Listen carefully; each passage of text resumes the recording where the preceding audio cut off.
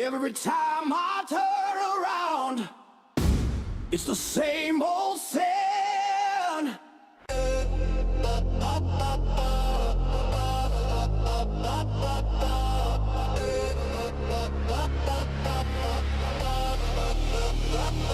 One day.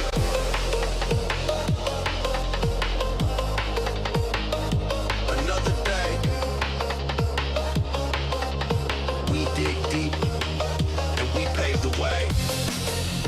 Bum, bum, bum, bum. Bass knocking. Yeah. Hollows calling. One day, then another day. Flow shakes, we still digging down. Get deeper, push further. No end, just another round. Time stack, sweat, drip, hands bleed, but the heart stay lit. Ain't no book telling me what's right. Sometimes you fight just to make it fit. Days roll by, years fade fast. Still grind for the faith we hold low. Need more than talk, two patches, crack more than words, and we need that soul. Million times we repeat that motion, drill it, smash it, rebuild the block. Rain pour down, but on my shirt, still stand tall when the lightning shock.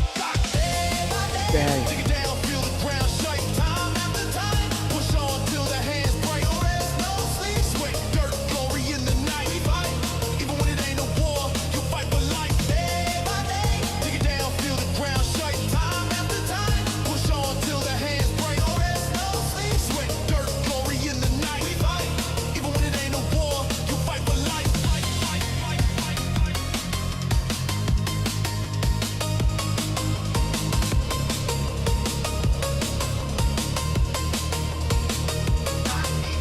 Sister, brother, unbreakable. I'm a believer in the hammer, brave in the trigger. We don't follow, we walk together. No crown, no king, but we stand bigger. Stone in the blood, bone in the fight. Made from the rock, carved from the night. Work all day in the city, don't sleep. We got each other, yeah, hold that tight. Hands get dirty, but the streets turn gold. One day, see the vision grow. From the ruins to the neon glow. Make a place we can all call home. Hollow can't break when the steel combine. We the gears that turn that grind. Funk in my blood, bass in my spine. See, keep moving one more time.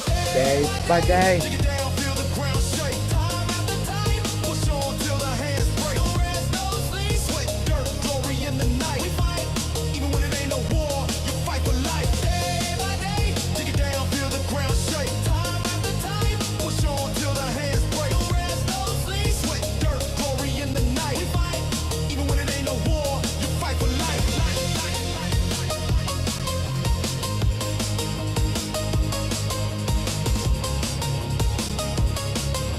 We dig deeper, deeper, deeper, deeper, deeper. Floor shakes, bass shakes. One day, another day, we still fight, fight, fight, for life.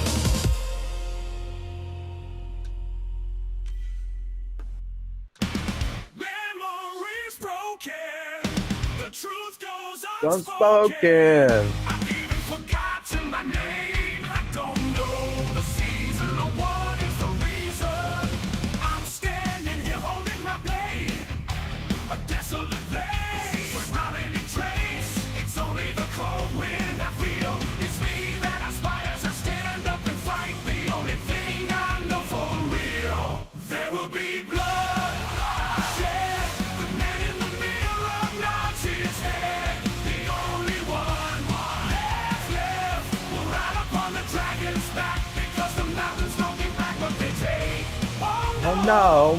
There will be bloodshed. It's the only thing I've ever known. Losing my identity. Boom, boom, boom, boom, boom, boom, boom, boom, boom, boom, boom, boom, boom, boom. Wondering, have I gone insane to find the truth in front of me? I must climb this mountain range, looking downward from this deadly height, and never realizing why I fight.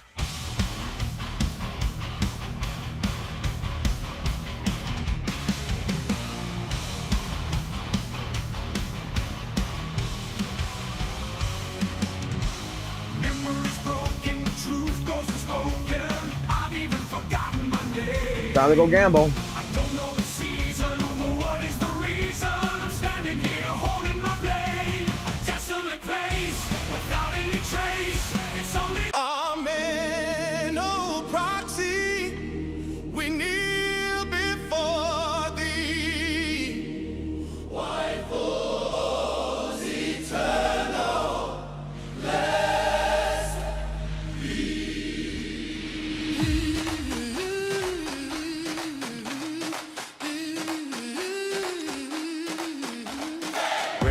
raise your hands. Brothers of the spin, pulling for S rank, let confession begin. From Ellen's frost to Nichols' flame, we praise each banner, we chant each name. Oh, what was divine, grant us thy gaze, smite the pity with holy rays.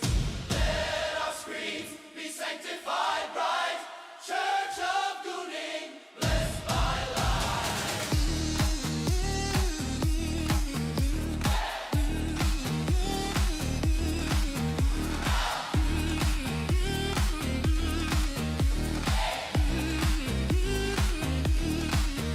In the hollow streets, Damn. temptation calls. We kneel at the gotcha within proxy's halls. Miyabi's grace and Beast might guide us through darkness into delight. Hey. Spin, oh spin, the sacred right. Hey. Endless goon in the neon nights. Ho. S-rank relics, gospel true.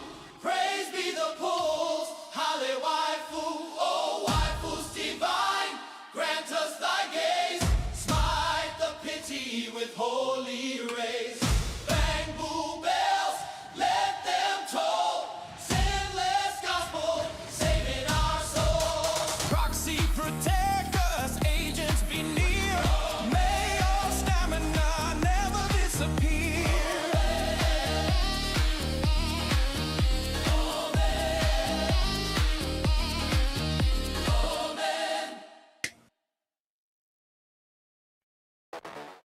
The song works. The song fucking works. Now we are good.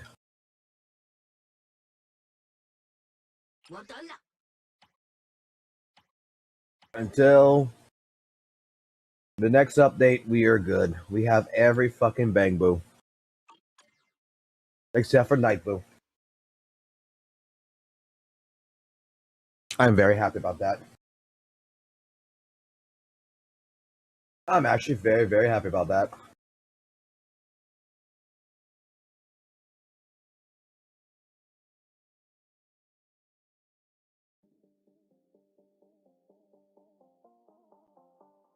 Alrighty. Let's see.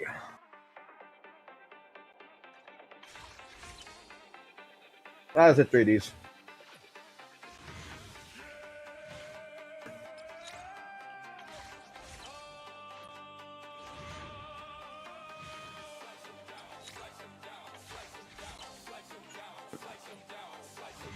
I mean, pretty much. Z.Z.Z is dead until fucking 2.3 for me.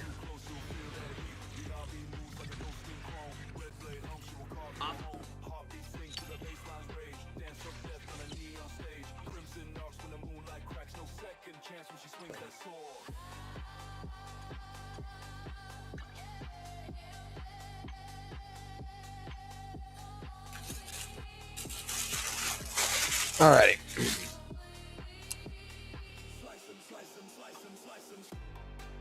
2.3, 7 out of 10. No, you don't know shit.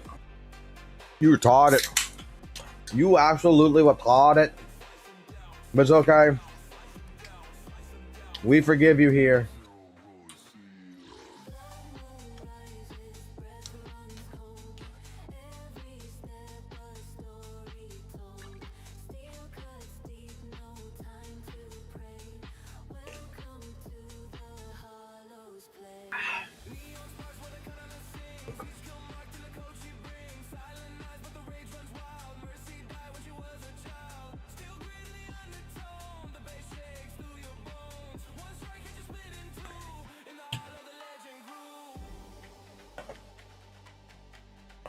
I mean, don't worry. Later we'll react to St. Thomas's thought pattern about octopussies.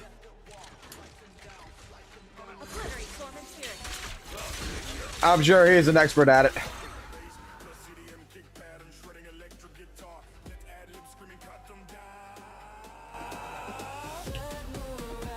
Because reason for that is because I sneaked into his stream for a little bit. I was watching it a little bit, and I was like, "Oh, he's talking about fucking octopussy."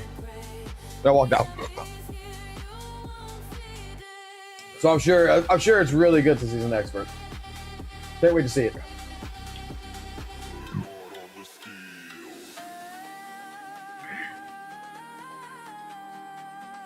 But I'm pretty sure she doesn't need no help though. She don't need no shit. Because he is. Jay. He's God. Let's see. Crit rate. Oh. Oh, that's shit.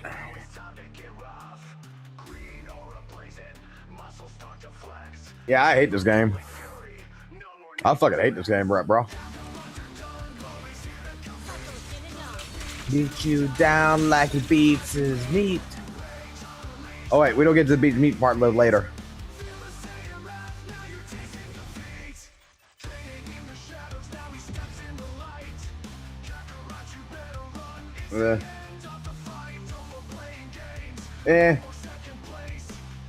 Let's go nerd this.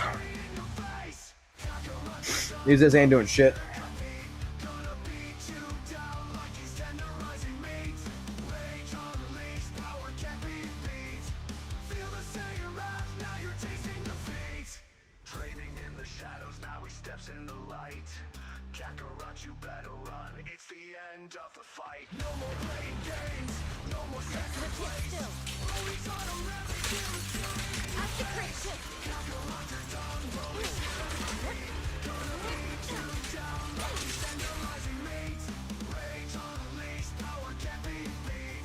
Don't worry about him, Jay. You're not the Gotcha World community. It's best if you don't know some shit.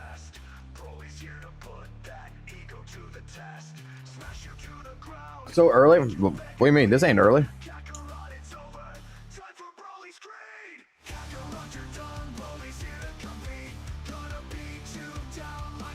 And the rice and meat. Wait, I already did. No, I didn't do these.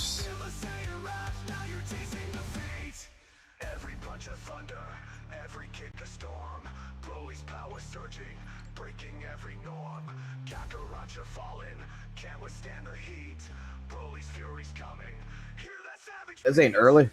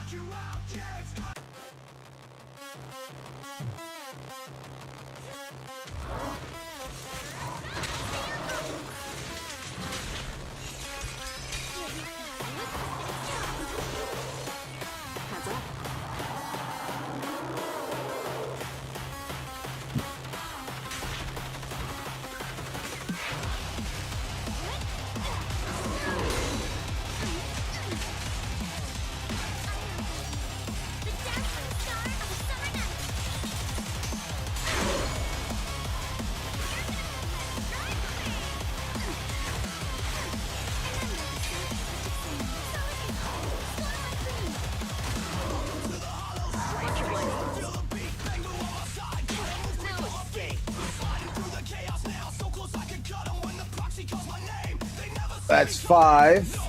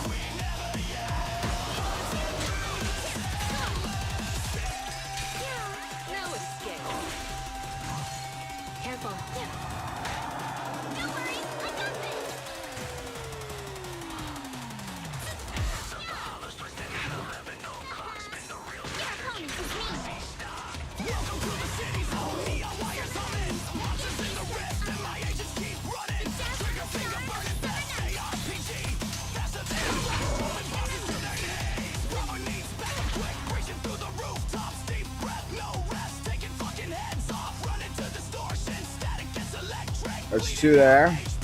So 5, 6, 7. That's 7.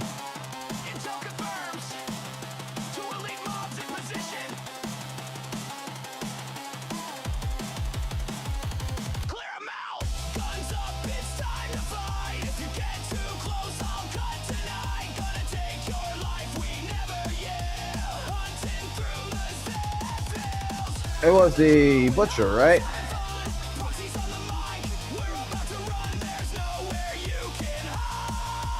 Yeah.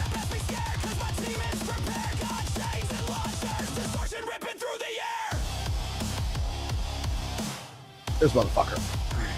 I need his shit.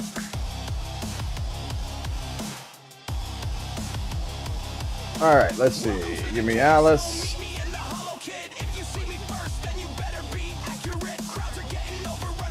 You know what? I'm just gonna fucking do a super fucking team.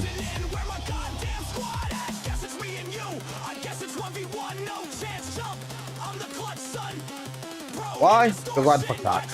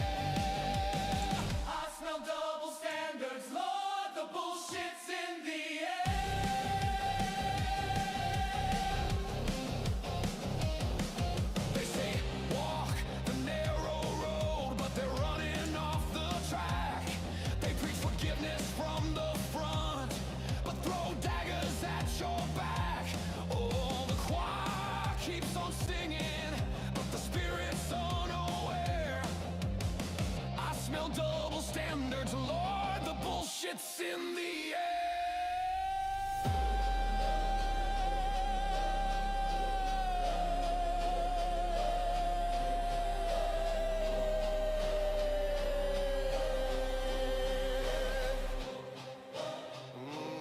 Can't you smell it? It's in the room, it's in the streets, it's in the power, in deceit. But truth is stronger. Love Get two of these, and I'm good. Justice gonna set us free. In the morning,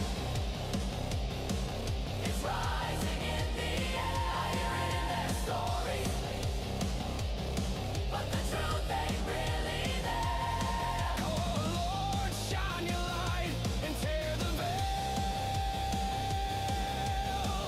Expose the lies, reveal what's fair. I smell double standards, Lord, the bullshit's in the air. Yes, I smell it, Lord, but I stand for truth. I stand for care. Though the double standard rise, your justice fills the air.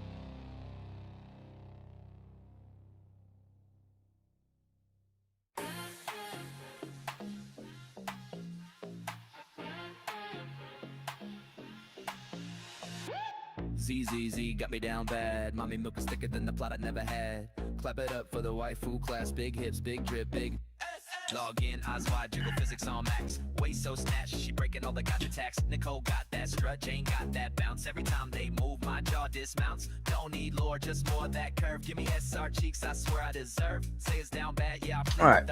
So trigger is good now. I play Z.Z.Z for the milkers. Pixel moms, but like goddamn thrillers. Clap goes the cheeks bounce like a boss. So trigger should be now taken care of.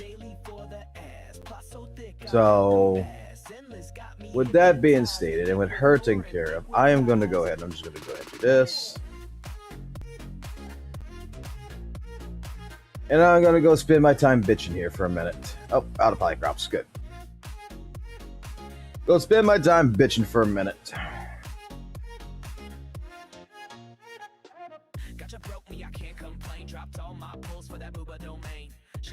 Time to go fucking disc hunting.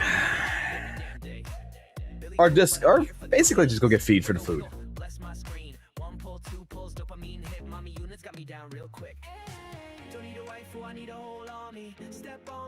Get some mommy.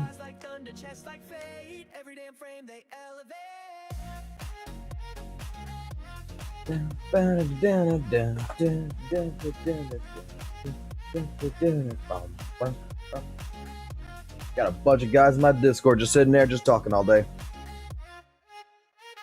And I don't give a fuck on that. That's food.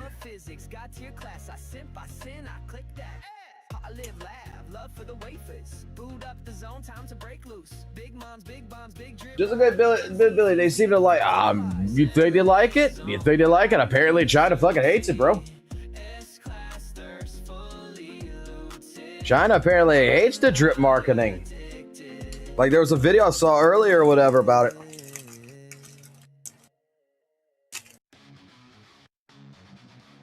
But they're about ready to go out of their way to go basically uninstall Z.Z.Z because a certain hunter wasn't an S rank and the other two are fucking completely boring. It's whatever it is.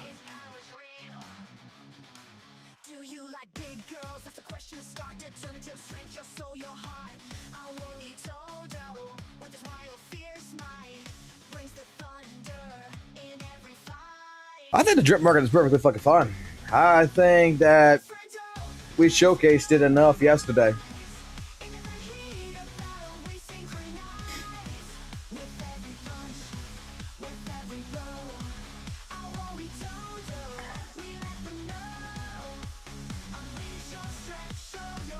I do apologize. I feel a little bit under the weather too.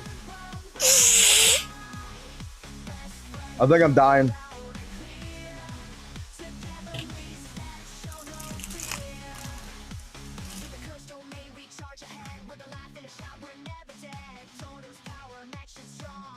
I think it's finally caught me. I think the virus bullshit might have caught to me and I'm now sick from it.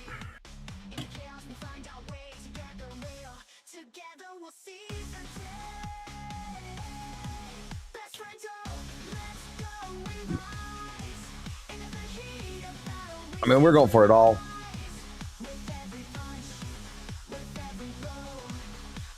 Like, if there had been a saving grace at, like, Ambi, Soldier Ambi, or whatever, would have been on the banner instead of Evelyn, I would be pulling for Augusta and WUWA right now. But because there's two units in particular I really care about, and I want to get the other two units because I want to be able to showcase it. I kind of I can't go to WUWA.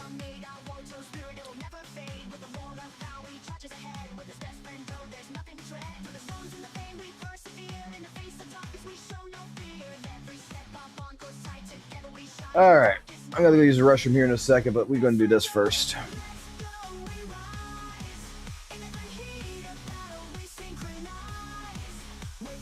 It's 45. That shit.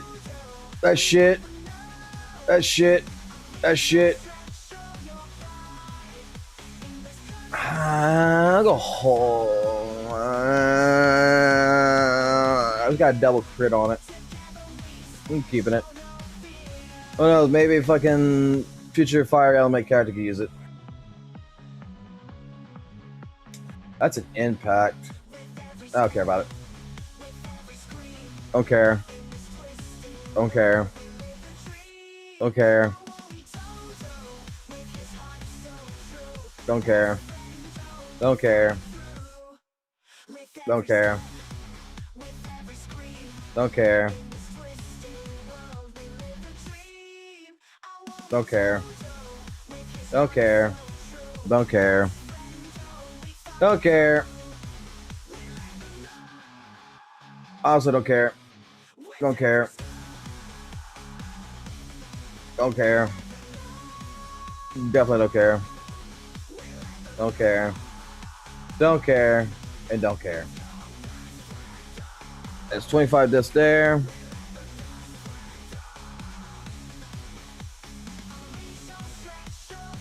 Craft this. There's me another 23, making that back to 163. And I just need to collect the 3 free for trigger.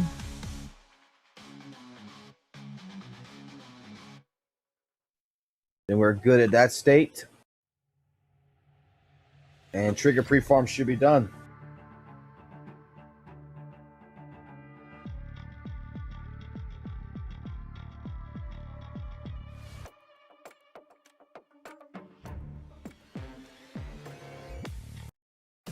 Give me a second, I'll be right back. I'm gonna use the restroom.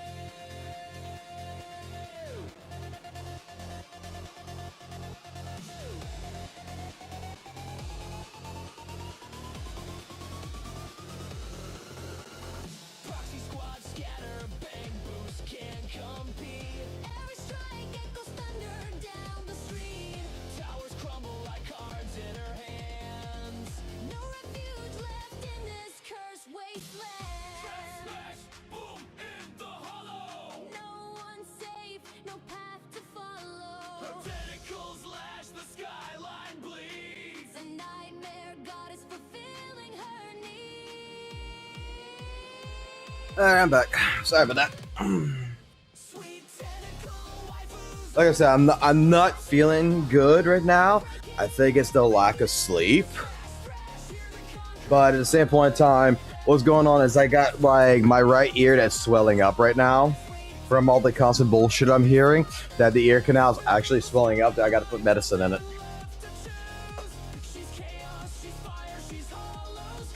It's fucking hilarious, isn't it? Now, there was something that was sent to me earlier. I saw it and I fucking did my stupid shit and I forgot it. It was in the general chat, wasn't it? It was a mention to me. Alright. Close this out. Alright, let's go down. Let's go down this list. What was it? You motherfuckers keep typing all fucking day long in here, so when I'm trying to find something in particular, it'll be a pain in the ass. Can I just like search like what was mentioned to me in Discord? I'm here for that jiggle when she walks on the floor. Thick thighs, high rise, bounce with pride. Zenless got me simping, I won't even lie. Jane got me wild in the cozy sin. Even Billy looking fine with that devilish grin. I'm down bad. Steamboat wants to do that. We could do that. Tryna pull that pixelated rag. I love Z.Z.Z for them mass and the big old mommy milker smash that glass. Gotcha, hell got me by the soul, but them curves got me losing. All right, let's see. She got plot, and I ain't talking lore. Double D danger, damn I need more. Wifers and coats, heels 6 inches tall. I'd fight God if she called. God damn, you guys are fucking posting some shit into Discord right now. Holy fuck. Censored, please. I need full thickness. Got your whales flexing, but I play for free. Still drooling over animated teen A in HD. Can't sleep, I dream in thigh high. Smoker so big, they got their own zip code. Why is it a sin to praise that design? Oh, that's fucking hilarious. Only Z.Z.Z on my mind. I love Z.Z.Z for them mass and the big old Mommy milkers and that glass. WUWA bounce got me hypnotized. Okay, let's go. 10 p.m. It was earlier than this, wasn't it? 12. I started at 5 o'clock in the morning or some shit.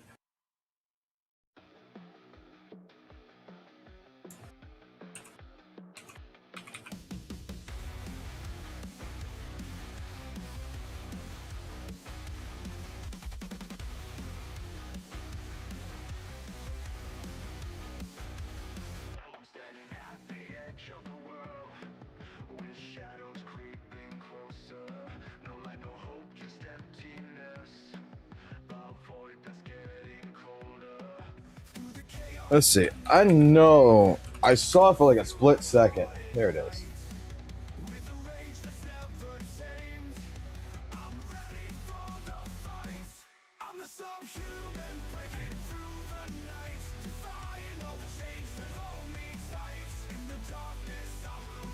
All right, what the hell is this? Oh, it got deleted.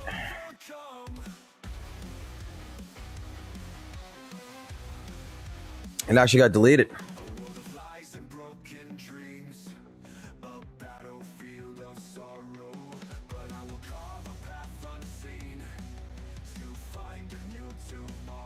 It was deleted by the person who originally posted it. In the end, Z.Z.'s legacy will be a game made by incompetent, spineless devs, only getting good at pushover by everyone around. God damn, man, I should have saw this when it fucking first happened.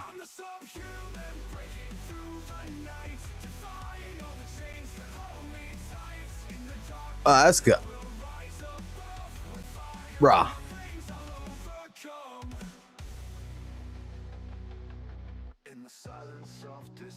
They're gonna be talking about this shit. Yeah, they all look similar, so it's not a big deal.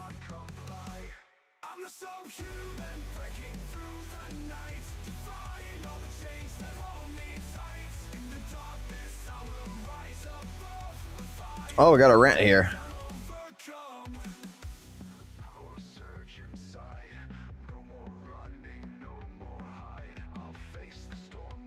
Let's see, aside from the obvious quality upgrade of the model and textures, the old design had a clear idea behind it. Interesting design elements without ending up being a noisy, bland K-pop fit. In essence, her old design was a typical sexy nun that's present here, that in the anime, but Z.Z.Z used to lean into those tropes heavily, giving them an interesting twist. Victoria Housekeeping would be the most obvious example. And that's basically the whole point of the faction system in the first place. So a group of characters have similar designs, tropes together with the see Lucina.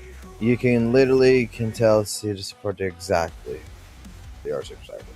Even though other members of the Spook Shack is pretty clear in acting like Alice is a pretty preppy rich girl, Monato is a delinquent, and having them with Yuzuha is supposed to be the Scooby gang, but not really the main point I'm trying to make.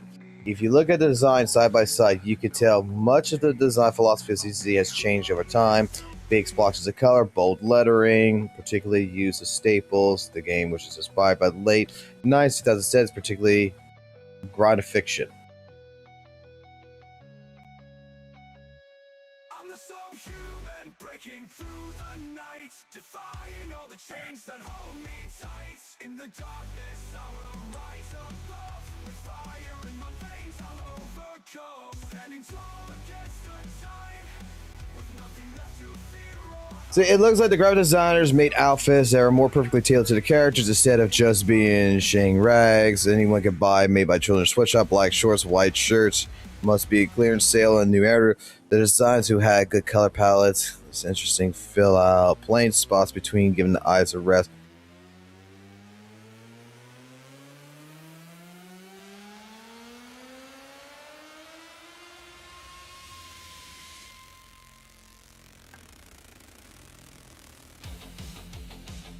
Okay. The non-fit follows the 70-20-10 rule with color 60-30-10. I don't remember, sorry. Where most of her design is black, medium amount, white, silver, and elements of red and gold. The new one is 50% yellow, 10% purple, and scattered all over elsewhere in groups. 40% black and the rest are white, making it look more messy.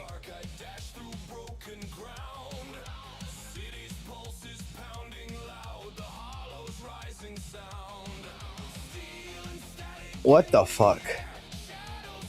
Are we really complaining about colors and design etiquette on a fucking character?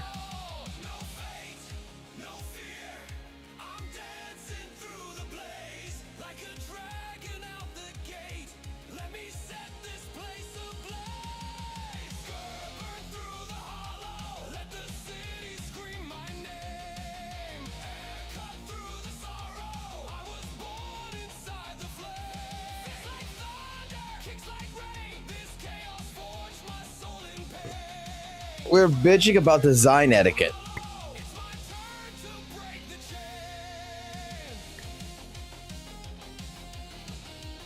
All right, let's actually look at the art. Okay, so we definitely know this character and this character's been put together is the same character.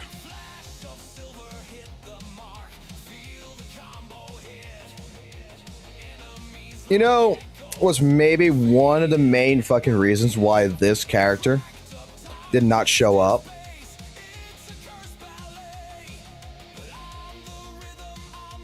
There might be an actual reason that I could think of the reason why this design was changed as drastically as it did.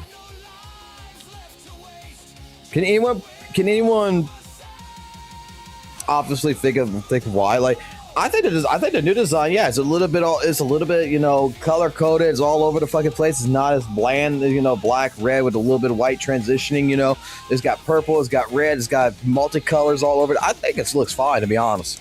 I'm not too. The only thing I'm not too keen on is the octopus fucking tails, but hey, I'm good with it.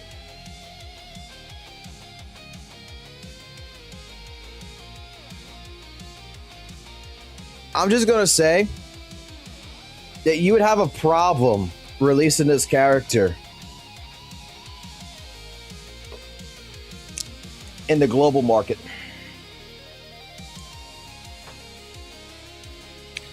Like, this character in particular, the old design would be an actual problem to put in the global market. Because the West doesn't like that kind of shit. Trust me, they do. They actually fucking do, but they don't like to actually showcase that. Censorship is a bitch. I mean, look at Yu-Gi-Oh! Yu-Gi-Oh! Got fucking censored as fuck.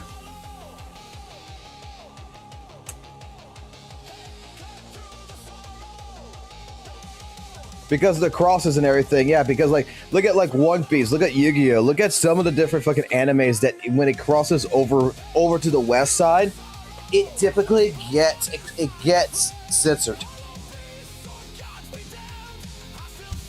I mean, I would love the old nun design.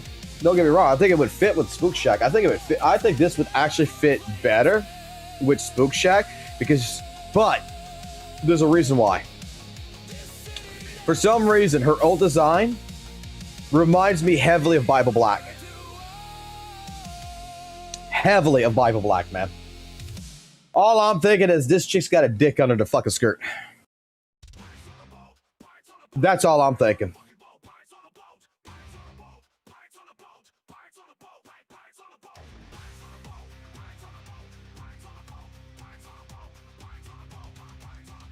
But I mean, I'm looking at, like, censorship is one thing that you have to take into consideration.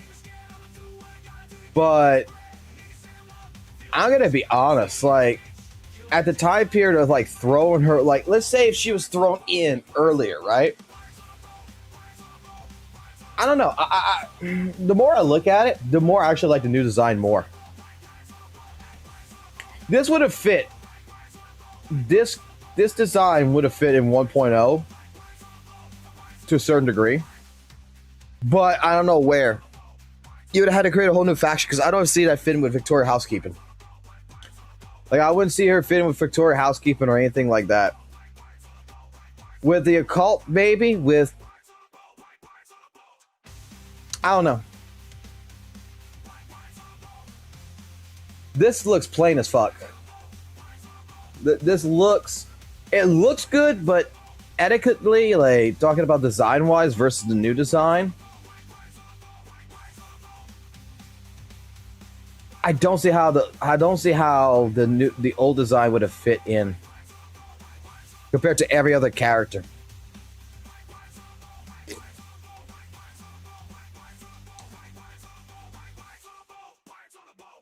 Look, I'm not an old Z.Z.Z player or anything, but older characters, right? Swap to the old designs on some of these. Like Victorian Housekeeping, this faction, maid, butlers, you know, this fits. Okay? Sons of Caledon, right? Biker gang. Completely fits.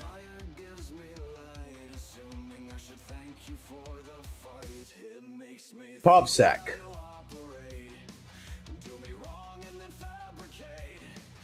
That actually doesn't kind of fit to my personal opinion, but it fits. It fits the aesthetic of what section you're trying to do. Bellabog.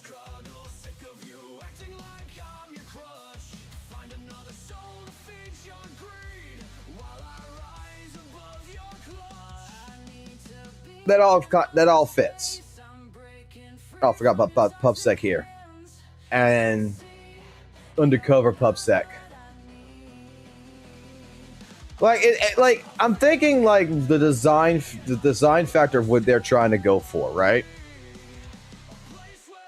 When they were coming out with these characters, the design factor of what they were trying to come out is more of that late 80s, early 90s action hero vibe with some of these characters. Like big text, big numbers, you know, it's in your face.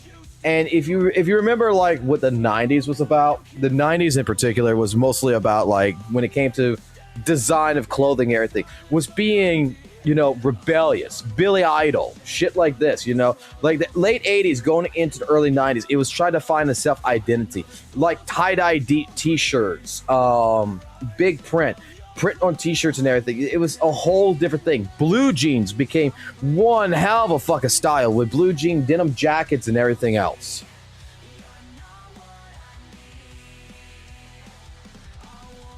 And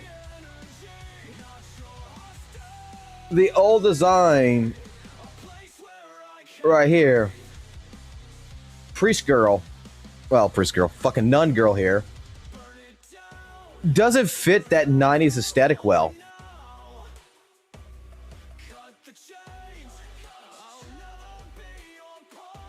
I don't feel like this fits at all with the 90s aesthetic.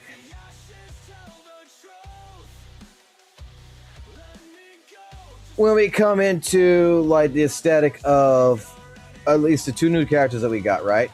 And I'm just not like, we got monks and shit too and all this, right? But the two new ones, Alice and Yuzuha.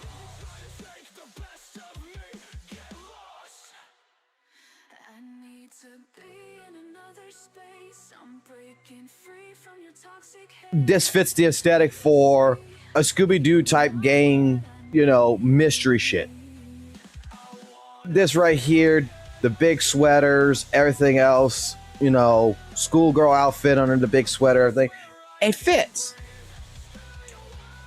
Like, if I would have to say anything, this is right here would be like, if I look at Alice, I feel like this is Fred from fucking Scooby-Doo. Even though Fred was a fucking little pansy, wasn't a fucking little scaredy cat all the fucking time. Fucking goddamn fucking Shaggy and fucking Scooby was the scared ones. But that's what I kind of feel. Like, I kind of feel like when I look at her, I think Scooby-Doo, this is Fred. Yuzuha kind of puts off more of that, I'm going to say that Velma vibe because of the sweater. Pulls off more of that Velma vibe. Because I'm thinking, like, you know, Velma was that girl with the skirt and with the big ass fucking orange sweater. They had the glasses, everything, the fucking nerd.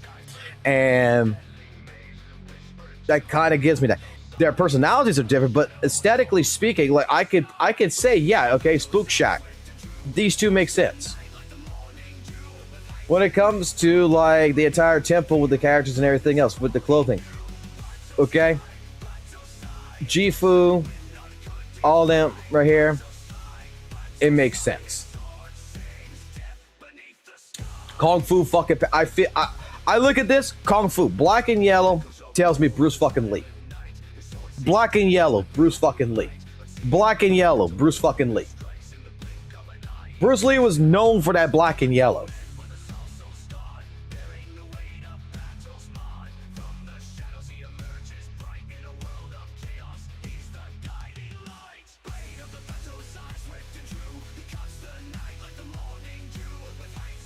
I don't know, like, and if I would compare this, and I would think, okay, and I would think the Scooby-Doo gang, Spook Shack, right? The nun outfit could work, but the nun outfit would need to definitely be upgraded.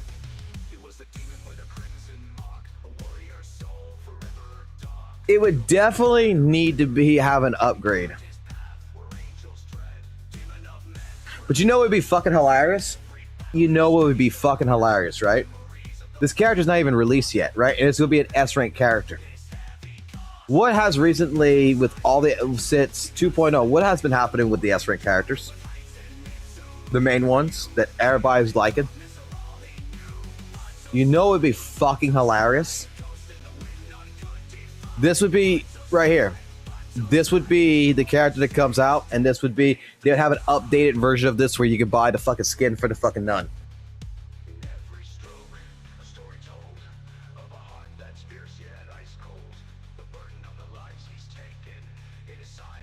That's what I agree with that. I mean, leagues are bad for people who don't understand or are capable of understanding that things are going to change. You know, it's like with Weather and Waves, man. Like when we were talking about Camellia leaks and everything back in the day, and I got fucking reamed on that shit. And it's like, my biggest thing is that everybody's talking about how powerful Camellia is going to be, and it's like, I'm trying to explain the entire kit's going to be fucking changing before it even comes out.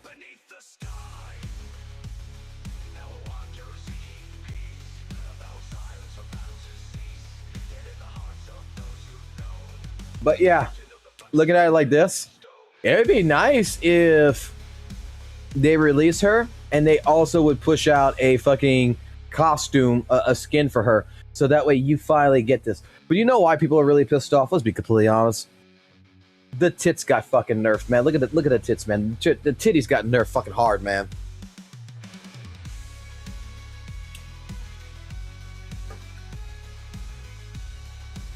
I really think it's a bunch of people who's bitching over fucking nothing.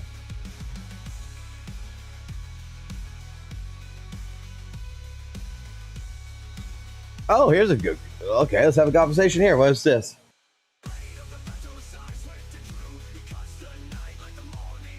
I've been trying to respectfully and constructively the last couple of days. I've been trying to be respectful and constructive the last couple of days, and I love this game. But I genuinely had a better experience with the Call of Duty community. If you express any opinion slightly critical of a certain design choices or simply have a difference of opinion to someone else, you're labeled a tourist who needs to be filtered. I literally had someone send a Reddit cares message the other day in response to my non-inflammatory post expressing my thoughts on some of the latest news. I get the vibe from a lot of the community that some of y'all don't even like this game or appreciate the work that goes into beyond gooning. And so many of you attack others for simply wanting a cool S-rank dude. People even label you as a husband no lover, even though you're straight. As if you cannot like a character beyond wanting to get off to them. Love this game, but holy shit has it been disappointing lately interacting with the fans. What the fuck have you posted?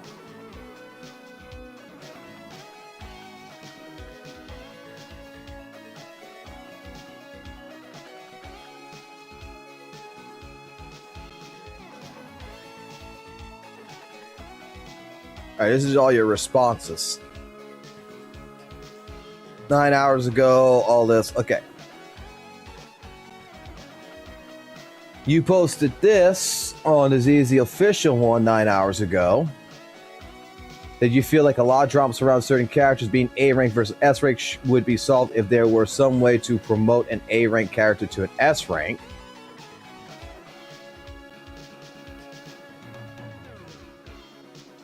You went into Black Ops. I don't hate sex appeal. I just don't like the interesting characters are getting sidelined for the sake of gooner bait.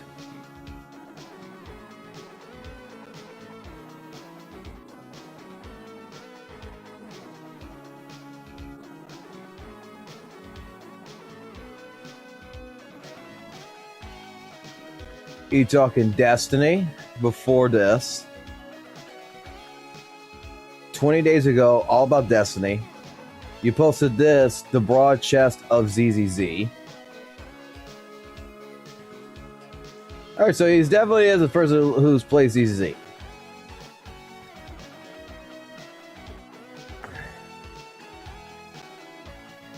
But I don't, in the last 20 days, he really hasn't had any kind of a conversation.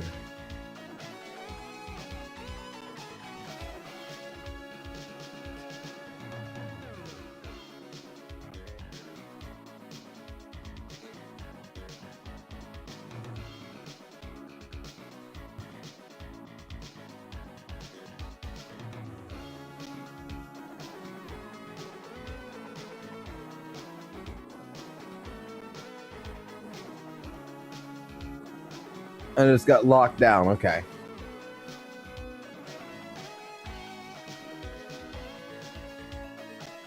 So wait a second. Like,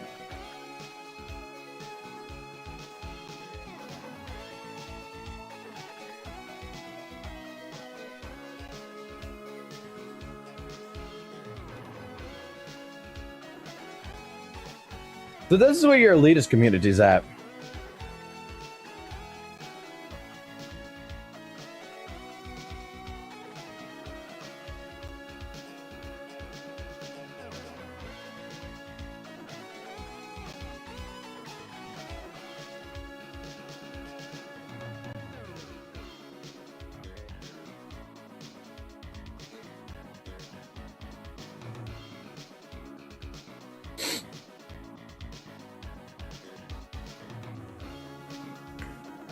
Why the fuck would you delete your fucking post if you had hate comments? Who gives a fuck?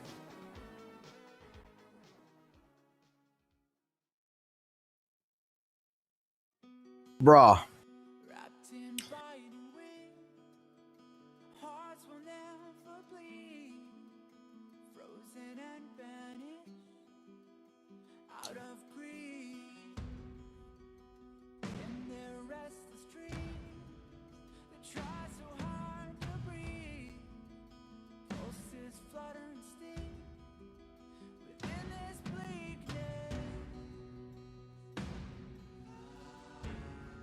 Oh my god. Yeah, this is why you don't go on fucking Reddit. Let's go see the argument here.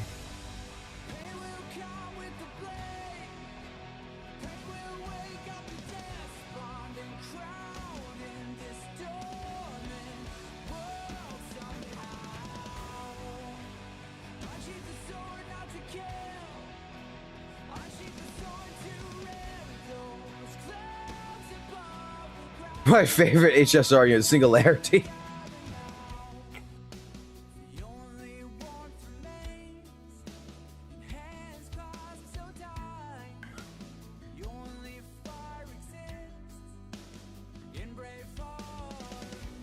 I think that they were originally designed to be the UKIT Summit before getting put into Spook Shack out of nowhere. That's... you know what? That's actually a good possibility. That actually is a good possibility. That originally these characters were meant to be for the Summit. Rupture agents, right? And then they... last minute fucking decide to swap them over to fucking Spook Shack. That is a good possibility.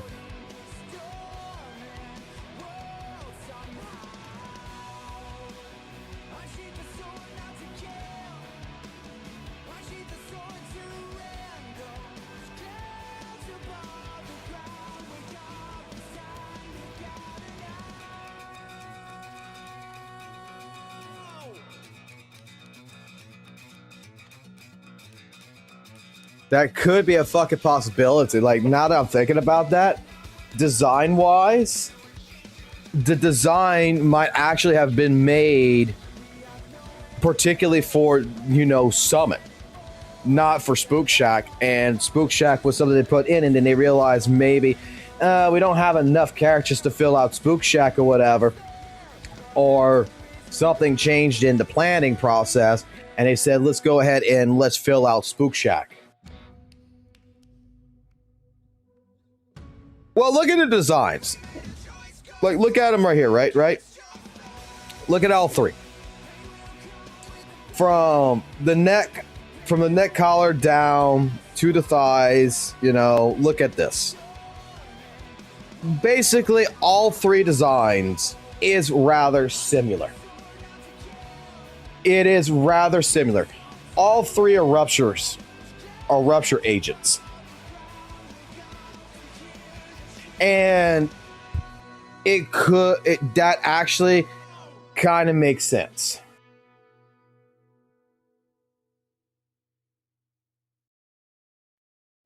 Love those parents don't care. Oh man, I don't think it fucking matters.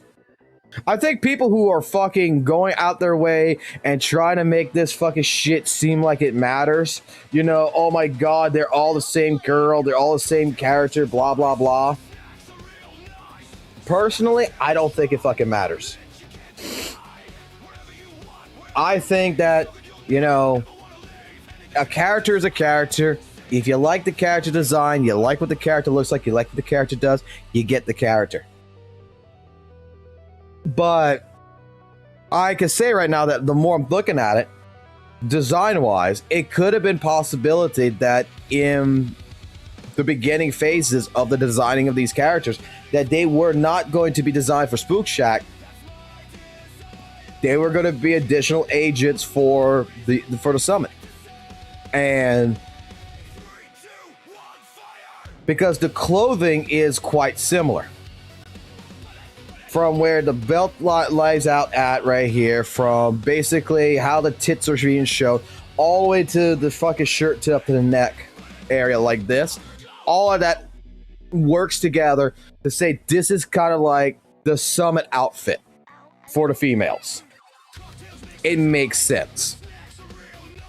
And then later on, you know, maybe the characters didn't quite fit the idea for the Summit and they were changed to Spook Shack.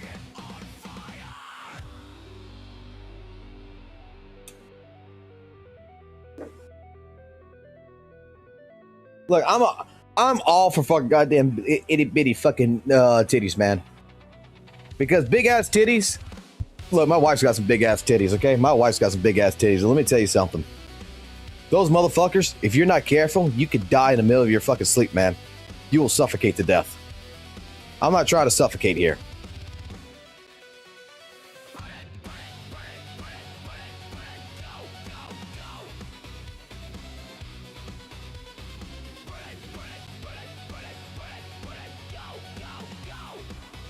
I mean, even Weather and Waves has like almost similar fucking design factors to it as well in the previous days. Like Chang Li, JJ, Jinshi, all part of like one area. They all kind of look the same in a sense. Some characters, even in Weather and Waves, have very similar designs. Okay? It's the style. It's not a big deal.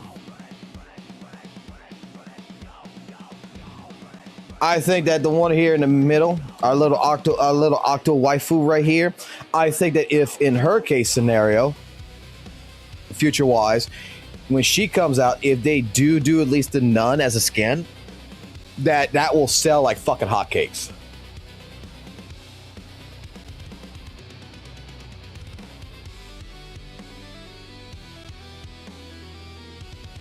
I don't give a fuck what her name is. I call her JJ.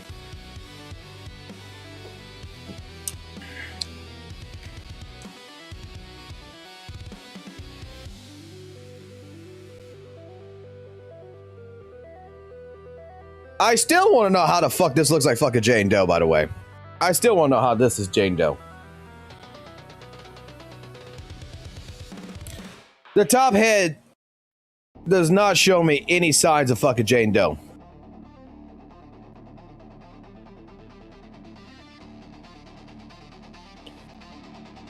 I guess someone must be ear racist. I don't know.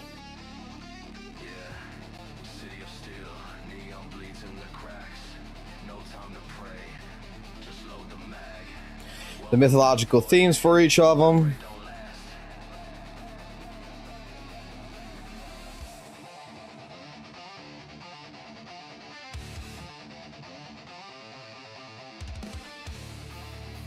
Wait till this character fucking comes out.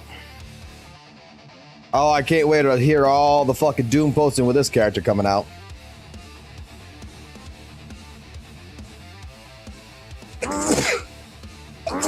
Excuse me.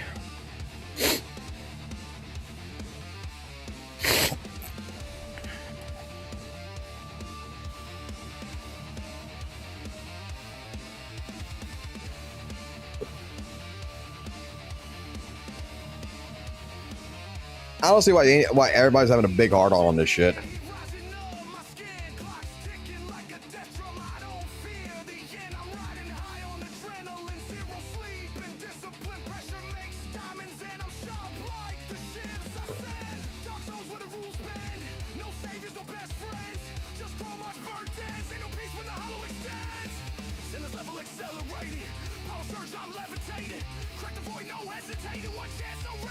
I really like Alice.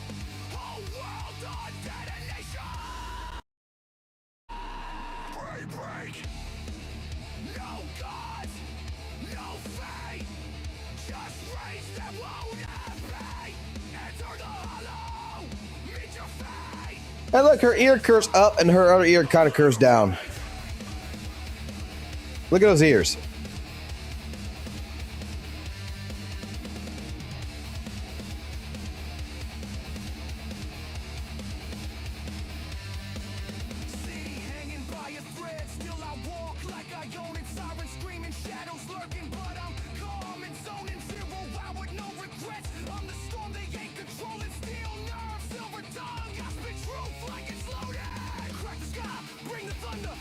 The future rupture class, let's see.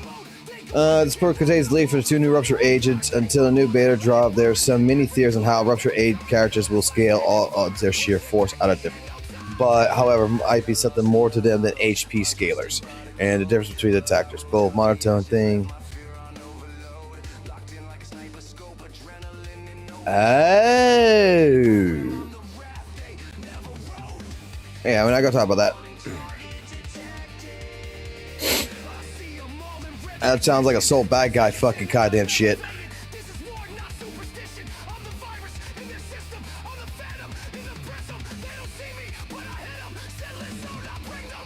Dude, is is Reddit like the actual fucking waste pit of fucking just elitist that really give like two flying fucks about every single little aspect? I mean, I think the character designs are fucking perfectly fine. I mean, I don't see a single real issue with it.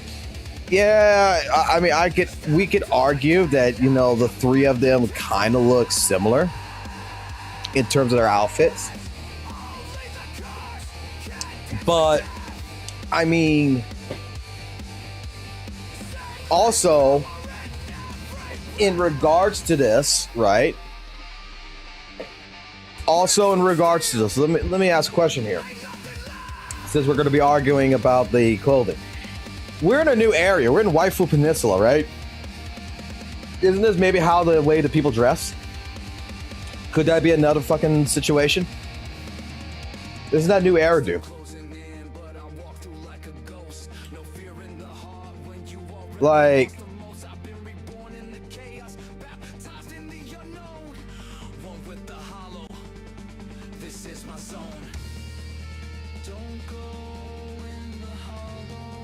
what the hell's going on with the controller here?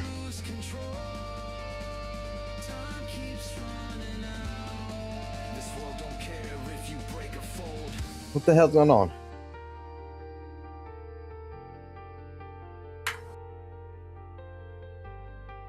It keeps swapping back and forth for some reason. Gotta figure that out.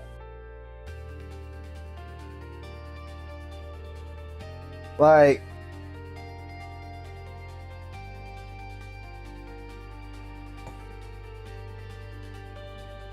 I mean, people here are dressed much differently. Could it not just be, I don't know, a certain style that the fucking main female characters or whatever are dressed up in this particular area?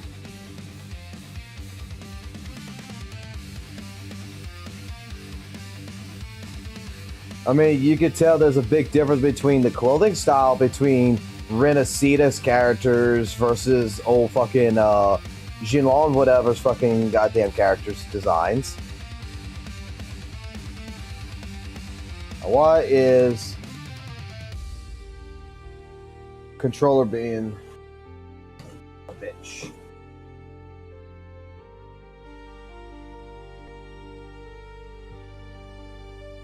Because of that mouse over there. That's why. Okay. There we go. Now we fixed it. Look, girl with booty shorts. Okay. Yeah, they're totally ripping off everything.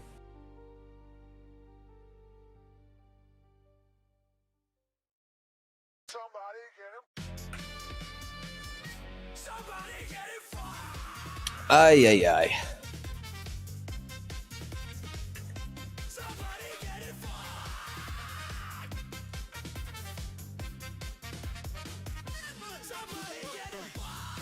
Maybe Saint doesn't like it. Well, I mean, the way he keeps talking about Fob, I mean, yeah, it might be the fact that he doesn't like ass. I mean, that's just a speculation. Dude likes to keep throwing out certain wordings. I want to see something real quick.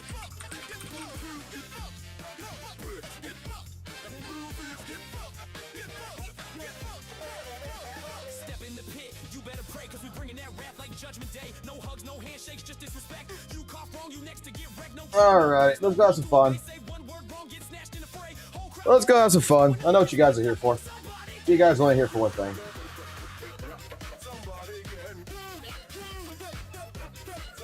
Let's go have some fun. They talk about Z.Z.Z. in any place today.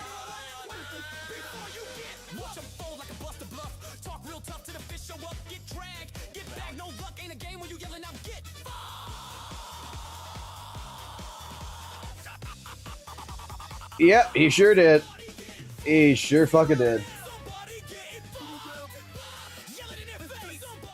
He did talk about Z.Z.Z. She looks fantastic, brother. What do we got? What we got here, buddy? What's the lore of the day? What does our senpai have to say today?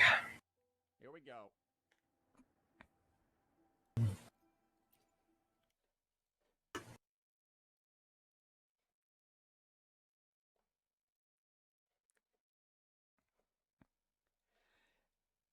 Hey guys, Saint from the future over here. I know we recorded our Z.Z.Z content, all of that, prior to the full drip marketing. So here's my take on the next character, Yidari, that's going to be revealed for version 2.3. Yeah, this character, like, I guess the character is basically bottom half Yizhuan once again, except I guess they deleted like 50% of one ass cheek.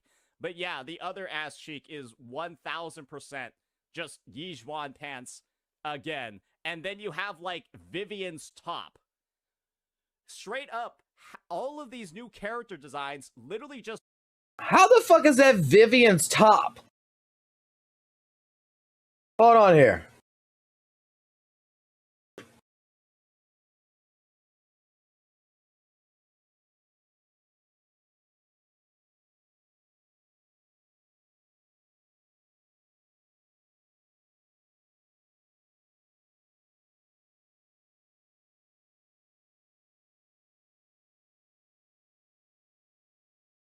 Like, it doesn't show the cleavage in the middle.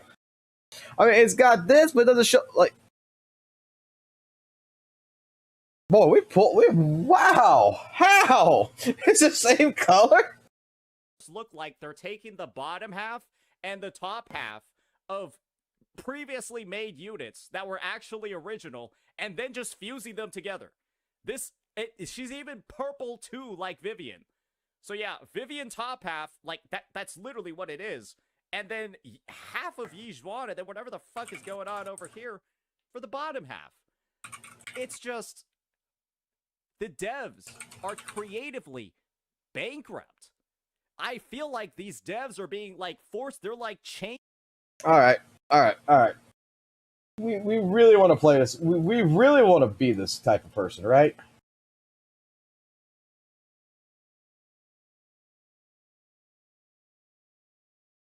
We want to go that far-fetching. Let's go this far-fetching.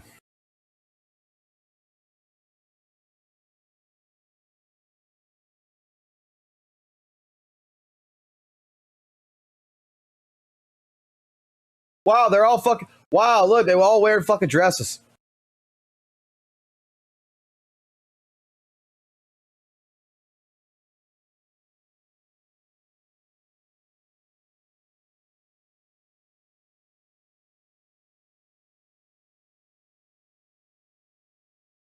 Wow, look, she's showing leg into boot into boot.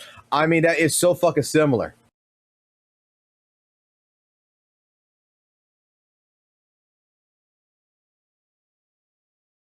This ain't all the fucking characters did the fucking design. Where the fuck are the other girls at?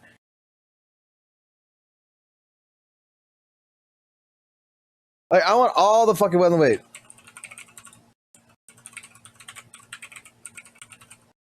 Ah.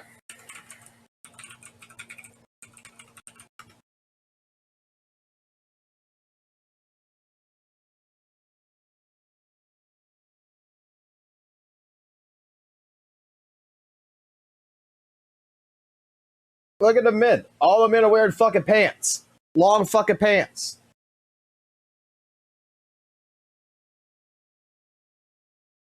Look at fucking Calchero and look at fucking GN. I don't know. That looks like fucking... Both of their fucking bottoms are very fucking similar. Both of their tops could be fucking considered very fucking similar. With the black fucking shit right here going in with going all the way up to the neck with the cover going up the neck. I mean... How far you want to go with this?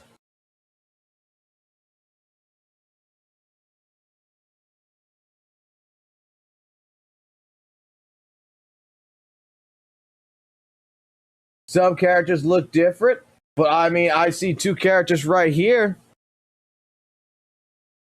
In particular, GN and Calchero that look relatively very fucking similar in terms of their clothing design. This one's got a belt across the chest. This one's got a belt across the chest. This is wearing the thing. Covered up arms. Skirt pants.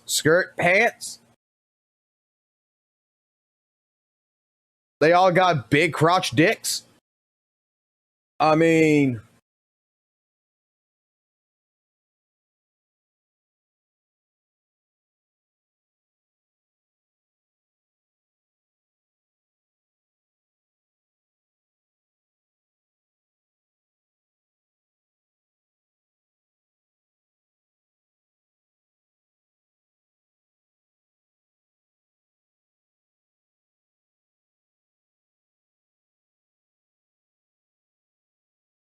to some aspect, each of these characters have some fucking traits. I mean, like, look at Alto right here. Even like they all got fucking belts right coming off of their fucking goddamn shit. Like, look how long these fucking belts are. I mean, the males are probably the most easiest one to actually determine this because they don't give a fuck about the males.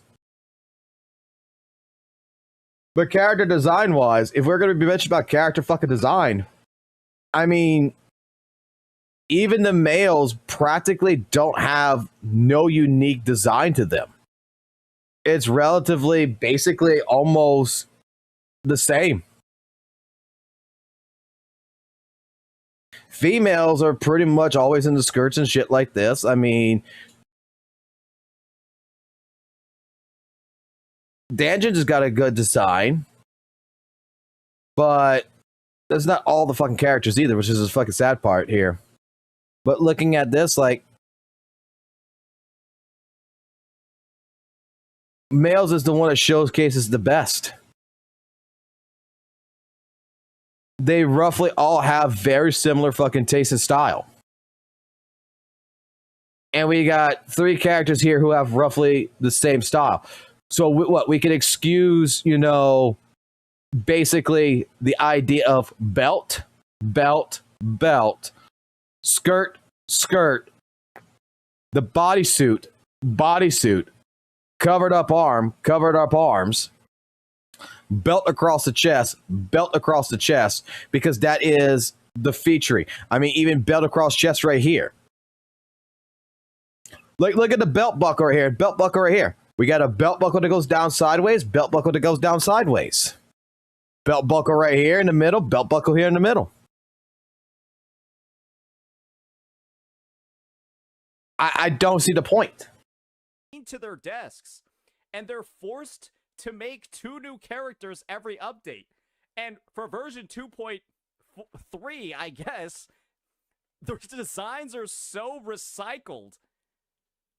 They're so recycled. It is insane.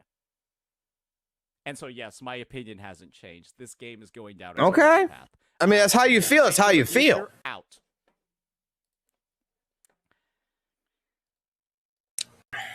All right. Yeah, I'm just so done. I'm so done, bro.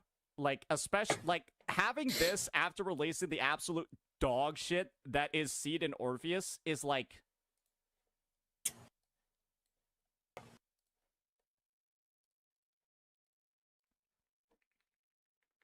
updated the Z.Z.Z vid is in trouble vid to include 1 extra clip from the octopus thingy. Okay. The octopus thingy. That's that one. But yeah. I think that I think this is what we're gonna do. We're gonna wait until an actual game comes out that will cause us to drop Z.Z.Z. And then we'll make the video talking about how we're dropping Z.Z.Z. And then use that as an opportunity to advertise for the next game. Whoa. I thought he already dropped Z.Z.Z.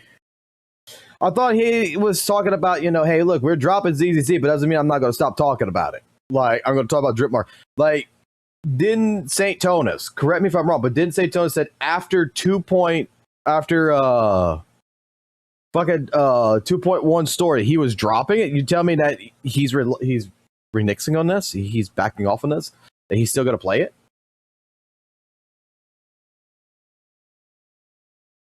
I thought he already dropped it. I thought he already fucking dropped it. That we're going to be playing instead of Z.Z.Z. Yeah, we're going to use the We Quit Z.Z.Z vid to advertise the next game that we're going to be covering instead. Yeah. What's the next game? That's basically going to be it. That's basically going to be it. Yep. Do it. Yep. Yep. Why not drop it now? Well, I'm just going to be honest. We have actually just dropped it. Okay. We have already dropped it. We just haven't made it official yet. And I'm just going to use it as an opportunity to advertise the next game that I'm covering. So But you made it official when you're on a live stream. So yeah, it is effectively dropped right now. Like I don't feel any desire at all to make content for it. Absolutely no desire at all. Think of Rezi and Loki Gotcha. Hey, I'm excited to see where they take the Z.Z.Z community from here on out, guys. I'm those absolute paragons of integrity and virtue. I mean, I wouldn't worry too much about Rezi or fucking Loki Gotcha. They're do go do their own thing. But I'm pretty sure even when you drop the game and you're going to move on to another game, that you're still going to mention Z.Z.Z in some way, shape, form with those games, and that's what's going to spark up more conversation. Yep, Z.Z content creation will surely be reaching even newer and newer heights.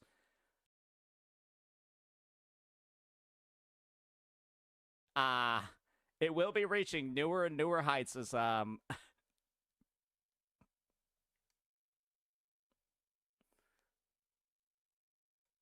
game is fucked. It is fucked. Okay, it's fucked. Is that it? Is that all you had to say about Z.Z.Z? It is fucked.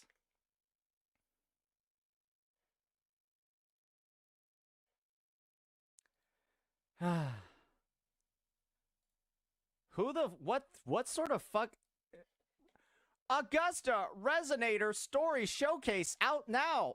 I don't know what you're linking over here. Was the guy baiting? Because Kuro Games definitely is not releasing any showcase for that until like at least 2 days from now. Yeah, I wonder what that link was. I wonder, mods, what was that link? Was it a Rickroll? Good job timing out that bastard. A Rickroll? Yeah, I don't think it's released. It's not releasing today. The Augusta showcase is 1,000. There's no like if you haven't dropped it by now, I think you're very close to dropping it. Right. It is about to break the camel's back, and I think Z.Z.Z since 2.0 has basically been in a state where the straw is about to break the camel's back. It is about to break the camel's back, and there are a lot of players that are literally like on the edge of dropping the game for good. It's on the camel's back, dropping the game for good. Is that true, folks? Is that true? Money tells all stories. Pull weatherways off of this.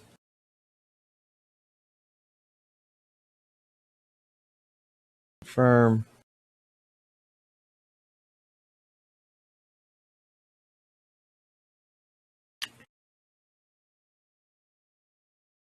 $20 million, $33 million, $6 million, $1 million across all versions of Z.Z.Z on mobile. Yeah, I think a lot of people are about to drop the game, guys. The game basically has made 53, 59, has made 60 million. About actually 61 million. And the game's about to drop. Okay. I guarantee it. I guarantee it too. No, like, if you haven't dropped it by now, I think you're very close to dropping it. Because each patch has just been a complete, utter disappointment. What about 2.5? What about 2.6? When it comes in terms of the combat events and stuff like this, it's mostly exploration events. And did we not yesterday go through his video where he was talking about, you know, how pretty much shit everything was in 2.5 with all the fucking events and everything. I mean, we're both in the standstill. Both companies, both games are pretty much in the standstill right now. Come on, bro. A complete disappointment. People were disappointed with the events at 2.5 and 2.6. Z.Z.Z 2.1 sucks. Did I not follow through on my promise? Have you seen me upload any Z.Z.Z content aside from like one Shio reset during 2.1 and then the 2.1 story? I've actually followed through on my words 1,000,000%. I have. And yet you're going to be uploading videos about Z.Z.Z here so soon enough with the drip marketing, with the live stream reaction, that you haven't dropped the content. You dropped the game, you say, but we'll see. Followed through. Wait, isn't this Fluffy?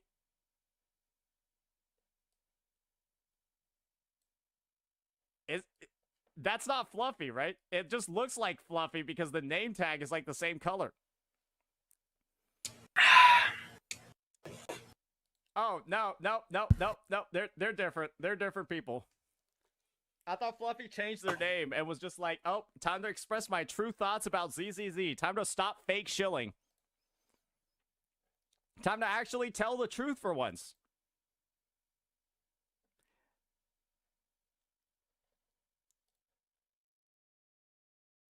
Age is catching on, Unk. Age can do whatever she wants. I just know Age in particular is crashing out on Twitter over Monado. It was just funny to see. Yeah, it was just funny to see. I'm sure it was. Is that it? Please delete your account on stream. Okay, can you do that as well? Can you do that as well? Send me a video of you deleting your account, then I'll do mine too.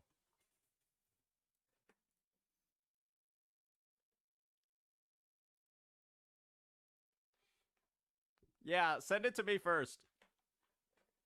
If you do it, I'll do it. Bro needs to farm Z.Z.Z. Of course he won't delete it. Motads. I can still farm Z.Z.Z. without having it on my computer. You do know that, right? I can just look at the next character that releases, look at their dog shit design, and then make fun of it and talk about how the game is dog shit. I don't need to have the game installed on my computer to call this design trash. But delete the account is what he's saying. Hey, look, I'll make the deal. I'll make the deal to say Totus. I'll make the deal.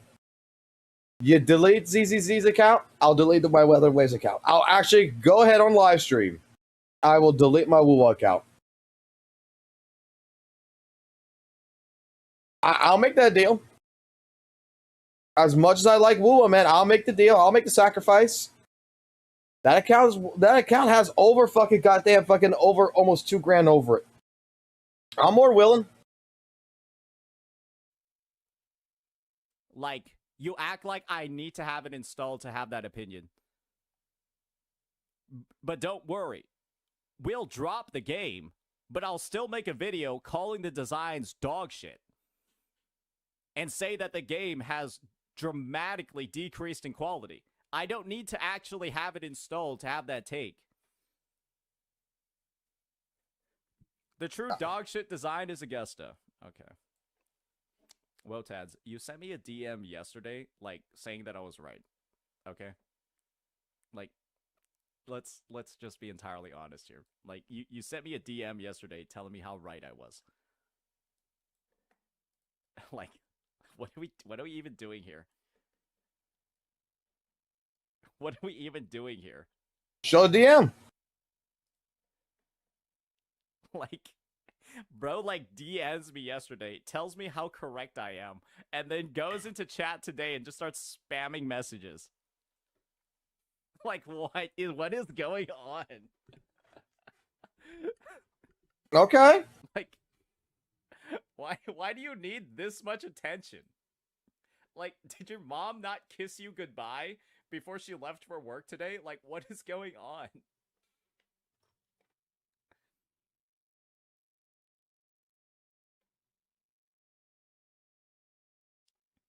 Did Revert have his ban appeal? I didn't check yet. Honestly, I actually think I said that I was gonna look at Revert's ban appeal yesterday. I just don't care enough. I just don't. I just didn't care enough to look at it, so I completely forgot about it. It was legitimately not even close to a priority for me. Should we take a look at Revert's ban Why appeal? does he stutter so much? Think about it. I feel like Is there anything else but Z.Z? Because he's still stuck on here.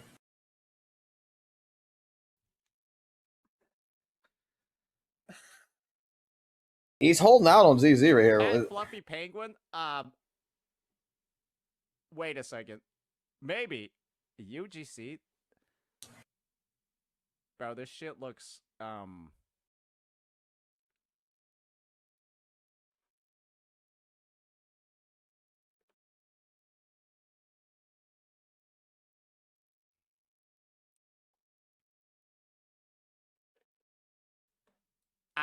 I think you've got your answer for like why he didn't do WUWA. Pretty much at the stills of it is fine. Check for Thanos. I didn't know. I didn't know.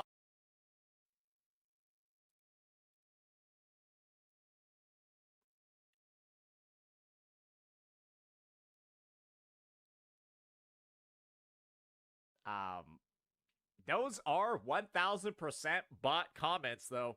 Yeah, no, those are bot comments. Wait. NTE's got bot comments? And so if it's actively being used as an ad, it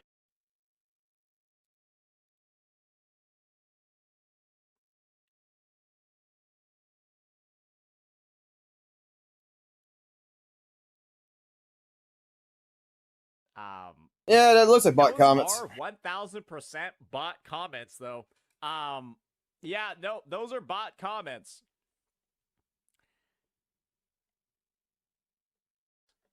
Alright, so it's NTE's talking about now. Ladies and gentlemen, welcome back. Today we'll once more do a Alrighty. We're still doing Z.Z.Z. I thought Z.Z.Z was over. I thought Z.Z.Z was over. Oh boy, oh boy, oh boy. Let's lift the volume up on this. Let's go ahead and get ourselves pretty situated, and let's see what St. Tonos has to say about this, guys. bit of a response video to another content creator, this time being Saint Tontus. Now I'm pretty sure everyone is already familiar with Saint. Now, let's call it hate playing, but I love how he goes with the intro of, I'm pretty sure everyone is familiar with Saint. I didn't know I was that well known in the Z.Z.Z community.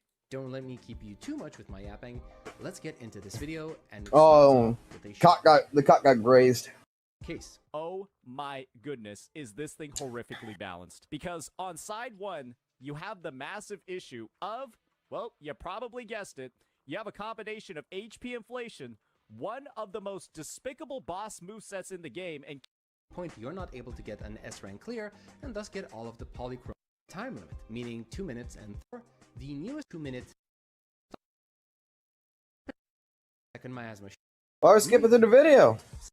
The fact that I almost never have to and just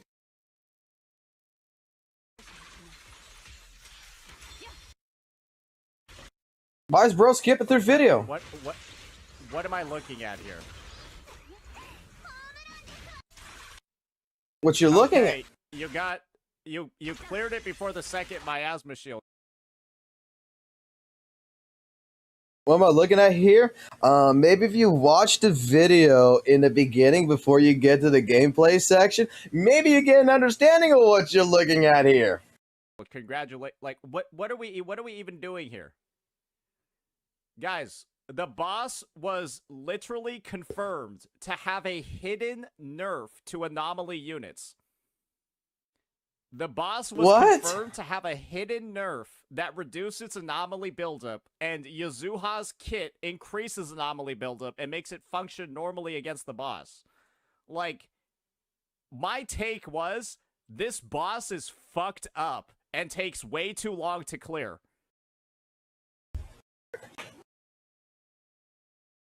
What?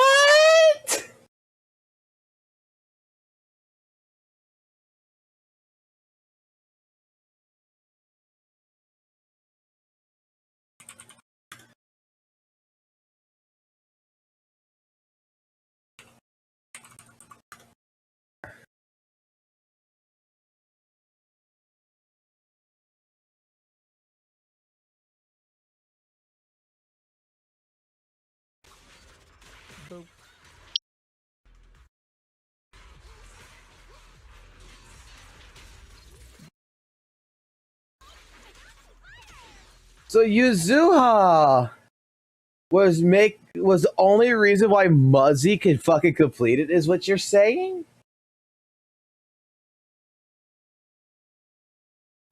That was my take. And then if it just is found out later that there was a hidden mechanic making the boss fucked up and hard to clear, that doesn't make my take wrong. It just means that I didn't know there was a line of code in the back end that nobody knew about. When I did it, that made it harder. Like, this community is just like so. Where's the proof on this? You're making a claim right now that rewind this. For the second miasma shield, congratulate. Like, what are we even doing here? This is the first time I'm hearing about this. What about you? Guys, the boss was literally confirmed to have a hidden nerf to anomaly units.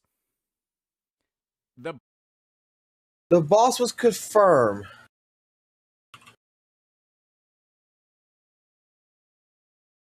Where was the confirmation on this?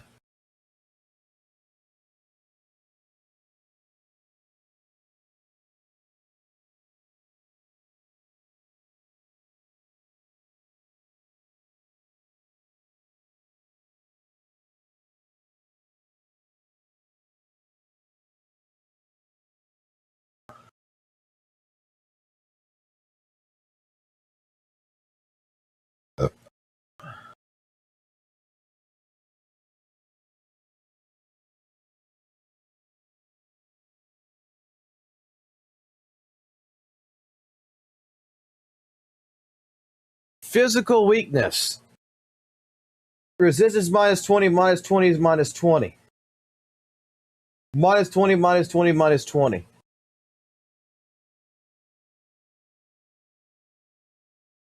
Weakness, ether. Minus 20, minus 20, minus 20, minus 20, minus 20, minus 20. Where's the confirmation in this?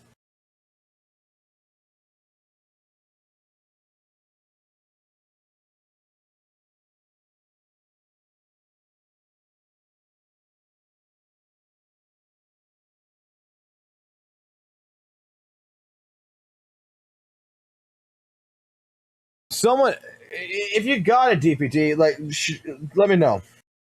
boss was confirmed to have a hidden nerf that reduces anomaly buildup, and Yasuha's kit increases anomaly buildup and makes it function normally against the boss. Like, my take was, this boss is fucked up and takes way too long to clear. That was my. All right, this is what you read. Okay, thank you. Move this over here. All right, so Deadly Assault update. This is for Deadly Assault. This isn't for fucking goddamn Shield defense. It seems that Deadly Assault has started to increase the boss anomaly build-up res, including the current at 10% universal build-up resistance for all attributes. This change was made last minute to WUWA server in exchange for lowering HP of most of the bosses available. In the change with the already live servers we made with Z.Z.Z beta, we wanted to report this interesting considering how to keep moving forward.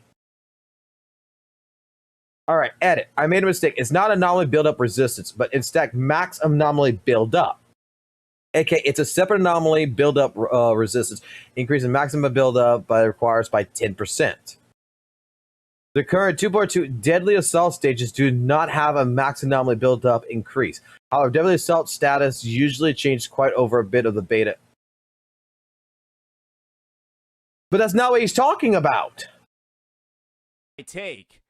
And then, if it just is found out later that there was a hidden mechanic making the boss fucked up and hard to clear, that doesn't make my take wrong. It just means that I didn't know there was a line of code in the back end that nobody knew about. When I did it, that made it harder. But you are wrong. Your take is fucking wrong.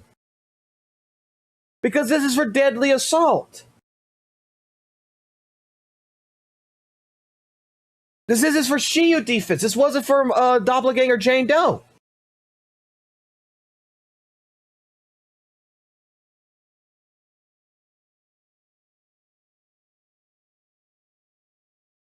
I want to record this.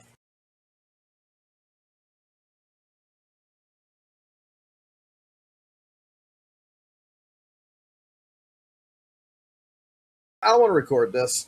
I want to record this. I want to record this. Because I feel like there needs to be, I feel like we need to have a historical record of every single time someone does not learn to read. So that way, maybe future-wise, at least future-wise, he may make the consideration that I will check my facts before I spit out shit.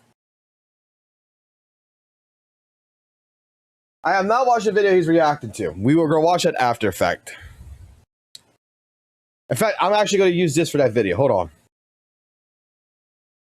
Alrighty. Proxy, my man. Welcome back. And lo and behold, we have another take from our Lord Senpai himself. This one, I had to go ahead and get... basically, I never heard of this, and apparently the chat has heard something about this. So let's first go ahead and see what St. Tonis has to say about a couple of different things here really quickly. And we're going to present the ultimatum from this. Saint, you got debunked, buddy boy. How did I get debunked?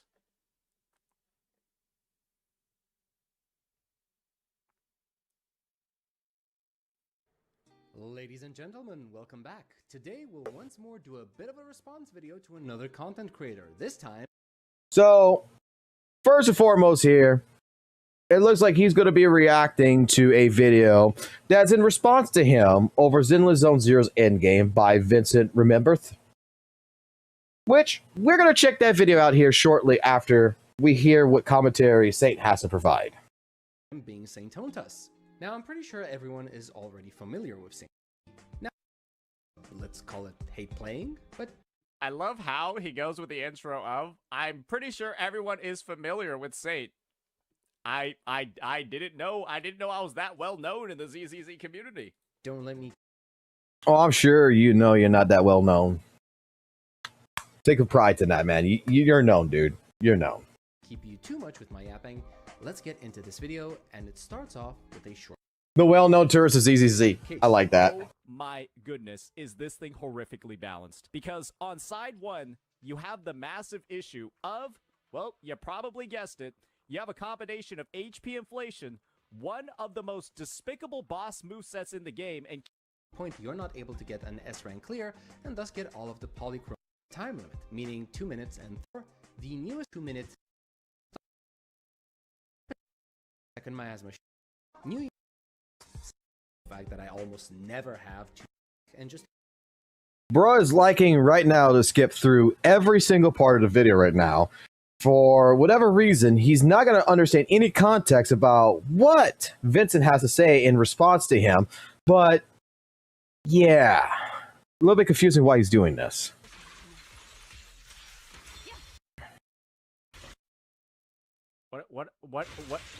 What am I looking at here? Did we not just say that, again, by skipping through a video from the very beginning all the way to the 11-minute and 26-second part, you're not going to understand context unless you listen. I know it's a hard skill. Okay, you cleared it before the second miasma shield. Congratulate. Like, what are we even doing here? Guys, the boss was literally confirmed to have a hidden nerf to anomaly units. The boss was confirmed to have a hidden nerf that reduces anomaly buildup, and Yasuha's kit increases anomaly buildup and makes it function normally against the boss. Like, my take was, this boss is fucked up and takes way too long to clear. That was my take.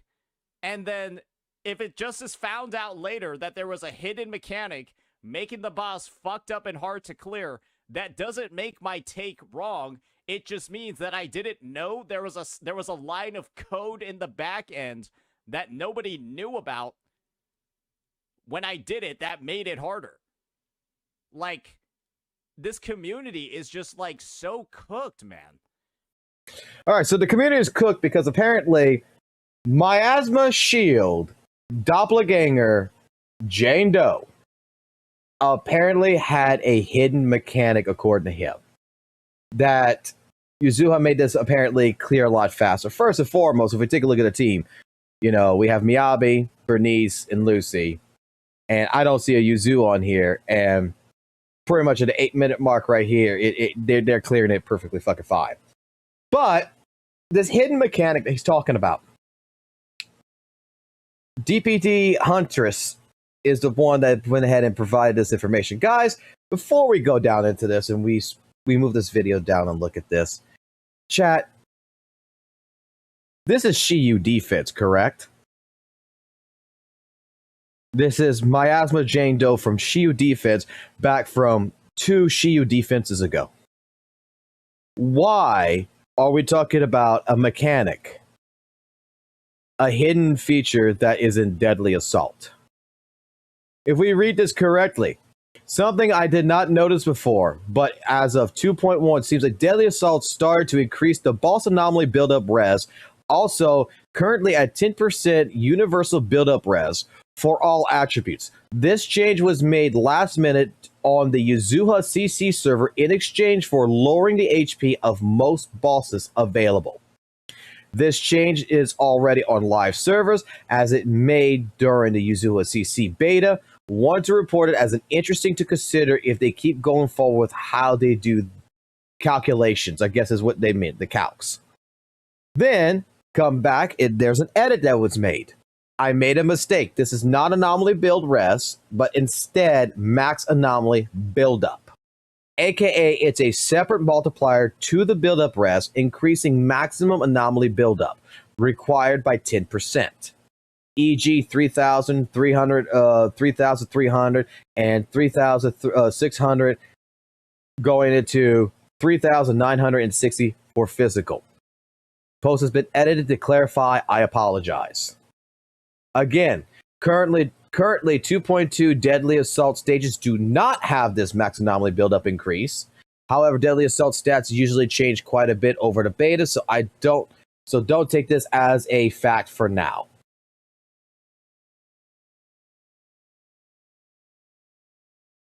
Let's replay what he's saying because he is reporting this for a Shiyu defense boss, right?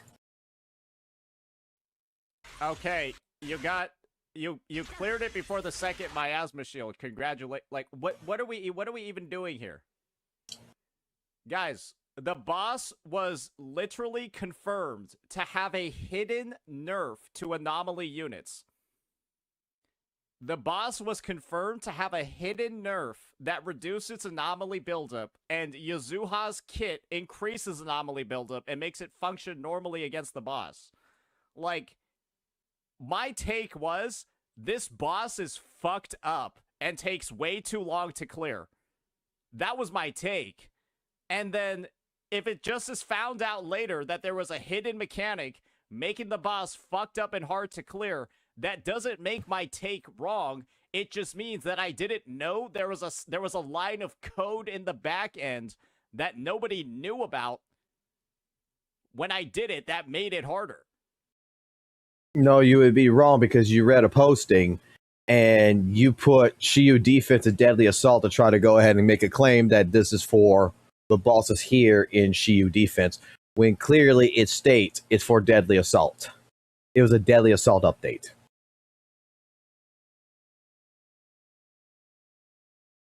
Why aren't we checking our facts before we make statements?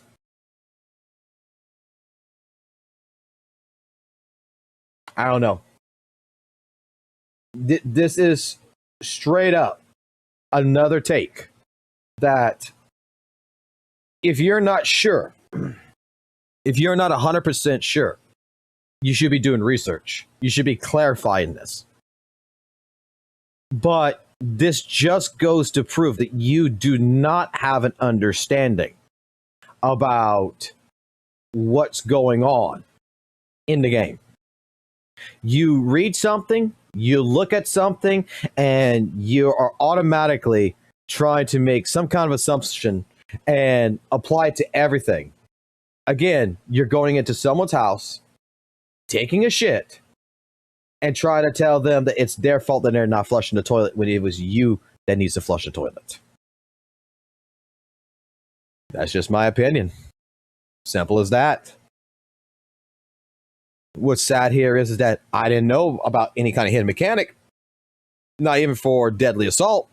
And my chat knew about this and was able to provide me with that information relatively fast, just for the fact and purpose to be like, well, this makes no sense then.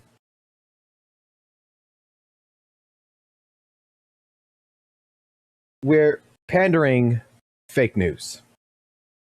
What's your thoughts, guys? Let me know. And until next time, check you back later.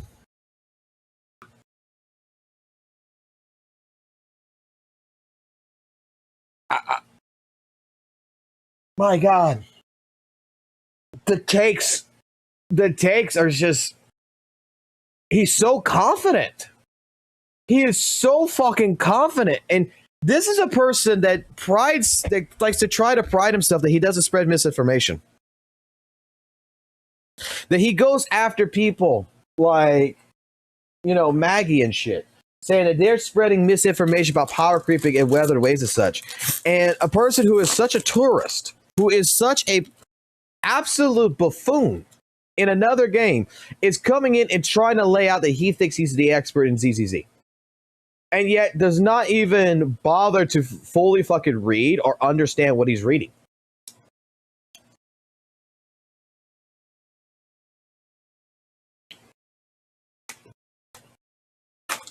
I mean, it's not even that it has to do with anything with a mechanic. How has no one called him out on this bullshit in his own chat? Like, this community is just, like, so cooked, man. I was right the whole time. It's just, we just knew something was wrong. We didn't specifically know what was wrong.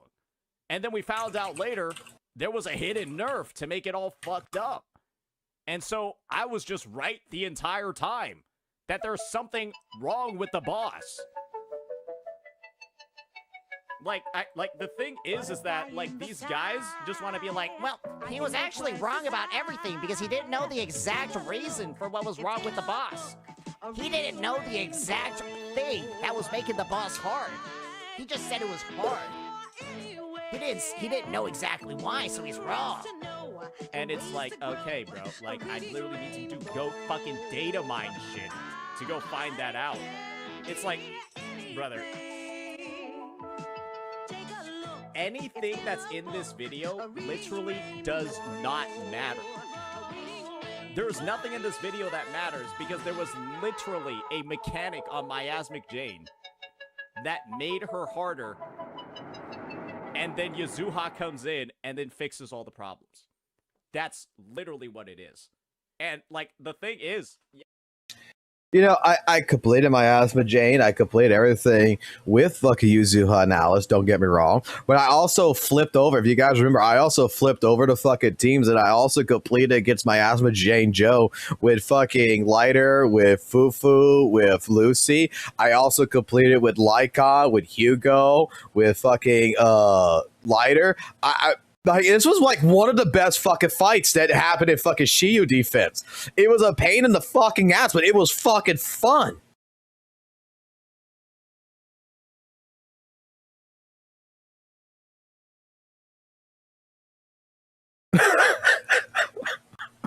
Oh, God.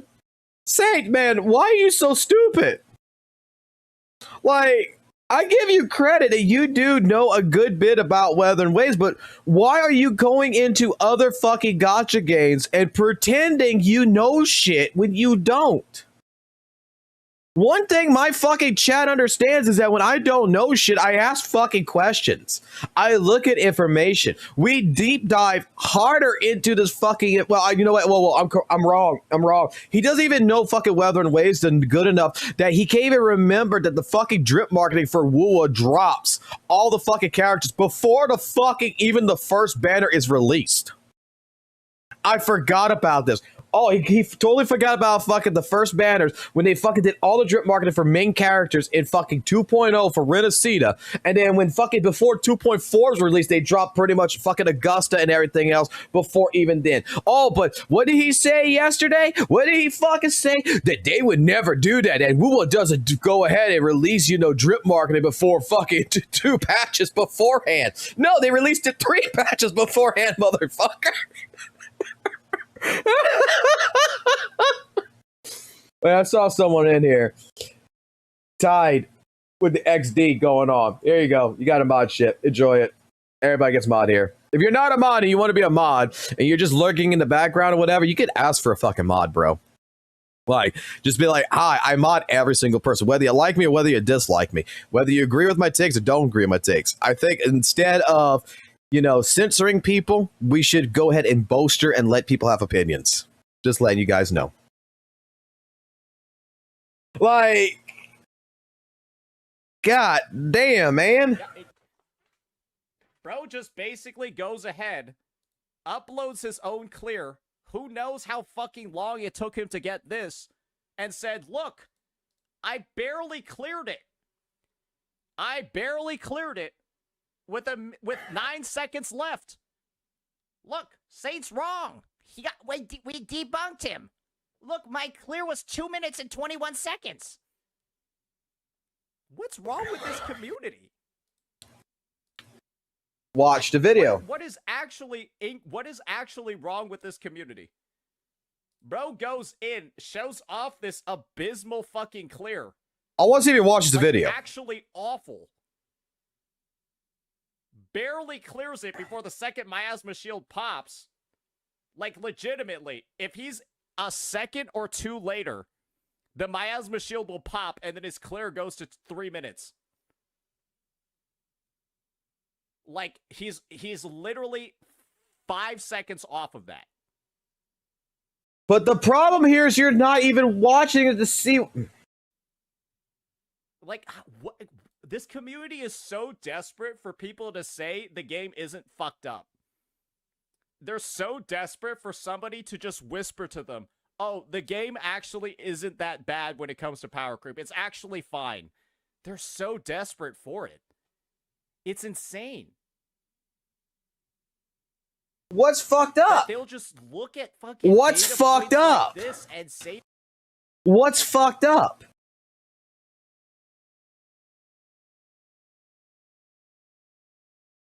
That's my point. That's what everybody's fucking point is. And you have yet to fucking explain it. For all the fucking time you have played Z.Z.Z and you have been making these remarks, everybody is saying, we know HP inflation fucking exists. What is the problem? You bring up the miasma shield. What is the problem? You're not explaining it.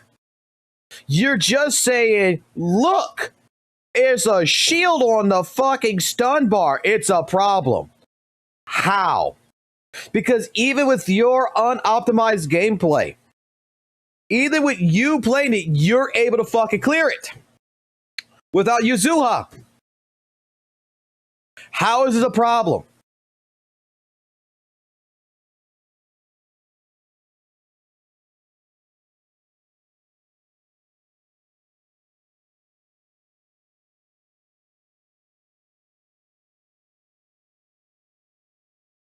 That they're actually significant or that they prove anything. No, it's not. Like, and if when this is the type of content that is like actively getting consumed in this community, you're making content for people that are fucking stupid. Legitimately, just dumb little kids. Are you butthurt that this video's got 30K video views in 2 weeks or 3 weeks? That want to be lied to so that they feel better about their game. It's an exhausting community to be a part of. Are you upset that it's got more video views than your reaction video to Z.Z.Z's 2 live stream? Is that what the problem is?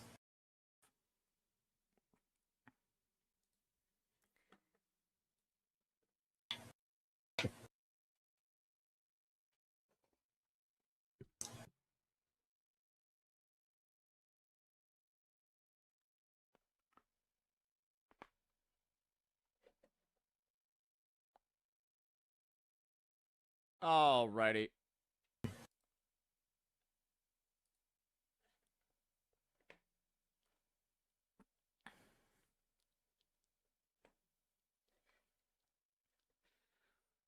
Maybe we take a look at this thing. So he didn't even watch the video?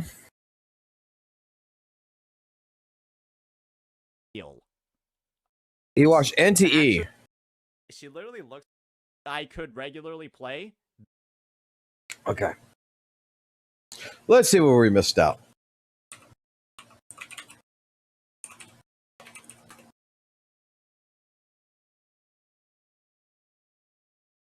Apparently I did start watching this. I don't remember this, but let's see. Apparently I did start watching this. What we got here?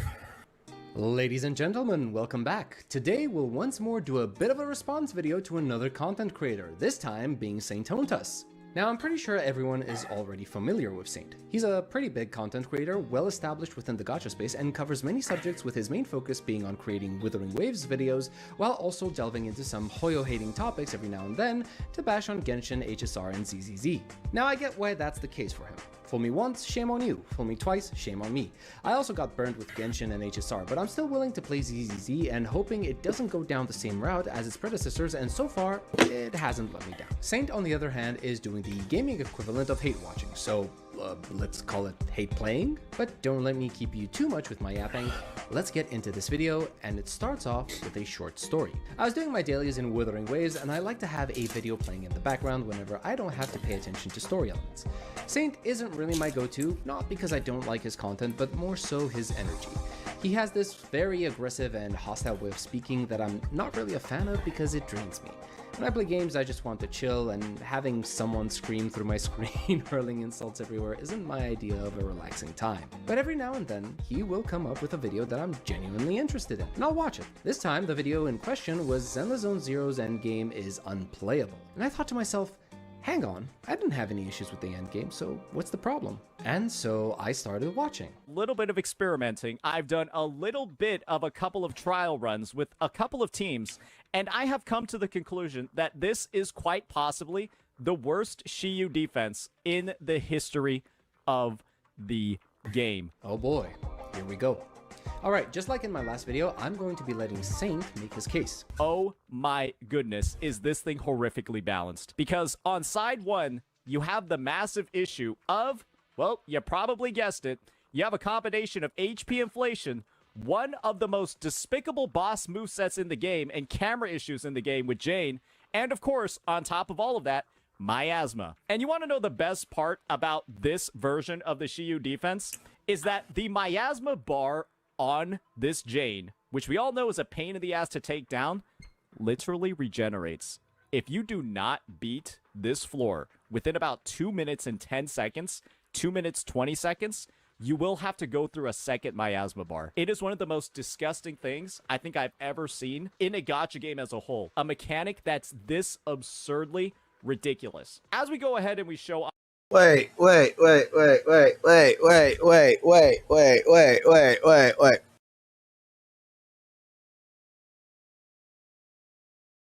I remember respawning 3 times. Like, well, 2 times, excuse me. Like, you don't, like, it comes out of the first part, you clear it, you clear out the second part, and then the third part you kill Jane Doe. You're telling me I played completely wrong? I was supposed to kill it in the first. I was supposed to kill it the first time. No issues. Look, he's got a 1 minute 51 second thing, and he doesn't have fucking goddamn Yuzuha here.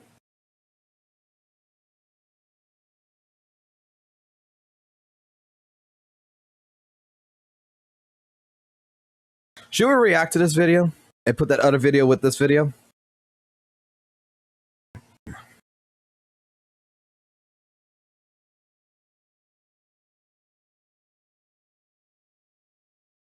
off the team where you're going to be using against Jane, we're going to be running it with this buff in mind. Agent crit damage increases by 20%, and anomaly proficiency will increase by 40 points. So we're clearly shilling, right, a lot of anomaly. Alright, I guess we're going to react to it. Fuck it. Rewind it. Give you guys your ability to go ahead and type in the chat.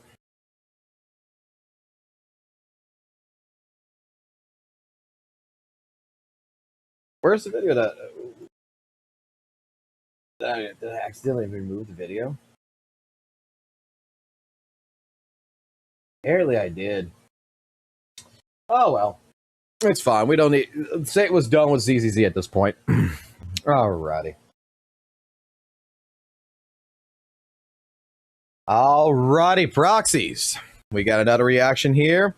This one from Vincent, and the response to St. Tonas. Is Zenless Zone Zero's endgame really that bad? Chat and I have both already watched a little bit of St. Tonas, where he was skipping through this video and not really watching it for the context or watching it for what was going on in it.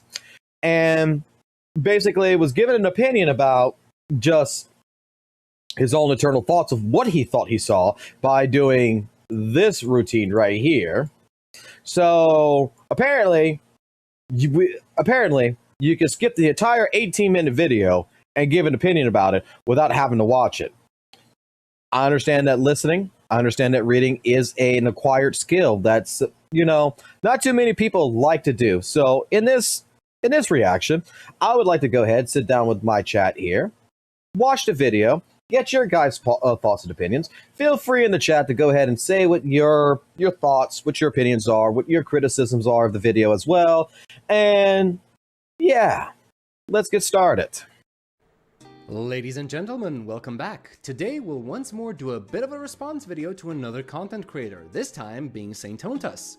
Now, I'm pretty sure everyone is already familiar with Saint. He's a pretty big content creator, well established within the gacha space, and covers many subjects, with his main focus being on creating Withering Waves videos, while also delving into some Hoyo-hating topics every now and then to bash on Genshin, HSR, and Z.Z.Z.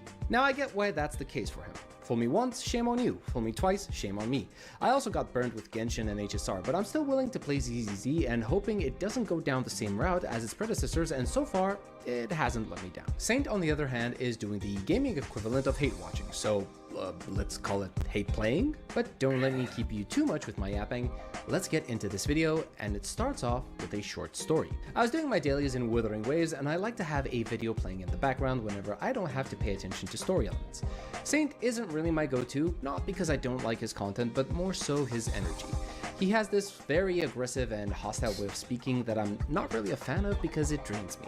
When I play games, I just want to chill, and having someone scream through my screen hurling insults everywhere isn't my idea of a relaxing time. But every now and then, he will come up with a video that I'm genuinely interested in, and I'll watch it. This time, the video in question was Zenless Zone Zero's endgame is unplayable. And I thought to myself, hang on, I didn't have any issues with the endgame, so what's the problem? And so I started watching. Little bit of experience. All right, before we get started with what Saint has to say here, from that entire beginning, that entire intro right there that Vincent had brought up, what do you guys think? Do you agree with the take that, that Saint Tonus is a little bit draining when you're watching one of his videos? Because pretty much all his videos really are is just recordings from his live stream that he populates again on his channel. To me, it's not.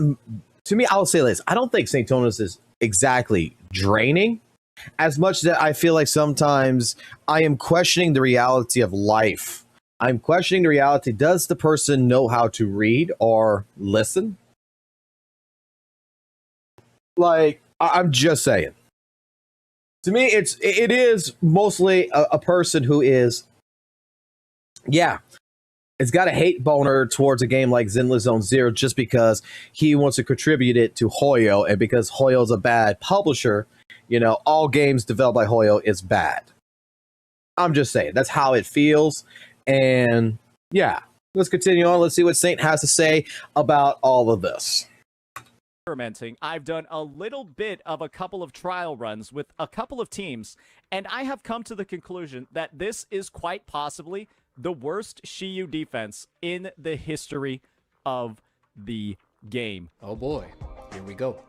Alright, just like in my last video, I'm going to be letting Saint make his case. Oh my goodness, is this thing horrifically balanced? Because on side one, you have the massive issue of, well, you probably guessed it, you have a combination of HP inflation, one of the most despicable boss movesets in the game, and camera issues in the game with Jane, and of course, on top of all of that, miasma. And you want to know the best part about this version of the Shiyu defense?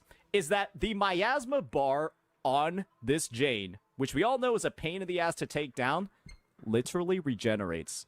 If you do not beat this floor within about 2 minutes and 10 seconds, 2 minutes 20 seconds, you will have to go through a second miasma bar. It is one of the most disgusting things I think I've ever seen in a gacha game as a whole. A mechanic that's this absurdly ridiculous. All right, before I continue on with this, I want to ask the chat on this one. Maybe I'm misremembering. Maybe I'm confused about something. I am not sure.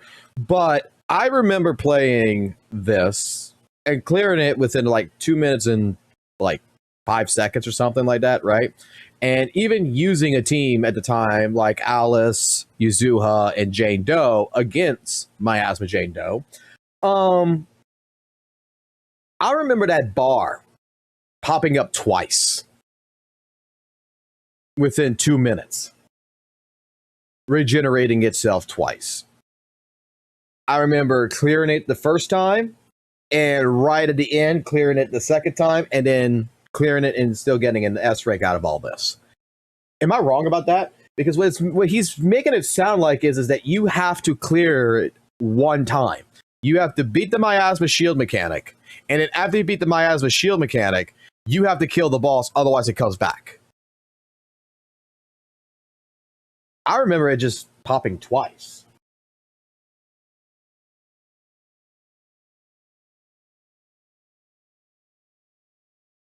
Okay, so you cleared it with Jane, Steph, and Lucy, and it only showed once. Nice, yeah, I'm just a bad player then. But still, I mean, I didn't think it was a problem because I remember it popping twice. I'll have to go back to I'll have to go back to the old live stream and when we were playing it, and I have to take a look at it. But let's continue on then. Go ahead and we show off the team we're going to be using against Jane. We're going to be running it with this buff in mind. Agent crit damage increases by 20%, and anomaly proficiency will increase by 40 points. So we're clearly shilling, right, a lot of anomaly-focused, crit anomaly-focused teams. Miyabi should be a top pick over here because both of these stats benefit her. And then you're going to have a second buff where when a support agent uses their EX special skill or aftershock, all members' attack will increase by 20%, and your anomaly damage will increase as well. So you should be thinking, damn, a Lucy, Bernice, Miyabi team is going to pop off over here. Let's go ahead. Let's see how that team looks. And second, we will be making sure to swap out the Lucy for the new limited character that's coming out, because of course, we want to see just how shilly the buffs are, and if the new units are required to clear content. Before we go in and we actually show off the clear, let me show you the teammates that I'm using. This Miyabi is a little bit stacked. 3.6k attack, 75.4% crit rate, 147. Yeah, crit really damage, good Miyavi. right? You can just look at those stats as a whole. You know she's gonna cook. She's also got her W engine. This is the Next path up, I follow. for the Bernice. Well, Glass of nitro fuel? this is what we're gonna have: 2.4k attack, 368 anomaly proficiency, 1.56 ER. I know I probably could do with a little bit more proficiency, but this is already looking fine enough to clear. It should be enough to clear most of the content. That's in perfectly the fine. game. And she's gonna be on Weeping Gemini with this set. And then next up, for the Lucy, Proxy. we're gonna be having 2.5k attack, relatively modest looking crit rate, and she's also only gonna be M5. I do not have her M6, so would be happy to make sure to go back to her often to reset the buff. So, yeah, she's going to be on 4-piece Astral and the 2-piece Swing Jazz. And so for the W engine, Lucy is just going to have Kaboom the Cannon, her own. So we're all basically set. We got either the best option for the DPSs or their best free-to-play option, and that's what we're going to be running with. For the Bang Boo that's going to be assisting, we're going to have Snap, the general use case one. So let's go ahead and see how this team does. Really quickly, would you guys agree? That looks like a solid team to me. I think it's a solid team. What you guys think?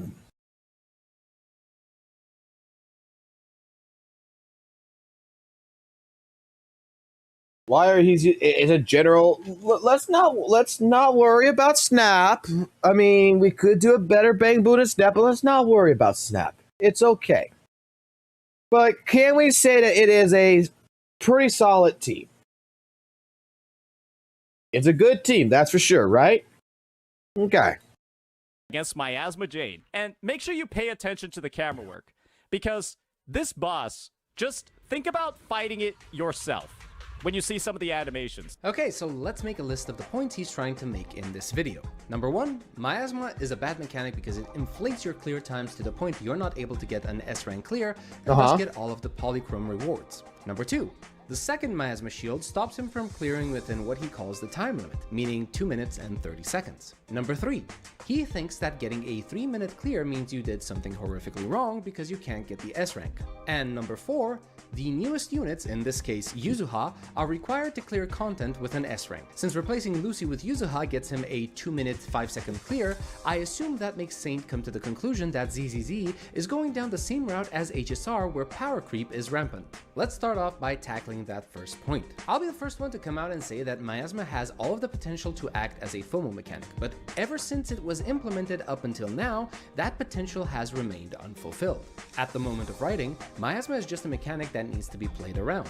Keyword here being play, as in you have to actually play the game to deal with it. Eliminating the Miasma shield not only deals damage to the enemy, but also refreshes your agent's energy, so it's not acting as just an impediment to the player, it's acting as a challenge that doles out a reward once overcome. The second Right. Okay, Muzzy, another great channel here within the Zenless Zone Zero community, will make this statement that it is not a DPS loss, it's a DPS gain. He also has a video himself that is on YouTube about Miasma Shield, to where he played against the same exact boss with Yuzuha, with Nekomata, and Paltra. And straight up, even glitched out the very first Miasma Shield off of it, to where it had never showcased it. And he actually got a 2-minute and 53-second time without the shield. And then when he got the shield, he went play it again, he got the shield, he was able to go ahead and clear it within like 2 minutes and like 25 seconds or something.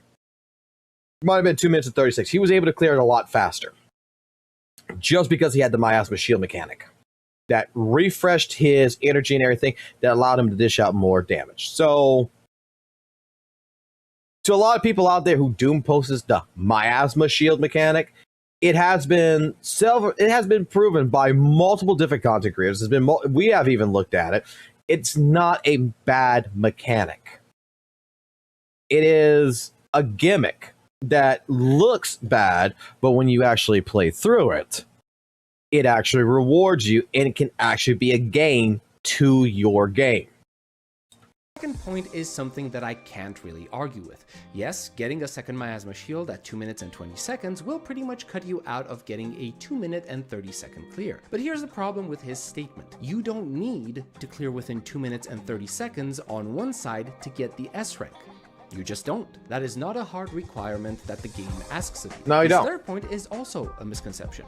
You can still get an S rank even if you have 3 minutes on one side. I personally wouldn't say you did something horrifically wrong if you got a 3-minute clear on one side, but I will say you probably didn't play your best. Z.Z.Z gives you a full 5 minutes shared between both encounters for you to get the S rank. If you end up in a situation where one side takes you 3 minutes and the other 2 minutes, I fail to see what the problem is. You're still getting the S rank. But Saint is acting like 2 minutes and 30 seconds is the absolute limit on both sides, as if going This is exactly from one of my videos already on Saintonus, is that when he made the argument about the entire crap with Miyabi, you know, with the ice resistance and everything that we all talked about, he was complaining that, oh no, Miyabi was past 2 minutes, the power creep Miyabi. It's like, dude, with all your suboptimal gameplay, with you even with a stacked Miyabi and everything, and not playing to your best of your ability and just casually playing, you're still able to get an S rank.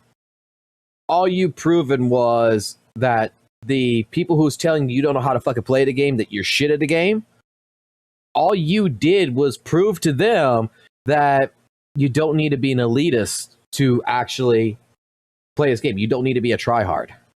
That even a person of your caliber who barely plays, a tourist if you would, can get an S rank. It's not a big deal. past 2 minutes and 30 seconds is an automatic loss. It's not. Now let's take a look at his final point. New units being required to clear endgame content. This has already been proven to be false multiple times throughout the game's life, as there are still people clearing endgame content with teams of only 4 stars. But There has been videos, if I'm not mistaken, of people clearing all the content in Zenless Zone Zero, that you have all shown different takes on this. With M0 A-rank agents, with BW engines, not even their own signatures, not even A-rank, with BW engines clearing multiple types of content from the tower, deadly assault, and Shiyu defense. While we all know that HP inflation does exist, one thing players have proven is that while it exists, HP inflation is not an issue at this time period.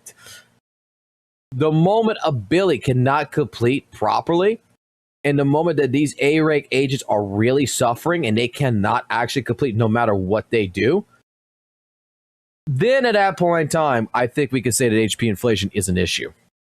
that's not the argument I will be bringing to the table, even if it is still a valid argument. What I will be saying is that you don't need the newest units, seeing as older 1.x units are still some of the best we've had, like how Miyabi, Yanagi, Lighter, Lycon, and Astrayao are still at the top of the tier lists more than 8 months after. In the terms of like WUWA, with the Weather Waves community, we have to correct misinformation here. We have to correct misinformation.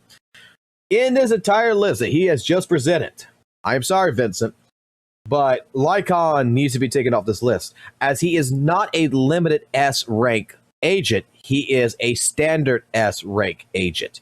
He would not apply into this situation. Okay? We gotta take him out of that list. He does not apply. Doesn't matter if he's on top of the tier list or not. He's standard. Remember, like even in Wuthering Waves, we don't talk about the standard S rank or 5-star characters in that game. Their release. But that's not even my main point. That's just an appetizer, if you will. The main way I can prove to you that you don't need the newest units is by replicating Saint's team composition and trying my hand at the same boss fight as he did and see what happens. I actually did this fight once out of sheer curiosity without recording as I was listening to his video. I quit Wuthering Waves, booted up Z.Z.Z because I just couldn't believe that things had gotten so bad in the newest reset of Shiyu defense, but just as I logged in, I realized that, wait, I'd already cleared it. There is no new reset, it's just Saint being late to the party. Okay, that doesn't really matter. We all play when we have time in our schedules, but I don't recall having any issues with clearing this. But alright, let's chalk it up to the fact that I didn't use Lucy and Bernice, because I'll be honest, I'm not really a big fan of how Bernice plays. So I started the fight with the same team compositions, and I got around a 2. Poor Bernice fans in the chat. I now give you all the ability to say F in the chat. This man does not like playing Bernice. He does not like the nitro fuel. 2-minute 20-second clear, give or take, because I don't remember exactly and I didn't record it. But I decided to start recording after, and this was pretty much what happened. I won't be showing my character stats just yet. You'll be able to see those after the fight. You'll see why. It's kind of funny. You can see my previous clear here. It's 221 and 152. I'm pretty sure I had Miyabi on the right side with Astra and Vivian, whereas on the left side I had Jane Doe, Bernice, and Yuzuha. We only care about the first side this time around, so no need to make a team for the second one. As for the Bang Boo, I didn't really know what to use here, so I just went with the Sons of Caledon one since I barely use it anyway due to the fact that I almost never have two Sons of Caledon on the same team. But never mind that. Now sit back and just enjoy the clear. You'll be able to tell that I'm not playing perfectly as I get hit quite a few times and use a skill here and there that I shouldn't be using. I'm by no means a sweaty player, as I've already established on this channel. I just like to clear the end game for the rewards, and I will not be touching it again until the next reset.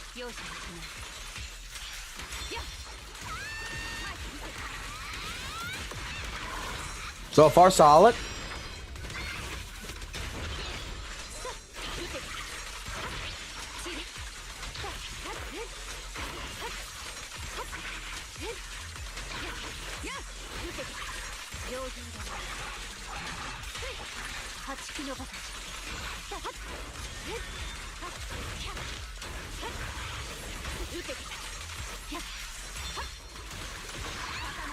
I tell you what, Jane Doe is a scary, scary fucking bitch.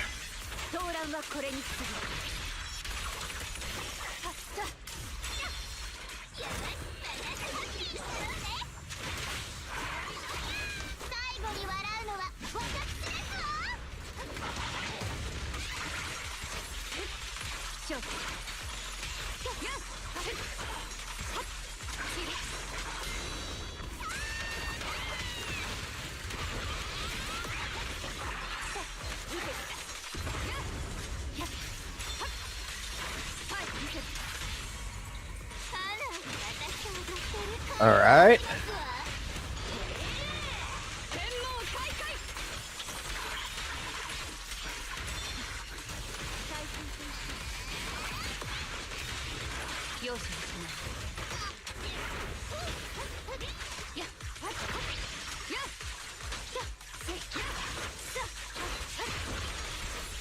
I mean, this is pretty solid so far.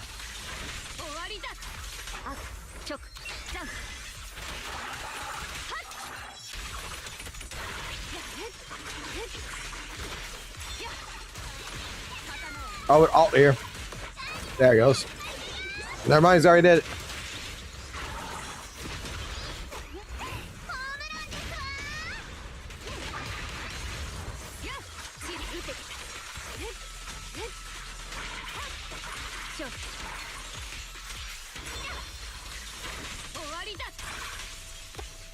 Okay.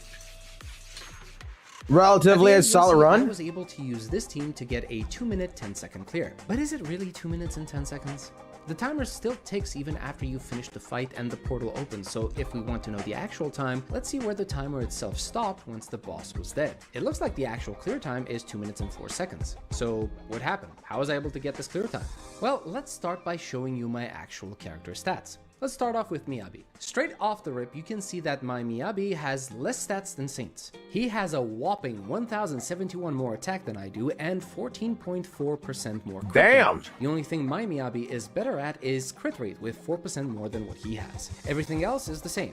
I'm going to be honest, Saint wasn't lying when he said his Miyabi was stacked. In terms of gear, I just have her signature that was never overclocked and a 4-piece branch and blade song and a 2-piece polar medal. Moving on to Bernice. Compared to Saints, I have 276 more attack, 63 less anomaly proficiency, and 4.8 less crit rate. Crit damage and energy regen are the same for the both of us. On the equipment side, we have the same W engine as Saint, a max overclocked Weeping Gemini with a 4-piece Chaos Jazz and a 2-piece Inferno Medal.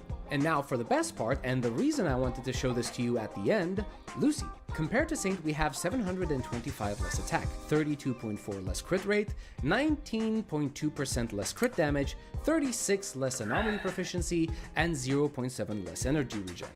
But yours is a Cinema 6, where his was a Cinema 5. You spent money. It's a $2,000 team. It's invalid. You might wonder why my Lucy is in such dire straits compared to Saint's. Well, the answer will be made clear once you see her gear. She doesn't have her disk drives leveled, which makes this even funnier to me. Aside from one disk drive, everything is at 0 or close to 0. Even the W engine I'm using here is the same as Saint's. It's even at the same overclock level. The one thing that I have over Saint in Lucy's case is the M6, which lets me have her buff for a longer time. So with this playthrough of Shiyu Defense, I think it is very safe to say that, in fact, you do not need to pull for the newest units to clear the most recent endgame. Yuzuha is not required, and Z.Z.Z is not suffering from the same level of power creep that HSR does. Does the game have power creep? Yes. Does it have HP inflation? Yes, it does. But so do other games, and I'm not just referring to gacha. But we've already seen that these elements are still balanced in Z.Z.Z. Even Wuthering Waves has HP inflation and power creep, but Saint is willing to give Wuthering Waves a pass because it's literally not an issue. And if the number does go up, then they have the stuff in the game that will go ahead and mitigate it. That dragon also resists Mortify attacks, so I'm using a sub DPS who's dealing... Wait, rewind this? Thank you for using this clip. Thank you. Wuthering Waves a pass because it's literally not an issue. And if the number does go up, then they have the stuff in the game that will go ahead and mitigate it. That dragon... So, Wuthering Waves gets a pass because they have the stuff to mitigate the HP inflation problem. While Z.Z.Z also has this, Z.Z.Z doesn't get a pass. Do I smell double standards? Do I smell bullshit? Also resists Mortify attacks, so I'm using a sub DPS who's dealing He got caught! damage, or has 40% damage reduction. which is a fair point. If you've got the tools at your disposal to clear the endgame with, then HP inflation is not an issue. But for some reason, Saint isn't willing to extend the same amount of goodwill to Z.Z.Z. Even when the game still allows you to clear the endgame with a full team of 4 stars, it's apparently not enough because only sweats would do that. I mean, does it matter if you're a sweat? Isn't that the whole point of a good gacha game? To make weaker characters shine thanks to how skilled you are. Then what about the people clearing with 4 stars in Wuthering Waves? What would you call the people maining and doing solo clears with Danjin? Don't those qualify as sweats? Should those clears also be invalidated? If you want to make the point that it's harder to do than if you had 5-star characters, yeah, of course. That's the main point of any gacha. Higher star characters are stronger than lower star characters. It's valid for both Z.Z.Z and Wuthering Waves. You'll have a much easier time clearing endgame with Kartathea than you would have if you used Danjin or Yang Yang. So what conclusions can we draw from this little experiment? If I'm being honest, I really don't think Saint is a bad player. I don't. He spends way too much time in Wuthering Waves, and since Z.Z.Z is very similar in terms of combat, I don't think that the skills he has developed in Wuthering Waves don't translate to Z.Z.Z. I mean, I play both games and my skills certainly translate from one to the other. What I do think, and this is an assumption on my part, is that he doesn't want to engage with the game in good faith. He doesn't want to give it a fair shake, as it were.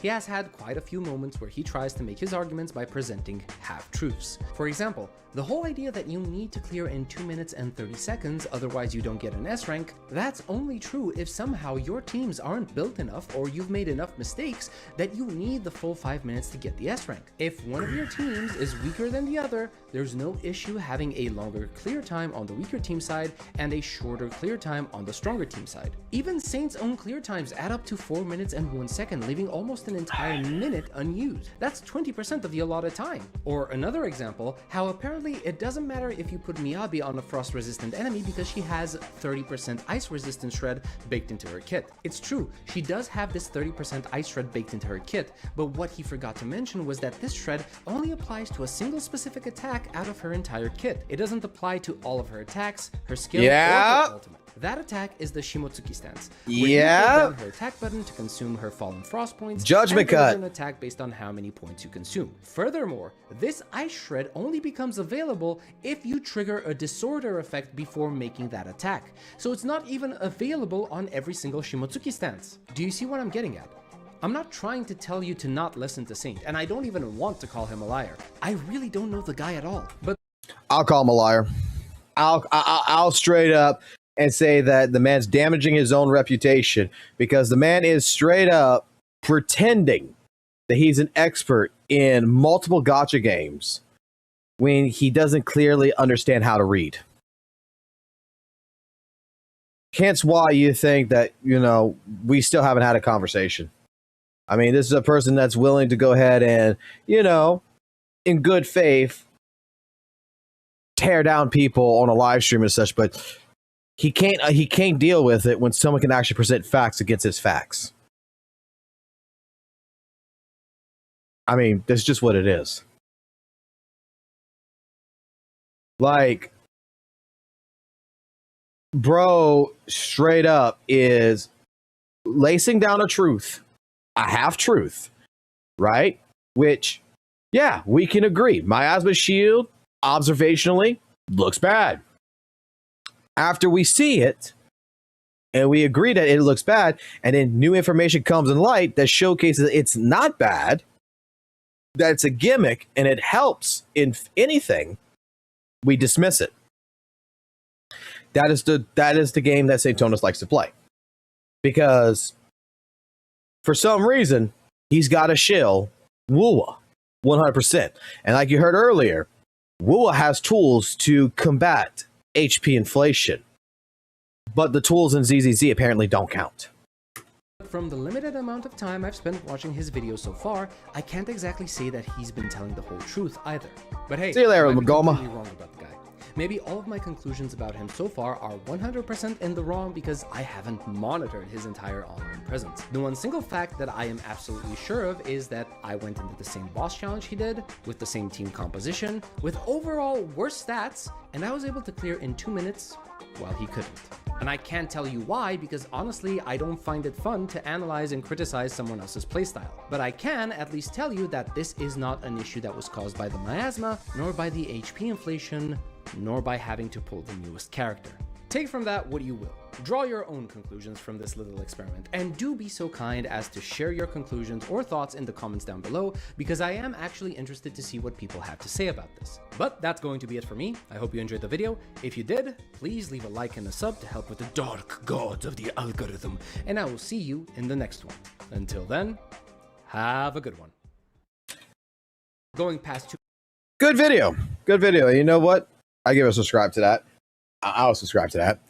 I mean, so before we continue on, though, and we get to the end of this video, I'm just going to say that there is another recording that I have done before all this, before we react to this video, that I will go ahead and I will play right now at this point for you guys to take a look at something else that happened today on August 24th, 2025.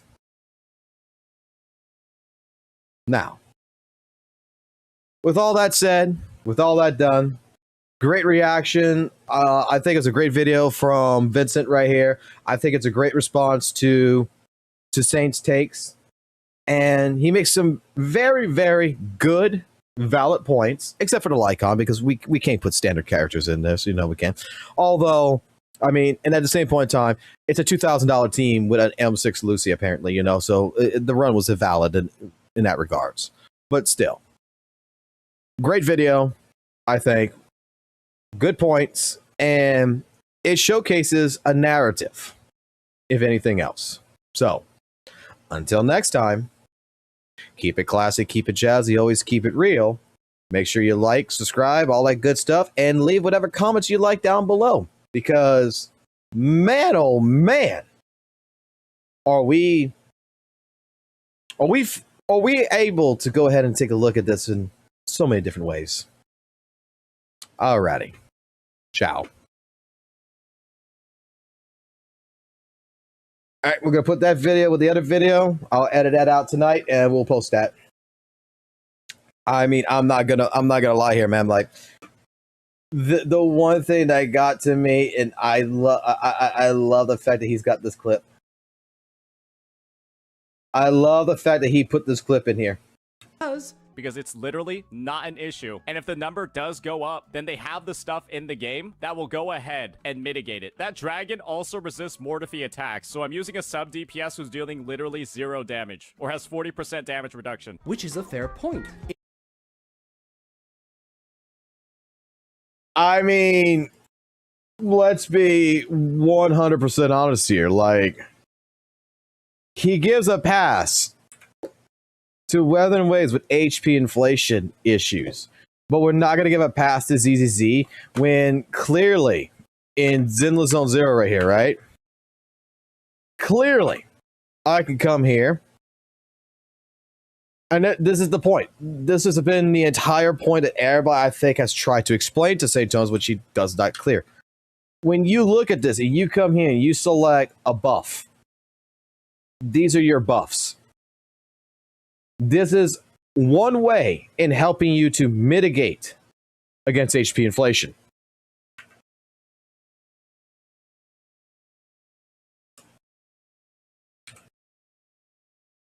Right here, the buff that you get right here. Electric anomaly buildup, physical rate right here. This right here helps with what? Mitigating HP inflation. Along with actually learning how to play the game, doing your builds properly, you know, building your characters, building different things that you like from your disc, making sure your W engines, making sure your stats are good and manageable. All of this together helps do what? Helps mitigate the issues with HP inflation. And I mean, straight up, how many times is it going to take several different people to showcase, yo, boss, you're wrong, until he gets it?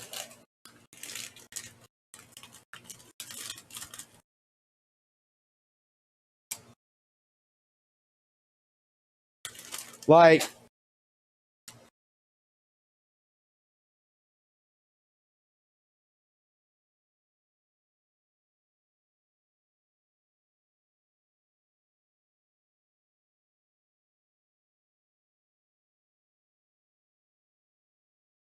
oh, I got to respond to someone on DMs real quick.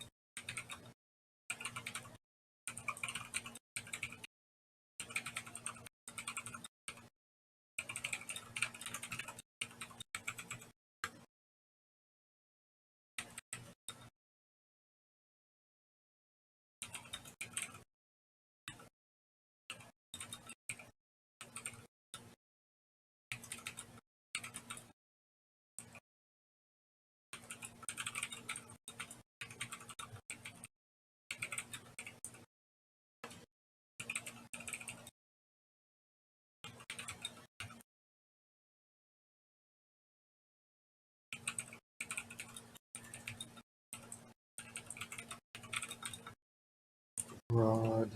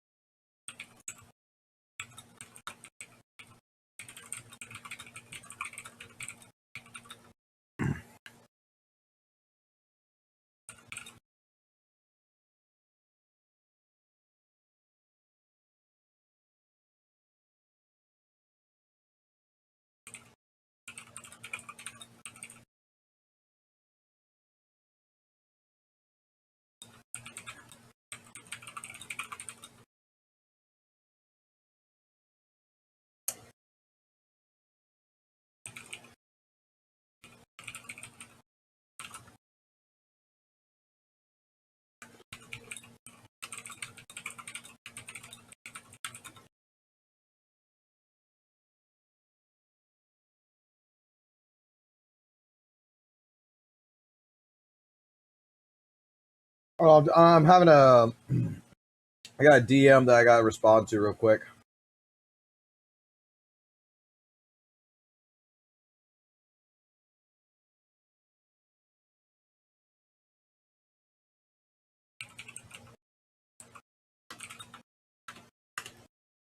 Okay.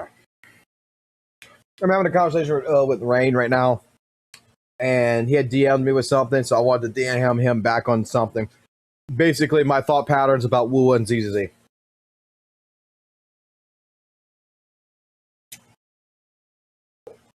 So I apologize about that. I didn't mean to go ahead and interrupt the stream for that, but like, Like, look, I got my own thought patterns about WUWA versus Z.Z.Z, Z.Z.Z versus WUWA, okay?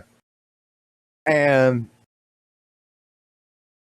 I mean, look, I gotta give credit where credit due. St. Jonas is the person that ultimately made me come play Weathered Waves. That's the truth.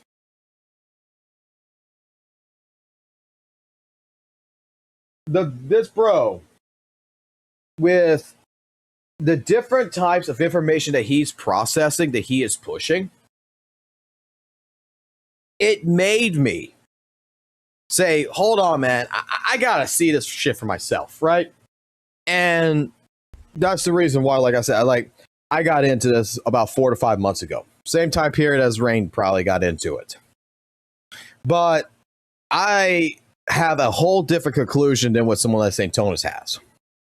And I'm sure I have a whole different conclusion than someone that Rain has. Because what we see in this game is completely different. I'm just going to put it like this. Drama aside, okay, observationally speaking, there has been many different arguments that has happened.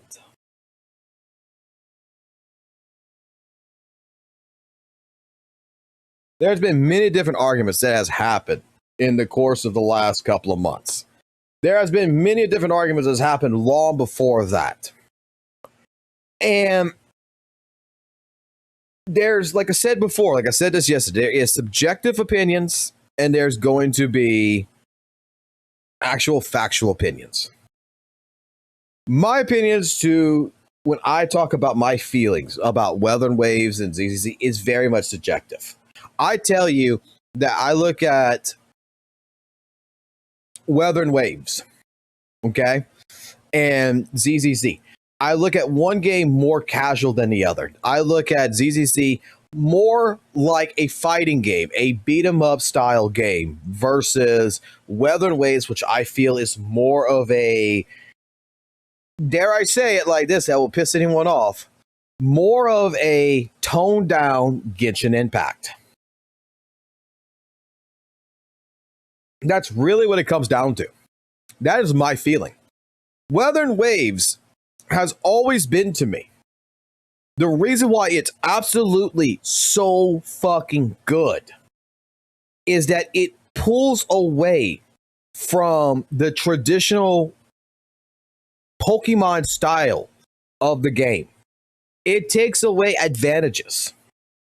It takes away different elements that you would see in a majority of other types of JRPGs, tones it down, and basically says, this is the only information you really need to know, and go have fun.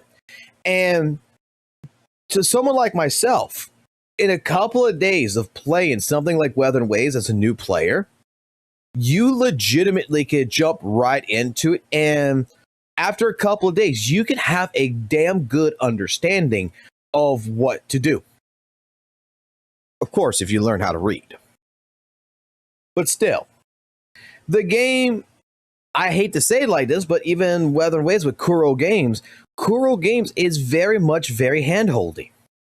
They hold your hand through a lot of different processes. But where Genshin's at and where Weathered Waves at, Weathered Waves has taken away boss mechanics. Like Z.Z.Z has boss mechanics. Weathered Waves doesn't have boss mechanics.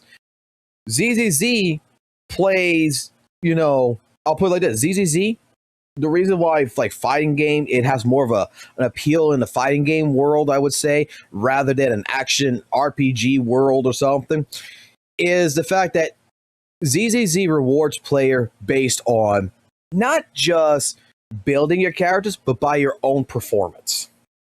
It's more performance based. Z.Z.Z, Weathered Waves is more rewards to player on how fast and how bursty and how good you could do a rotation. Rotations don't matter in Z.Z.Z as much as it does in Weathered Waves. Weathered Waves, your entire deal is to learn the rotations. It's to learn what team members work with each other. Those outro and intro skills, really, at the end of the day, believe it or not, are a big fucking deal. Conchero energy is what makes WUWA really fucking feel fun to play at the same point. These are different elements. I just always looked at it like I was just explaining in the DM is my thought pattern, okay, of fighting games. And the way I look at Weather and Waves. Weather and Waves is the Guilty Gear Strive of the Guilty Gear series, of the fighting game series. Okay? So let's say like Genshin Impact would have been Guilty Gear XR. You know, and with its updates after a couple of years, Guilty Gear XR Revelator, Guilty Gear XR Rev 2, these are your other versions of Genshin Impact where only slight changes really happened, more characters showed up, but overall, it's still the same exact game. It's the same thing. It is bigger. You need to learn bigger executions. You need to learn a lot more in effect of how different things operate. And to a new player that may go into it, you know, from the beginning, you got a lot to learn. Okay? To veteran players out there play Genshin, you're going to say, no, you don't. But let's be honest here. Put yourself in the shoes of now starting with Genshin Impact from today. Okay? With not XR, not from the beginning, but let's say someone jumps in from, you know, they never played XR, they never played Rev 2, and they went straight, they never played Revelator, but they went straight to Rev 2. There's a big gap between XR and Rev 2, even with the small changes, that makes combos completely fucking different. So Genshin 5.0, if you've never played Genshin fucking 1.0, you go play Genshin 5.0, I am pretty sure that you can honestly say that for a newcomer, someone brand new like myself maybe, that there's a little bit of a learning curve. It's not really going to be probably that hard since it's a gacha game, but there's still a learning curve. I mean, even for someone like St. Tonus, he couldn't even figure out there was boss mechanics in Genshin Impact that PyCon was talking about yesterday. Okay? But more on into this. Weather and Waves comes out. Weather and Waves, in my personal opinion, strips down a lot of the shit that Genshin has and focuses on certain aspects more than others, just like what Strive did. Strive stripped down the Gatling combo system to its bare fucking roots. It made it to say, okay, players don't like doing long fucking combo chains. Players don't like hidden buttons as much as we think they do. They don't want to sit there and have to go ahead and learn all these processes and stuff like this in a game. So let's make a game like Guilty Gear Strive to where a 3-hit combo could do 50% your fucking life bar versus before where you need to do a 14-hit combo. Let's make it to where when you hit a button, it feels really fucking good. You know, because you're going to see that life bar on the enemy side just fucking drop. Let's make it to where where you have command grabs and you throw someone into the ground and such like this, it legitimately is going to do big damage numbers. We're going to casualize the fuck out of Strive. We're going to make it as brain dead as possible.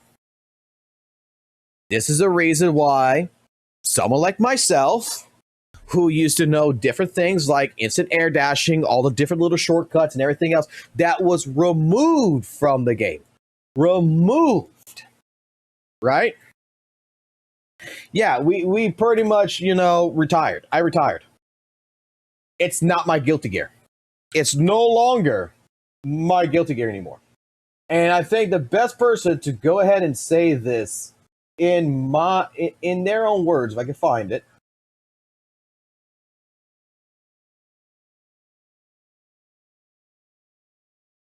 was a great man who passed away. And when I found out about that, when I found out he passed away, I was just like, nah, man.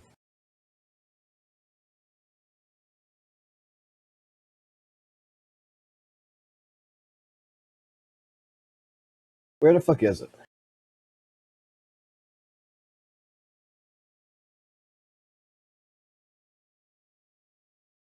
see.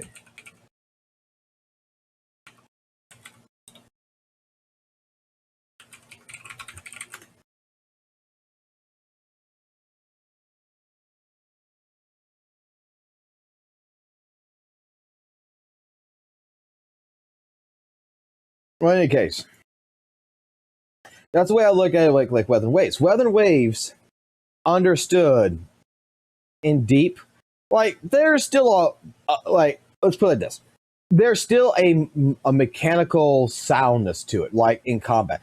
But you don't have so much information being thrown at you at once that you have to debate whether or not you got to do A, B, C, D, E, F, G here. Yeah, I got to scroll down. That's why. We're in 2023. I got to get the 2020s.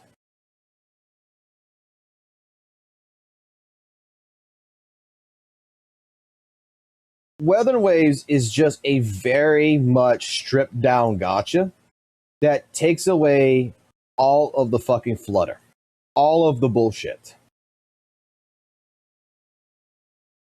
and lets you focus as a player, you know, on your damage output. You're now going to be more focused straight up on playing the game, not just learning the game. You could pretty much grab Weather and Waves tomorrow as a brand spanking new player, and within a week of just playing the game and not watching a single YouTube video and just playing the game and mashing your way through it, you could figure things out, and it's going to be a hell of a lot fucking easier than I would assume Genshin Impact. Once you realize, oh, there's no advantages. I just don't play against a resistance. Different little things like this. Yeah, it kind of proves a point that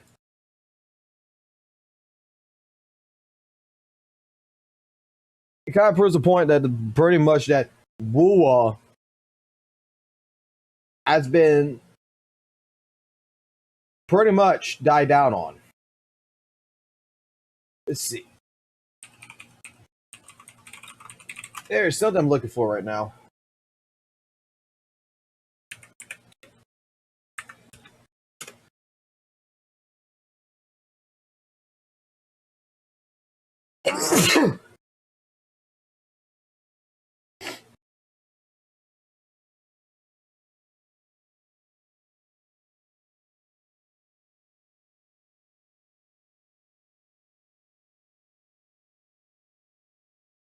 Is it really going to be this fucking hard to find this shit?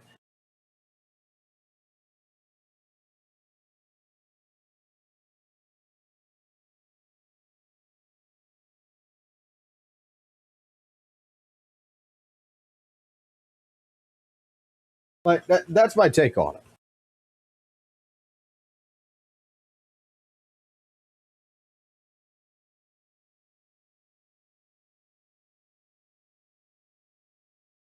We'll put resistance to enemies, yeah. But I don't have I don't have an advantage. Like this is like, okay. You see, like right here, this enemy's weak to fucking. Let's see. This is actually a bad one to do. Resistance. Okay. You see how you got like weakness and resistance? Oh, this is resisted by 20% right here. Anomaly build up 360 and all this. You see, minus 20% right here. All this. You see this? Right? The 3600 and all this. Let's go to WUWA. Let's go to enemy creatures. Let's go to Calamity class. Make it easy. Let's go to something like Scar. You don't have an advantage. So I go fight Scar, depending on what version of Scar I fight. His human form or his enraged transformation form. Okay, so if I fight his human form, I got a 40% resistance to fusion. Okay, If I go against his enraged form, Spectral and Havoc is what he's going to be resistant to. So then I got to worry about this. If I go fight Cartwheel here, look at Cartwheel. Cartwheel's got a 40% resistance to aerial, but everything else is 10%. Guess what that means? That means I could go play Zanny against it, beat the fuck out of it.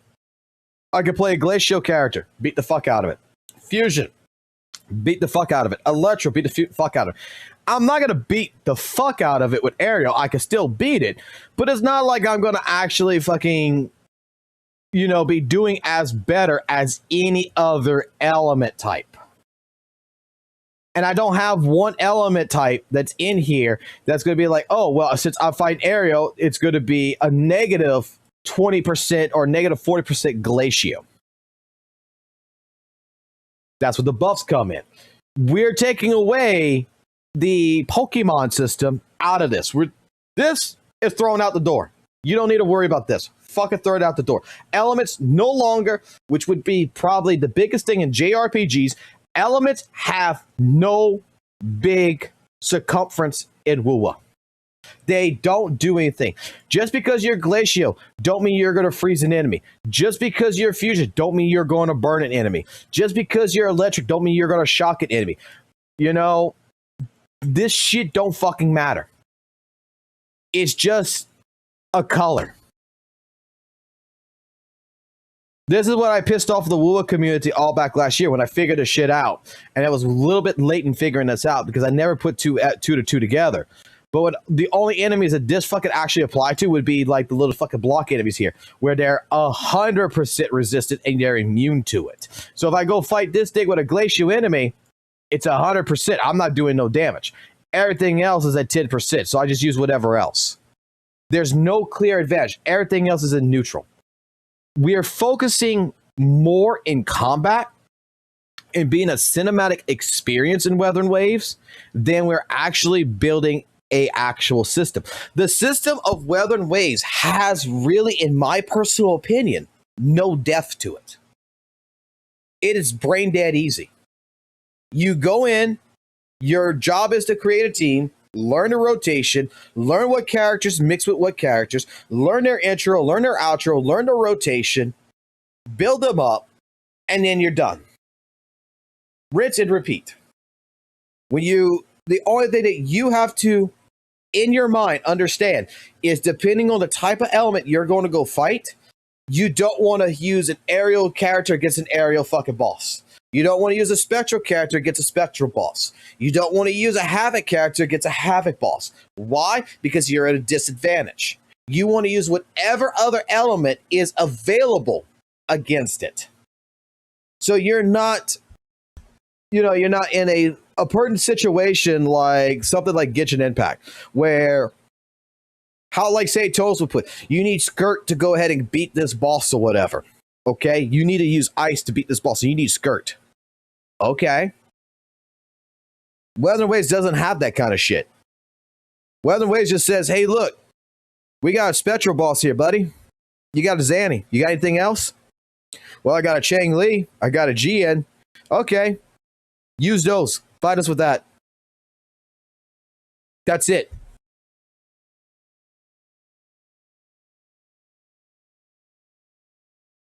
There's nothing heavily developed enough in Weather and Waves, and this is why, like, watching last night with with Loki Gotcha and listening to Gotcha Smack and his takes on the ecosystem would actually put some depth into Weather and Waves that I agree with. The only thing that Weather and Waves is replacing the elemental system with is negative status effects that, in all honesty, the negative stat effects from the last time I played, you don't even fucking notice it. Like, I sat there, I got hit by a Frontal Rider 5 fucking times on purpose to see the quote-unquote negative stats effect from it. Like, oh, it's gonna blow up in my face because they have the negative stats effects. The player does it. Not until fucking Spectral Frazzle and Aerial Erosion came in. Those are the two only Echo sets and probably the new ones now. But the old Echo sets of Aerial and Spectral Frazzle area erosion, and spectral frazzle are the only ones that have negative status effects to it that you can apply to an enemy. When you were playing just a normal set of echoes from 1.0 all the way to 2.3, you didn't have the ability to apply a negative status effect to an enemy. The enemy applied a negative status effect to you, however, and typically it's damage over time. And when it pops, you know, I sat there with every single one of the bosses. Oh, I'm getting hit. My character's got fucking 50k fucking health. It's got 50,000 health. And I'm seeing my life tick by 500, 200, 300, 500. And it's like, I'm basically getting tickled. And I go into Shorekeeper's domain and it goes away. It's not even a threat.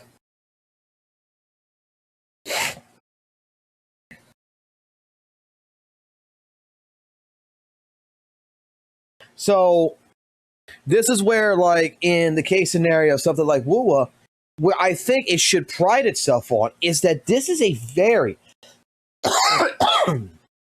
casualized game. This is the Guilty Gear Strive that they have produced. It is very much a game that you don't need. Dare I say it like this? You don't need an extensive knowledge on different things to actually go in and to be able to play it.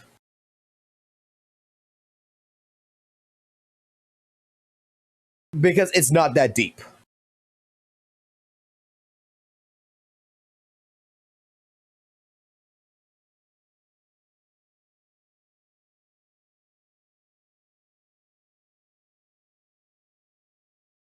What the fuck? This is new.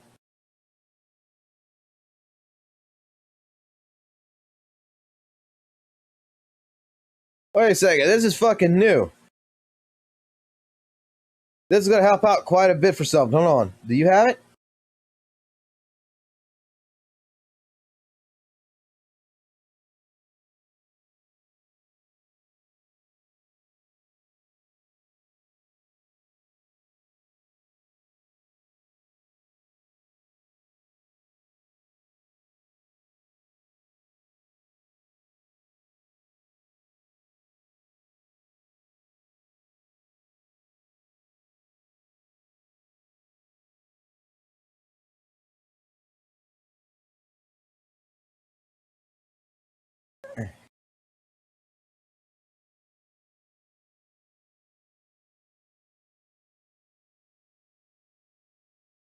That's pretty fucking cool. I'm not gonna lie.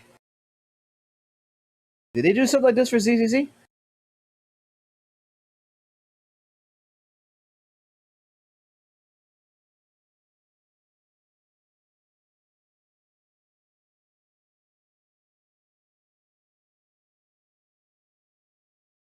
Oh, I said Z.Z.Z don't get nothing cool like this. We get power. Man, we got fucking power craft on fucking the goddamn data mine site. Motherfucker. I ain't doing nothing. What am I doing? I'm not doing nothing. You guys are like, stop it, Fox. Don't do that. I'm like, what am I doing? I'm just admiring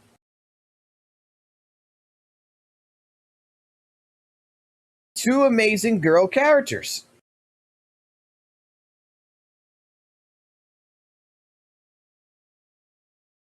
You see? Look how cute they are. Look how cute these characters are.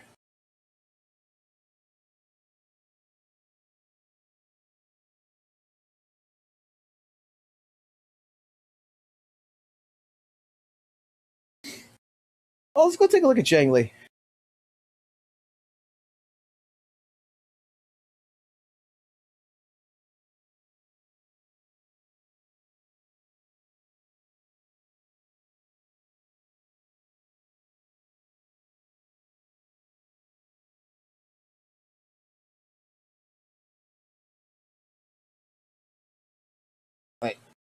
I mistaken you for Changli. I don't know why.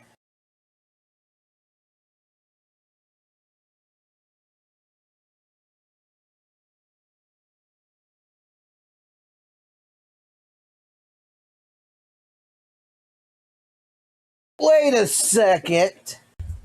Wait a second. No. No.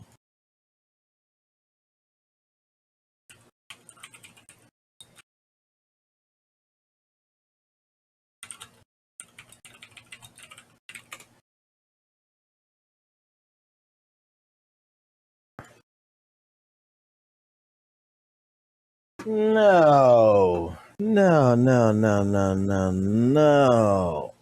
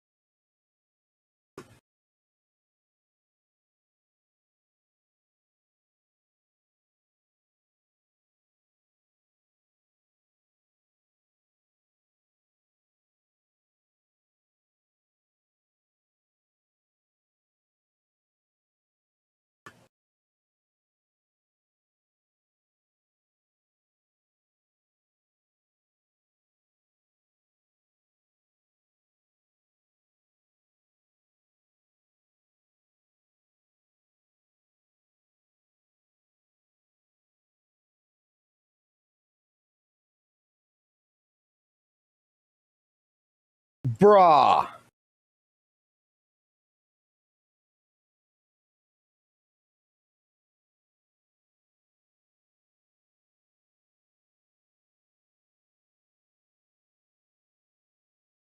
Bruh.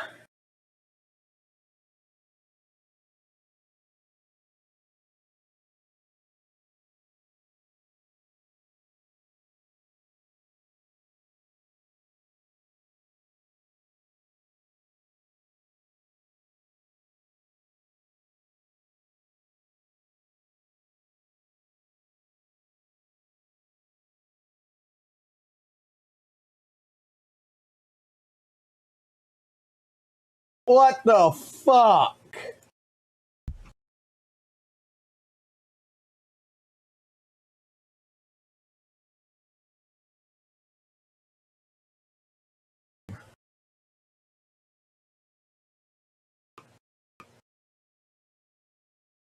Bruh.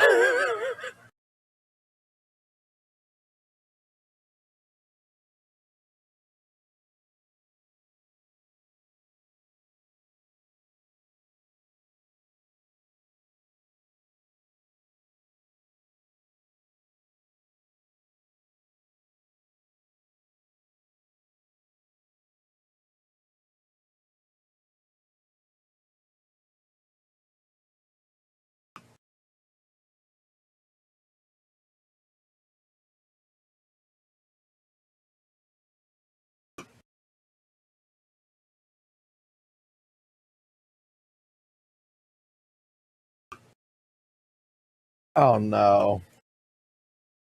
No. No. No. Don't say this shit.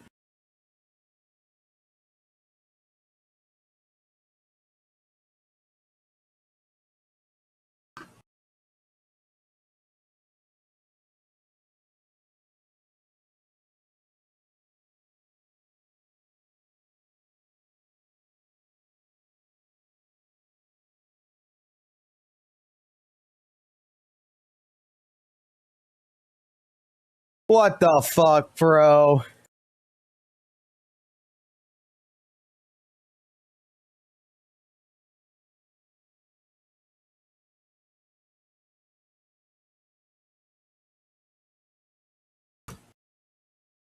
No fucking way.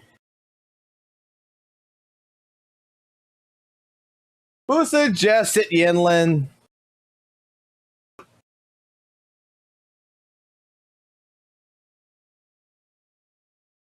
Okay. In all honesty, it's more based on Chang Li than the other two.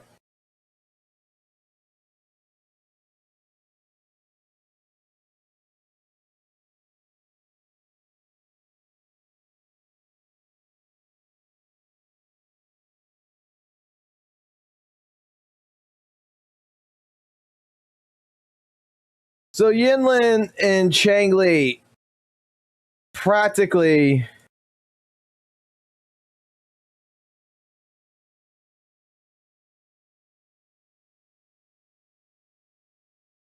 okay. And then Zanny and fucking goddamn the other one. And then if you mix the other fucking two into this shit, mix all of them together. So they did that before. That's what all this says. They just did this before.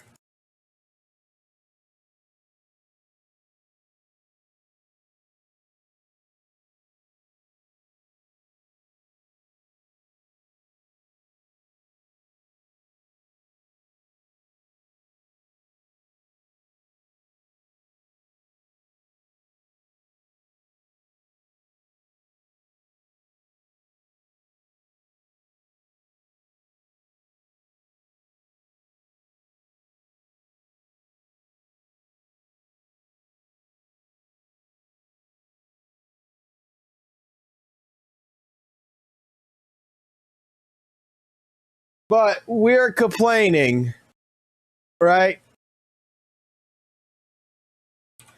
St. Tonas brings up and he starts complaining, which now everybody's talking about it, that copy and paste characters in Z.Z.Z is bad.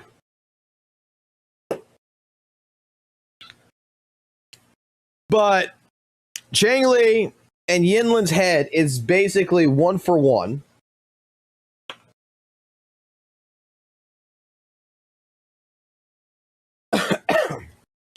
Fucking Augusta and Zanny's head is basically one for one.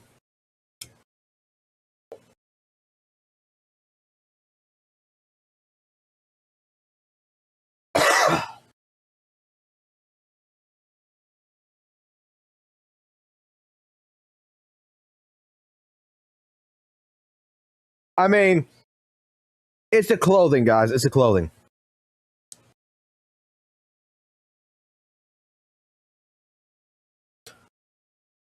Bro, I want to know what fucking St. Thomas is fucking smoking sometimes, bro. I just want to know what the fuck he's smoking, man, because I really want something.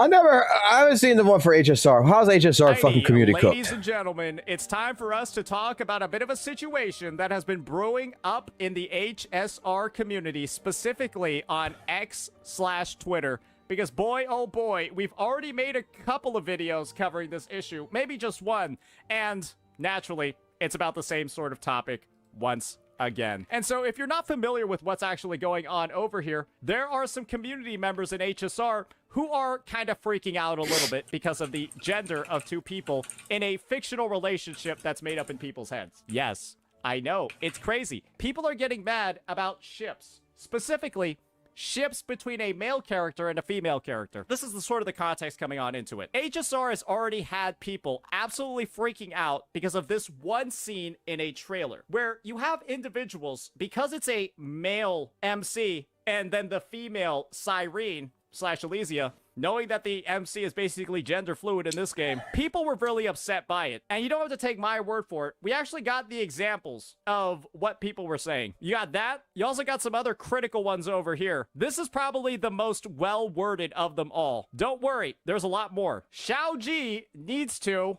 XXX. Imagine what these 3 asterisks are actually saying. They deserve the hate for this slop.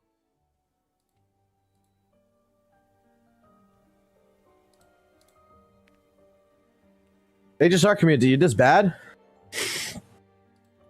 And guys, oh, I don't even know why this guy's on here. This is all why stuff is occurring, ladies and gentlemen. Because wait, I missed it.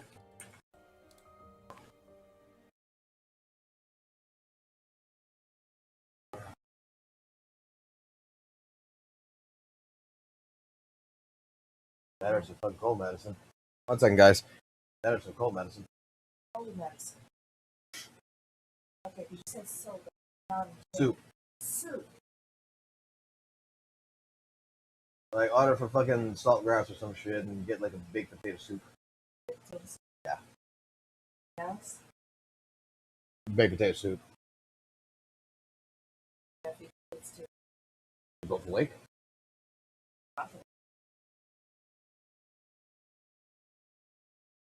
Get burgers from that place. Okay.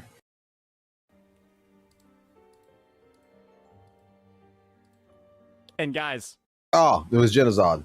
Oh, I don't even know why this guy's on here. This is all why stuff is occurring, ladies and gentlemen. Because of a male character and a female character holding hands in a trailer. Death threats to the devs. So that's the context of what's going on in this situation. Let's keep reading into it and see what a chart is causing over here. The top 3 ships. Somebody literally wants to go re-roll IRL from seeing the top-rated ships in HSR. It gets worse the more you read. Notice how too many are incest and PDF ships. That's because heterosexuality is a disease and a mental illness that needs to be eradicated. Half of these ships, and guys, you want to know what we're actually looking at over here? We've got the original post. These are the ships. What the fuck are we covering? I don't know nothing about HSR, but I am so fucking confused about what the fuck all this.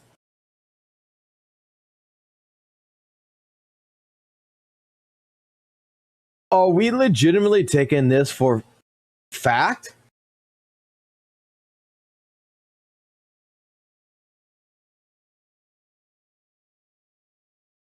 I'm so confused. Like, are we legitimately covering the fact that Twitter is Twitter? What the fuck is this shit?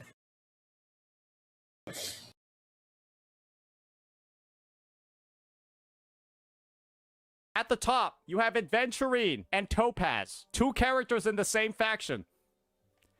Anaxa and Aglaya, 2 characters heavily intertwined in the lore. Dan Hung and March 7th. Sunday and Robin. Okay, that's a little weird. Yan Qing and Yun Li. Luocha and Su Shang. Jing Yuan and Jing Liu. Blade and Kafka. Zhao Kui and Fei Zhao. Jing Yuan and Fu Xuan. Finon and Cyrene. Guys. Sure. Where's the context for this? These 2 are siblings, so that one's a little bit weird. I actually don't know why it's so highly rated. Maybe China's a really big fan of Game of Thrones. But everything else on here is like, who cares? How bad could these necessarily be? To the point where we're going ahead and we're saying that heterosexuality. Notice how many are incest and pedo ships. That's because heterosexuality is a disease in a mental.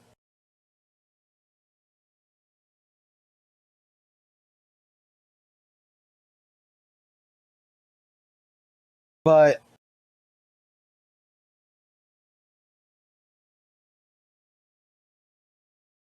heterosexuality has nothing to do with incest or pedo. Like, what the fuck does even the like? Why we're Are we covering this to be like this person Maddie here is stupid? Because if that's the case, I agree with this. But that's not what it sounds like he's trying to portray here.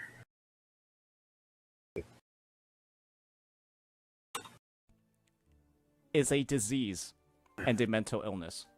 Let me just be clear about one thing over here. If the poster of this post, Maddie, if their parents, if Maddie's parents had the same exact mindset that Maddie did right now, Maddie would not exist.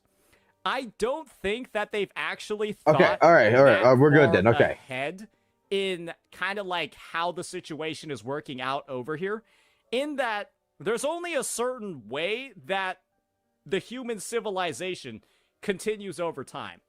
And if this was actually the commonplace thought, and if everyone thought this way, and they're saying this is the right way to think, the human population would actually be going down every year.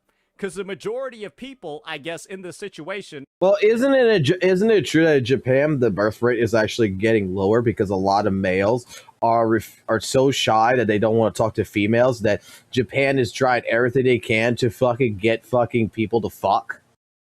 Like, the birth rate is getting fucking smaller by the year. Because people work too damn fucking much. Are not heterosexual and not creating children. It's just, at this point, what has this community turned into? And why are there so many people like this? And honestly, why are these guys just getting laughed out of the building? I think the thing is that the Hoyoverse community, anything when it comes to ships, anything when it comes to characters, I don't think they can really be taken particularly seriously. This guy is the same one who ran a rag on Baldy, because Baldy read out a Twitter name out loud. Aren't Tech and this guy friends? I thought they were buddy-buddy. What occurred? Oh, Maddie got mad. Ah, okay. For some context of that, Chibi Reviews, a friend of Tectone, actually responded to the situation. Was scrolling and I saw this abomination of a post on my timeline. Heterosexuality is a disease. Why are we okay, this is my problem with Satanus, man. From back last year, it is still happening this year. We're 5 minutes and 5 seconds into the video. And now he's finally reading the top posting. So now I'm finally getting context to the situation. Does bro really want to go ahead and fucking like make his videos like a Weather and Waves fucking goddamn fucking patch here, where I'm gonna get fucking confused, I'm gonna get fucking, you know, obliterated in the beginning, questioning what the fuck's going on here, and then I'm finally gonna figure it out 5 minutes into the fucking goddamn middle of the fucking first part, like, oh, now it makes sense. Like, dude, for 5 fucking minutes, I have no idea what the fuck this is all about, what the fuck you're talking about. And if you would have just started off with Chibi Reviews, found this posting, this is what it says, here we go, and continuing from there, you know what? It would have made absolutely perfect fucking sense. Like, 5 minutes, bro. He's in a mental illness. Someone failed school and learned nothing about life, about how all life is reproduced. So yeah, kind of like the same thoughts over here, right? I'm not gonna hate on it. And apparently this Maddie individual got really upset at some creators like Tectone for reading out their handle. I'm gonna be honest here. If you're gonna get upset if people say this out loud, I'm not gonna say it because I don't want people to clip it out of context.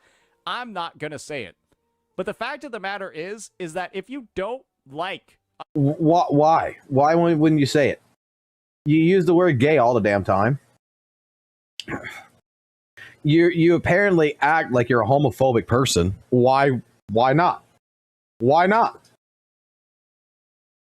How many times have you gone ahead? You even violate Twitch rules. You've said the word simp. You've said gay. That this person is gay, that this is gay. Like, you have insulted people. You have gone ahead. You have made different statements about AK-15s and shit like this. What's wrong with going ahead and reading the person's name? Lesbofag. What's wrong with it? You already do this. Other people saying it out loud, maybe it shouldn't be your name on the platform.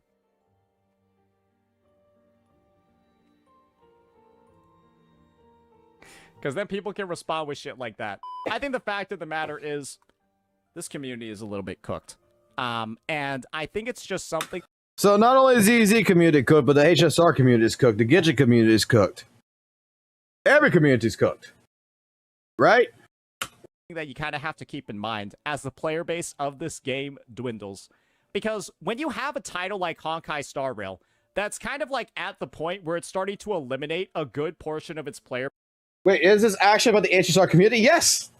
Apparently, this is the HSR community. That's what St. Thomas is saying. This is the HSR community. That people are bitching about relationships, about ships and everything.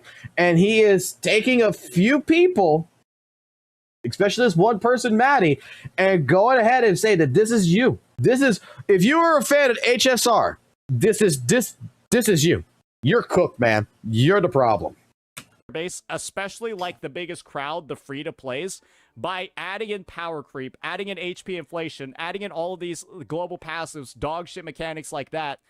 The situation is that the only people that are going to be left playing this game are either its biggest fans of the meta or the biggest fans of its characters. And when the biggest fans of its characters traditionally act like fucking freaks, then when Cowboy Lover, who's got a Seth picture on. Apparently you're a freak. well, that's the bed that you're going to be laying in as a player of this title. And I'm just going to be entirely honest about this situation. This is not great. This is not very cash money. And this is something that I think the player base implicitly sort of supports. Now, I'm not saying everybody, but a good portion of the community. Because I don't understand where really... Not everybody, but a good portion. So basically he's saying 80%. really the confidence is across these individuals to just be regularly posting this stuff on a daily basis, unless there's somebody like saying, and you can clearly see over here, maybe the first guy didn't get that many engagements, but these guys are. This is worrying.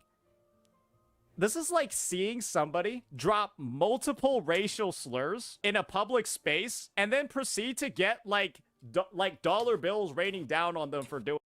Wait a minute here. What'd you say here? This is like seeing somebody drop multiple racial slurs in a...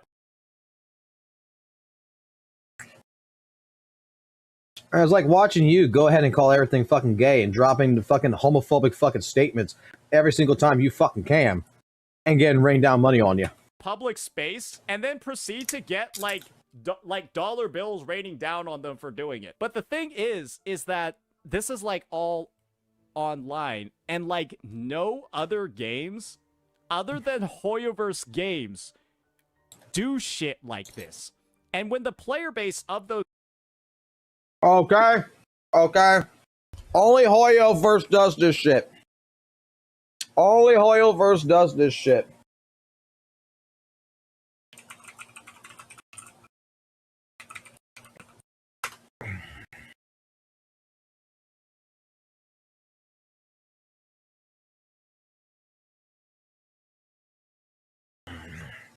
All right. Brent Lotta, Brent Tella, Caltelto. Hold on. Alto, Berlova, Precrucifo, GN, Jinshi, GN, Jinshi, Phoebe and Brant, Scar, Yang Yang.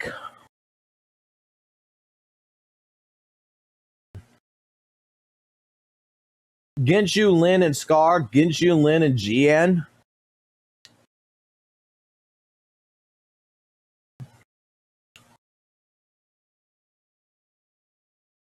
Oh, let's go non-binary. Danjin and Rover. All the Rovers. Ooh.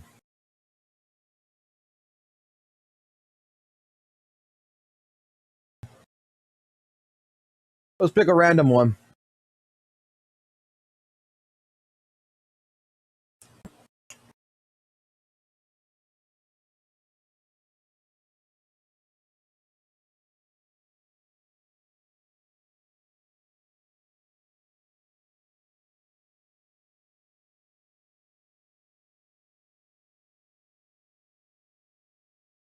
Gotta be careful what I'm gonna be looking at here, right? Caught red-handed, Bai Chi and Yinlin.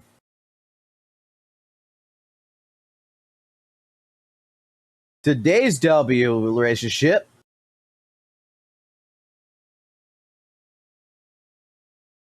Oh, let's get some fucking Genshin and WUWA in it.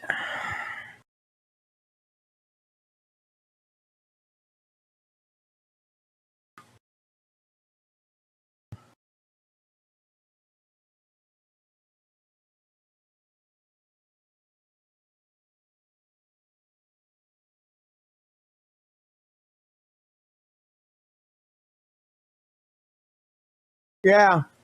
HSR, only Hoyo games do the ships.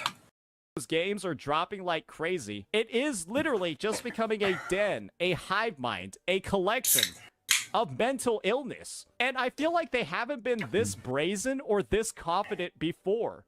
And it seems to only be getting worse. Because straight up, we were at the point where we were sending death threats to developers because two characters held hands in a fucking trailer, brother. And now we're calling for heterosexuality to be abolished because two characters with an established relationship in lore are being headcanoned as being in a relationship. I mean, WUWA would never send death threats to a fucking individual over anything, right? Not like someone who got death threats made for about a video about Z.Z.Z that is basically telling him, you know, such.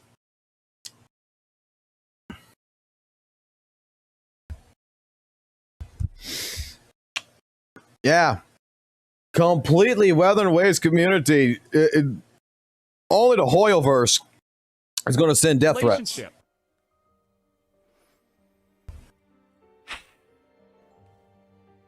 That's rough, brother. That's a little spicy, brother. And unfortunately, that is what this title, that is what this game is becoming known for. And that's the impression that it's having across the player base. Thinking back on this, looking back on this, hey, give me all the gathering wives you can. Hey, make Rover fuck everybody. I don't care. Because then, if Rover's the one that's in a relationship with everybody, you don't got to deal with these fucking freaks in your community. Right? Hey, if everyone loving Rover means that these people don't play Wuthering Waves, I'm down. I'm down. This person ain't gonna play? I'm down. They're gonna skip the title? Fuck yeah. Best shit ever. Honestly. You can kind of look back at the story development. You can kind of look back at the track record of Wuthering Waves itself. And WUWA not being as character-centric actually has to be one of the biggest blessings. A blessing in disguise that a lot of players talk shit about. It's one of the biggest blessings that the game has had. No forced relationships between other units. The story integration for all the relationships actually makes sense, actually feels meaningful, not actually tacked on, and no dialogue bloat just to pretend that you're drawing a relationship between two characters, right? And in the process of doing that, those are all like the benefits to the actual story. Then you have all the benefits of the community of essentially, and I mean this in the best way possible, they're gatekeeping all of the actual freaks because you're basically eliminating the possibility that they can have any of these actual mental delusions within the WUWA community. And so maybe Kuro knew, right? Maybe Kuro knew how fucking odd the Genshin community was going to get about certain ships, and that's why they didn't do that much of it in the game, because they didn't want to deal with that in the future going forward. And I'm going to be real. It only seems to be getting worse and worse for these titles. And I am very much looking forward to not seeing any of this in Wuthering Waves for the foreseeable future. So that's going to be my opinion on the whole gathering wives, on the whole master love sort of thing. If it gets these fucking losers out of here, keep doing it. Just keep doing it. But we do have our own little barrier coming up. We do have our own little conundrum coming up, because as we all know in Wuthering Waves, ladies and gentlemen, all I gotta do is just look at some of the drip marketing that's come out, right? Who do we have? Well, probably people that are going to pretend that these two are lesbians in a relationship and then say that you need to be eradicated off the face of the earth if you dare think that they aren't. And the one thing that I'll say, Wuthering Waves community, is that now is the time to go tell all of those individuals who you know are coming, because they don't have anything better to do. I mean, didn't the WUWA community do something like likes to fucking put like pictures like this shit out for their fucking CEO? Like, bro, you take a fucking CEO like Solon Lee over here, and you fucking like, yo, he's got fucking massive pecs, he's fucking hot. You call him Daddy Solon. Like, yeah, man, WUWA community is fucking great. HSR, Hoyo Games, they like to fucking talk about character ships. You guys are fucking sucking the dick of Solon here. Do with their life. You got to tell them to go fuck themselves. And I think that's the way that we go about it. We move on, we get past this hurdle, and then we can just confirm that we will never, ever actually be like the Hoyoverse community, at least when it comes to this sort of shit. That'll be that, ladies and gentlemen. Bro, you are more like the Hoyoverse fucking community than anything. I'm fucking sorry here, okay? Let me explain something, man.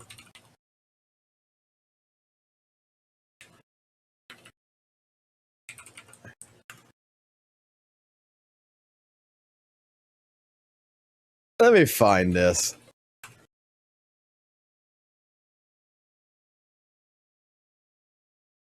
You know where a lot of my video ideas came from? Was from an old friend that used to play fucking Genshin, right?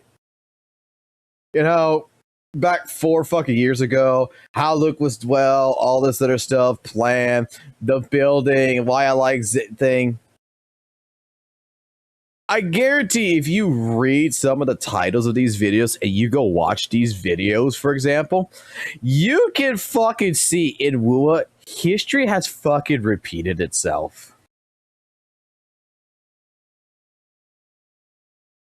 Like,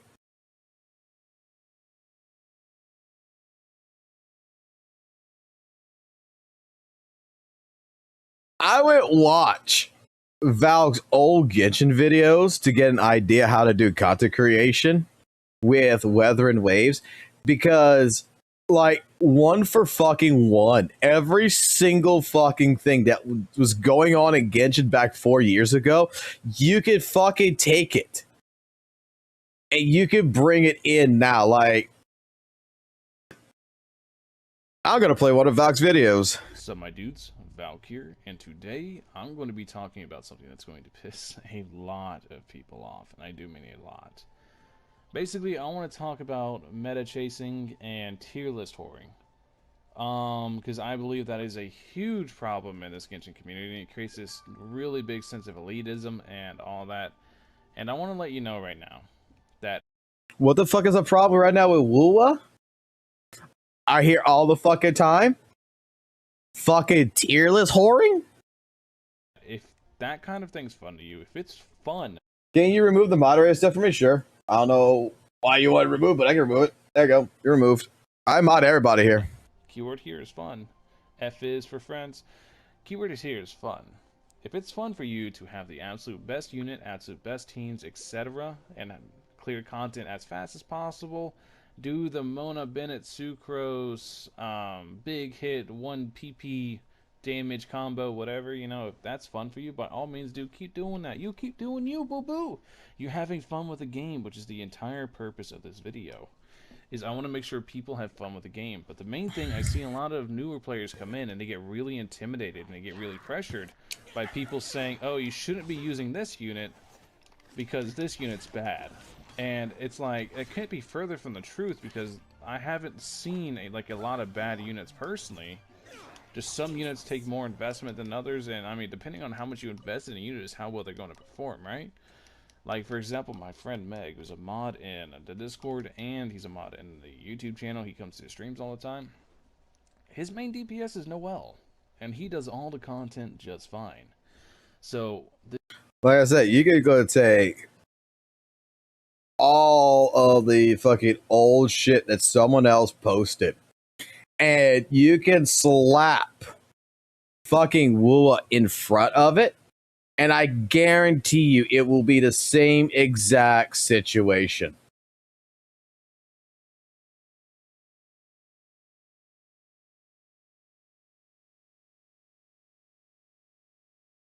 Four years ago, my man. dude's Valk here, and today we're going to be talking about the Dev Notes Q&A. It appears that they are listening. Mihoyo does indeed seem to be listening, and just like the old man in Futurama, good news, everyone, because I've got good things to tell you guys.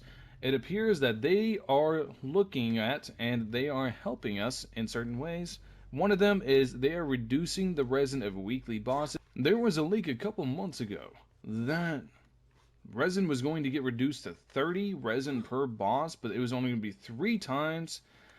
And that was a few months ago, so take that with a grain of salt. Dads were listening. Like, this is 4 fucking years ago, man. 4 fucking years. WUWA, fucking Gidget was like the best fucking thing. And it's not just fucking like thing. Go look at all the other fucking the content creators, right? All of a sudden, over the years, the game got more and more. Fans got pissed off more and more. The Gidget community needs to chill. Like,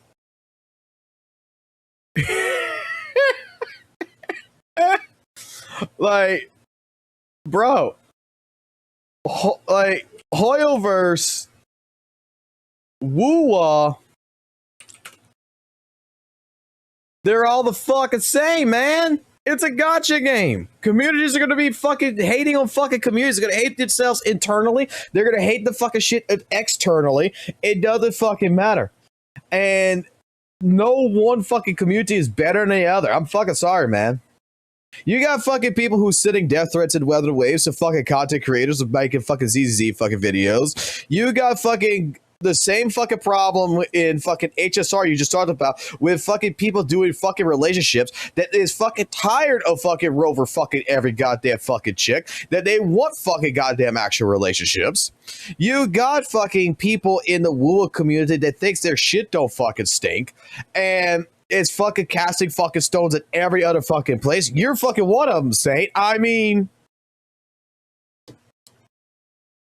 let's go see what the. Let's go see. Apparently, you know, the devs listened. Ladies and gentlemen, it appears that Kuro Games has once again blessed us with some news in regards to the Wuthering Waves 2.6 new region. And we all know that this update is one that a lot of people are hyped for, so let's just go ahead. Today's my day of losing brain cells. And see what Let's go. Plateau has in store for us. And just one thing to keep in mind is that apparently there's like a minor spoiler somewhere in this breakdown, and so maybe we'll blur it, maybe we'll just skip over it. It is what it is. You know how the main quest is going to be split into 2 parts, right? One focused on Augusta and one focused on Yuno, and so I don't think it's actually really a spoiler if you paid attention to the live stream, but just keep that in mind. So yeah, Sanguis Plateaus. The Sanguis Plateaus serve as both Septimontian's hunting grounds, which is why we're going on the hunt, and the first line of defense against the Dark Tide. On these magnificent yet bleak islands, the Blight Cloud, I assume it's all this shit, the Blight Cloud hovering above stirs relentlessly. Here, power and glory reach their peak and then give way to bloodshed and death. Ooh, so a lot of battles, eternal battleground sort of deal. Seems like a It's probably gonna be empty as fuck. Spot to be. Sounds like a wonderful place to begin the next part of our adventure. Sounds like it's gonna be beautiful. It sounds like it's gonna be nice looking, but it sounds like it's gonna be empty as fuck, like it has been since fucking 2.0. So now we got the area events. The first one is going to be the Hunt of Ash and Steel, an exploration event. And so over here, you're going to see that the rewards are going to be quite substantial for a simple exploration event over here. We're gonna have 500 astrite, a bunch of gold mats, which should probably be useful with all the new characters and weapons coming out, as well as some forgery premium supplies. So if you haven't done all of your farming for Augusta and Yuno yet, especially on those skill mats, well, this will be a nice way to catch up. Looks pretty good. They're also gonna have the travel atlas. And so this one is just going to give you astrite and some tuners. Very simple rewards, but I'm sure it's everything that people are looking for. Next is going to be Prince of Plateaus, a photo collection event. And I guess this is just something that we have for basically every single region. Wasn't this the man that yesterday on his live stream that we watched was making fun? Wait a minute. Hold on. I forgot. He made a video on this, did he not? As well, so that we kept up the same exact...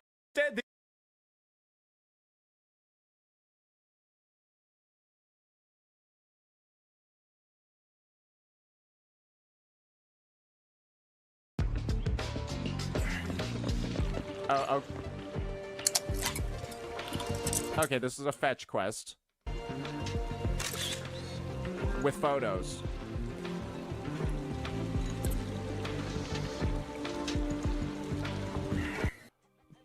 Move on!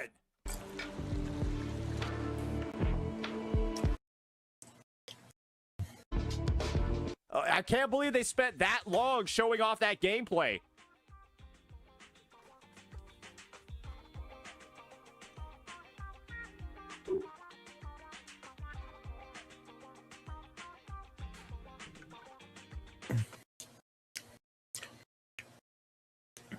You know, you just go ahead, you take some photos. These ones actually don't expire, and so if you don't do them, you can always go back and do them later. And I think these actually don't every single photo collection. Let's go back. We're looking for. Next is going to be Prince of Plateaus, a photo collection event.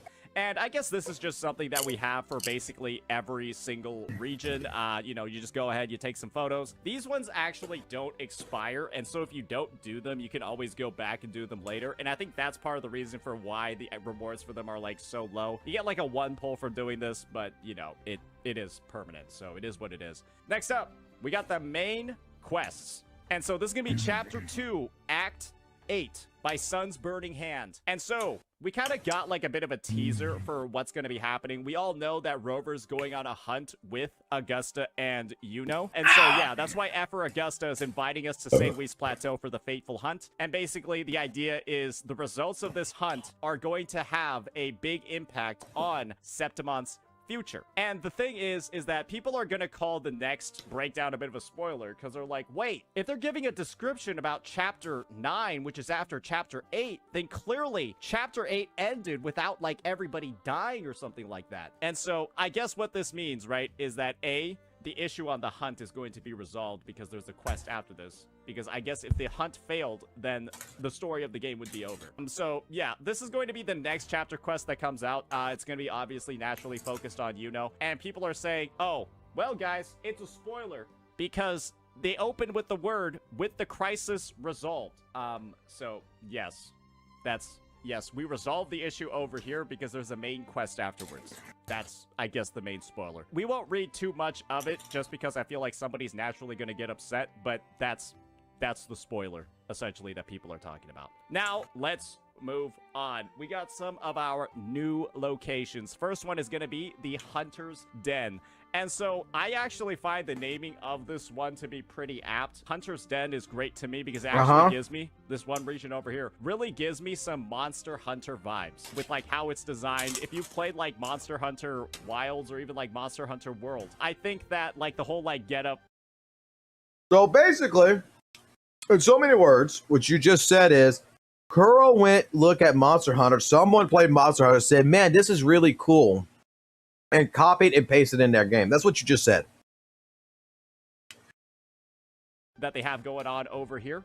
is a bit of a callback. Next, they're gonna have the Asphodel Barrens, and this is the area that I said basically just seems like Claire Expedition 33 Obscure. I said the name wrong and out of order, but it is what it is. Yeah, this is like the first area in Claire where where you got like the whole like the very like pink, almost like maroon sort of like motif, Chakrio? as well as the like the mountaintops and the cliffs. Or Goes in the to cliffs. Tsushima? It looks good. I like it. So yeah, more excited for that. Next is gonna be Murmurstown, and this to me is like literally, it's like a Dark Souls 3 sort of area. This looks awesome. I really like the whole like very like desolate sort of environment with almost like the minerals coming. How the out fuck of does that look like Dark This Souls 3? just screams to me like Dark Souls 2 or Dark Souls 3. Not necessarily.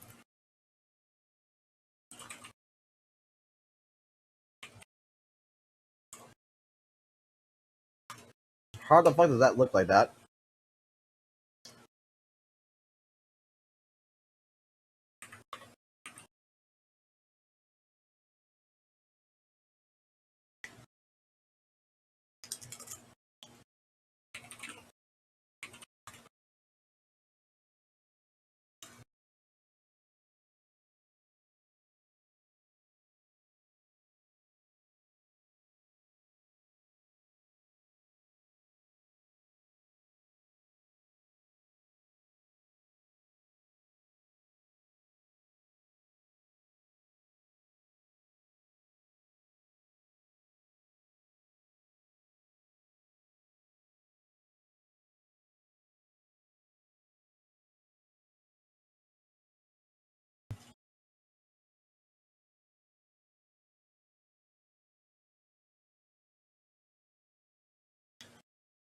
Dude, I don't know if I should feel insulted or not.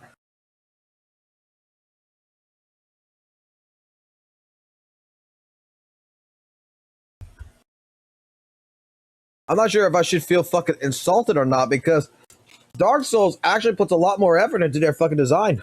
Necessarily Elden Ring. And yeah, I think it's a piece of geography, a piece of environment that Wuthering Waves was going to benefit a lot from. Next up is going to be the Three Heroes Crest. And this bad boy over here is, I mean, it's like a gigantic bowl, and it looks like hell outside. And I'm going to be honest, one thing that it looks like Sangui's Plateau is doing really well is that all of these areas look dramatically different from each other. It is kind of like, holy moly.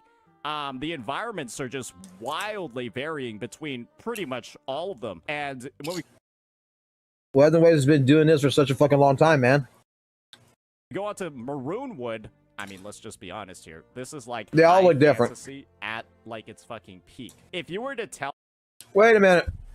Wait a minute. This looks familiar to me. This looks familiar.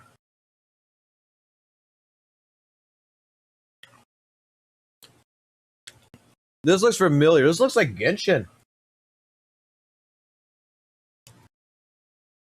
Hold on. That looks like something from Genshin. Hold on.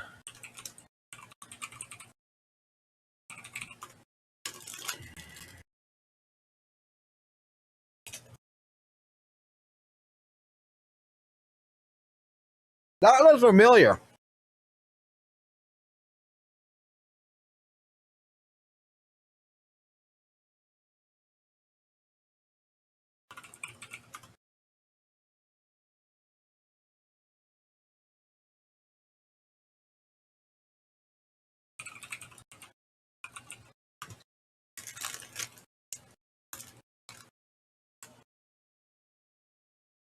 I swear I've seen this before. Like, I'm not bullshitting y'all. Like, I swear I've seen this before.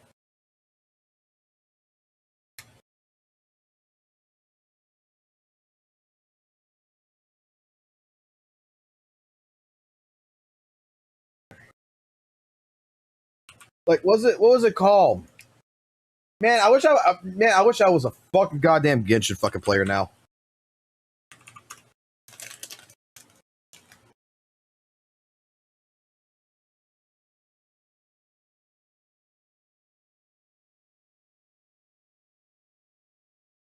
I swear to God, I've seen this before.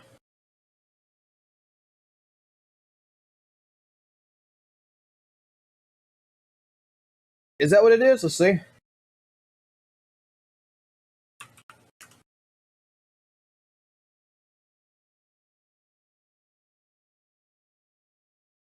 Is that what it is?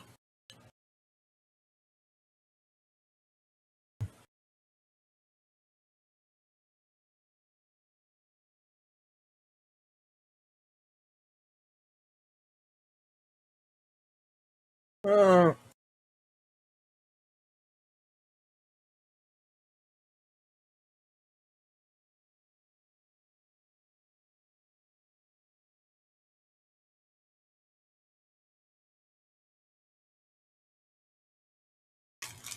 what do you think?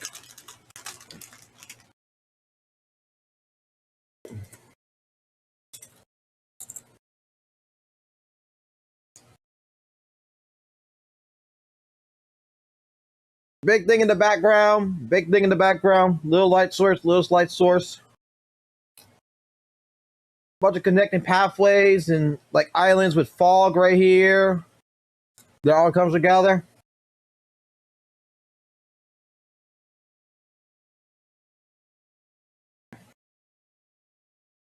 I'm just saying, it looked familiar to me. I know I've seen it.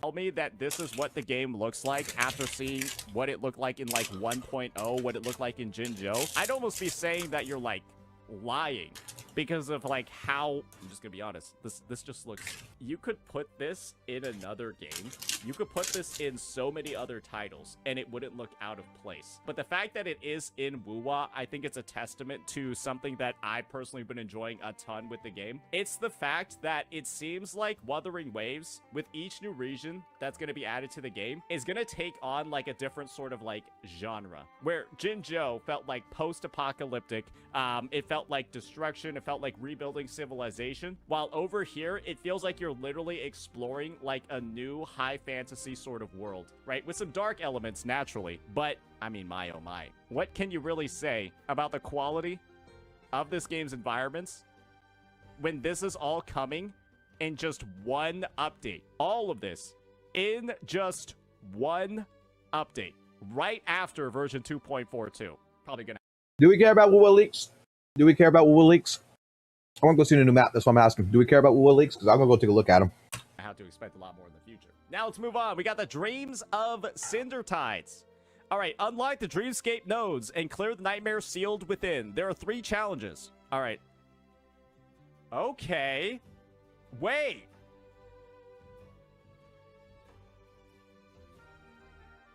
Wait. That's where the combat events are. Wait, so there are actually combat events. I guess they're just built into the new region. Yeah, this is like 3 difficulties. That's pretty substantial because I'm assuming there's going to be more than one of these. And so these should be like scattered across the map. These should be like scattered across the map. I'm imagining that there are multiple. There are 3 difficulties for each one, and I assume a healthy set of rewards. So, why don't they show this during the live stream? Why don't they? The combat events were in this update. They're just built into the new map. But they don't show any of this shit. And then, I mean, I understand it, right? It's to get us hyped about stuff. But one of the biggest points of critique that people have had is the fact that there weren't any combat events in the last update. And there didn't look like there were any in this update. I'm gonna be honest, I felt like this should have been shown in the live stream. And there are some people saying, right, oh, they've already done this before. They had Dreamscape challenges before, where you have like a set of criteria that pop open on the side.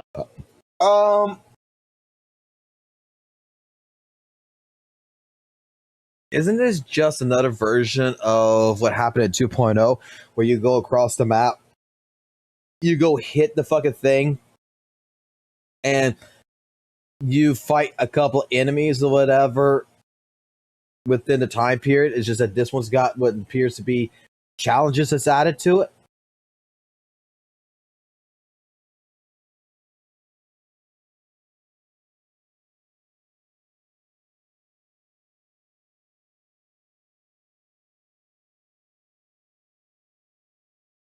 That you need to complete for like it's just regular this is literally stuff for the map in the overworld that have 3 different stages that you complete. That's literally just a permanent combat event built into the exploration. This is going to be permanent too. I almost guarantee that this is going to be permanent as well. No shit, So Sherlock. It does look like they're here. So I guess we all just got baited and switched. What else do they have? Marks of the Wild. Okay, so this is what they decided to show on the live stream instead of the combat events. This was like advertised on— Wait. We only got one combat event so far. Z.Z.Z's got 2 combat events. On the fucking live stream instead of the combat stuff.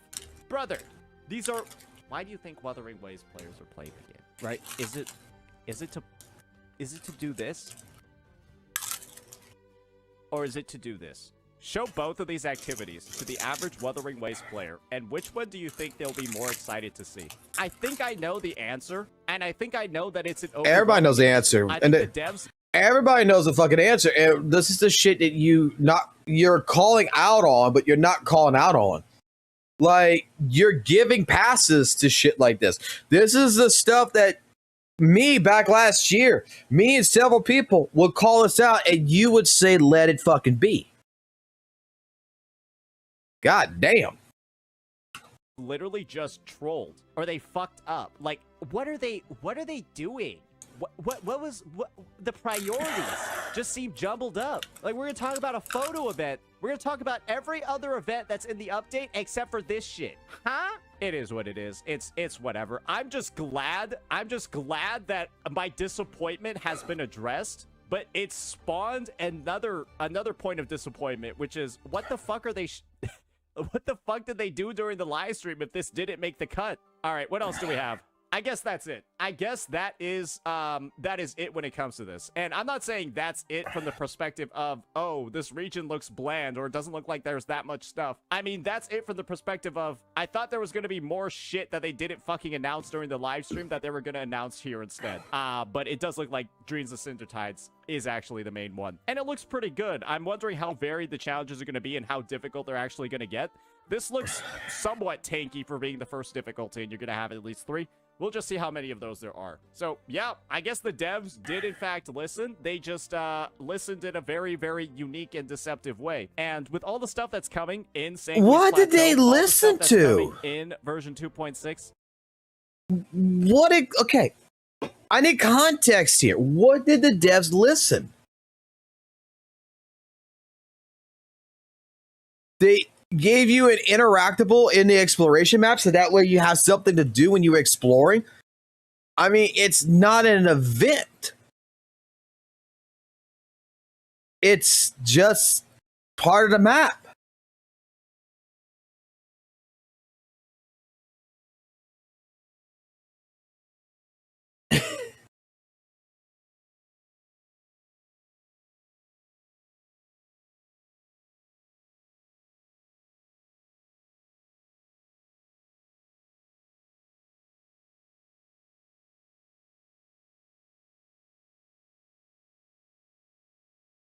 Oh, I ain't watching him for fucking an hour.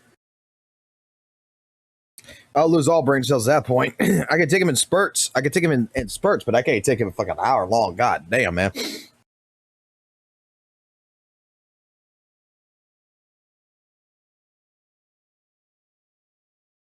What the fuck is this?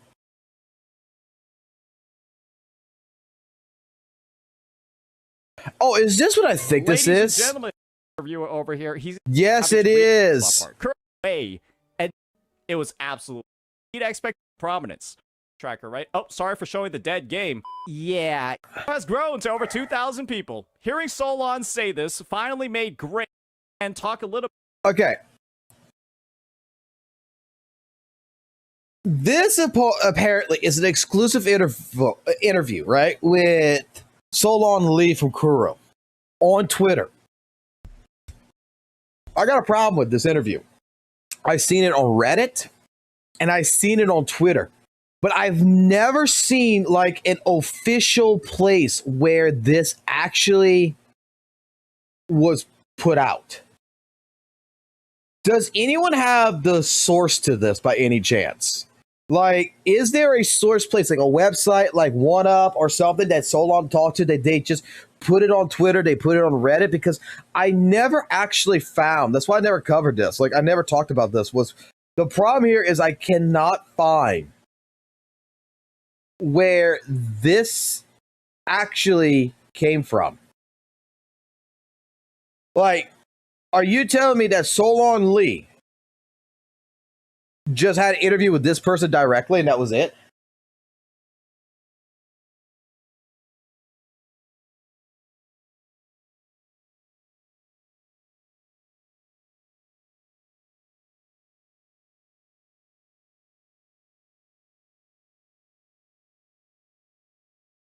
That was something I wanted to find.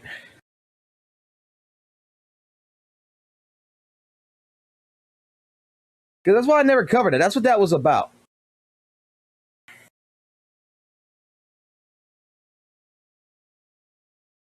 Ay, ay, ay.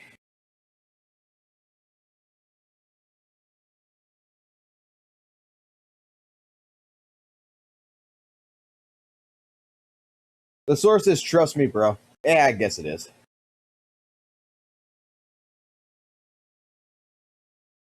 A few hours of Ragna? What the fuck is a few hours of Ragna?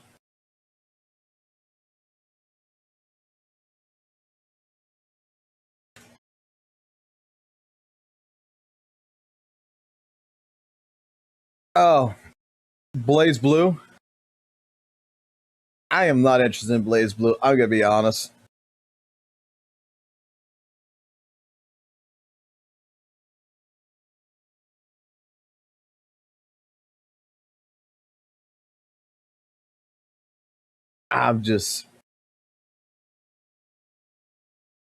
I'm waiting on food right now.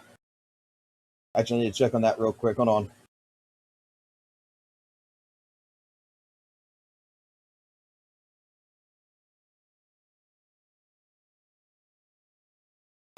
I'm just saying, I don't know where.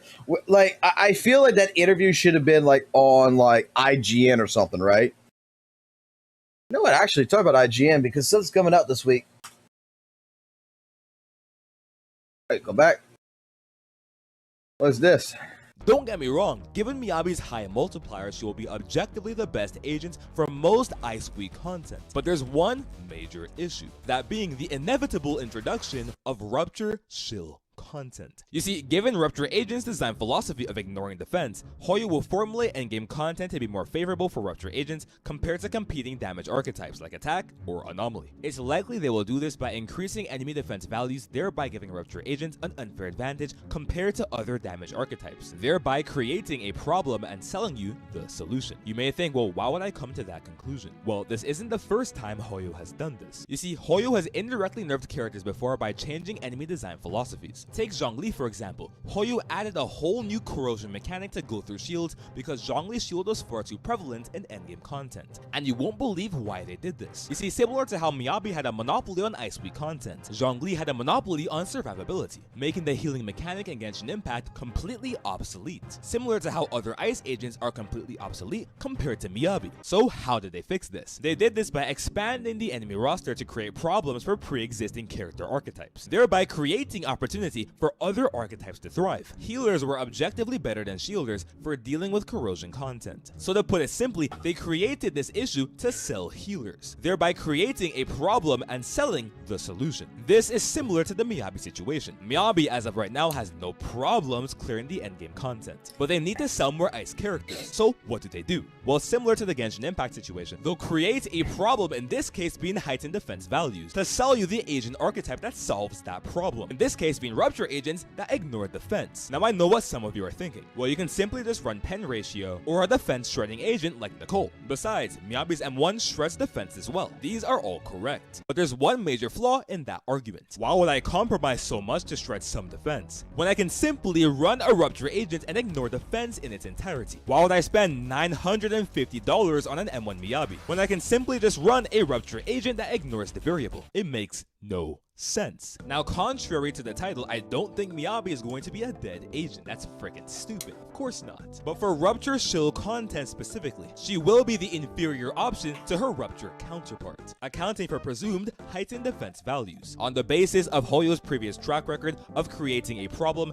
and selling the solution. Yes, there are agents that partially shred defense, and even mindscapes that help you do that as well. However, why would I settle for a band-aid partial solution to the defense problem, when a Rupture agent can just ignore all the defense and call it a day? TLDR, Miyabi is a great agent and she'll be fine, but for Rupture Shield content for the first time ever, she will not be the best option, and that's fine. But there's one more important thing. If you see a raging Miyabi main in the comment section, just let them know the title was just a joke, not to be taken seriously. Shout out to all my YouTube members and Discord boosters. That's about it. Peace out.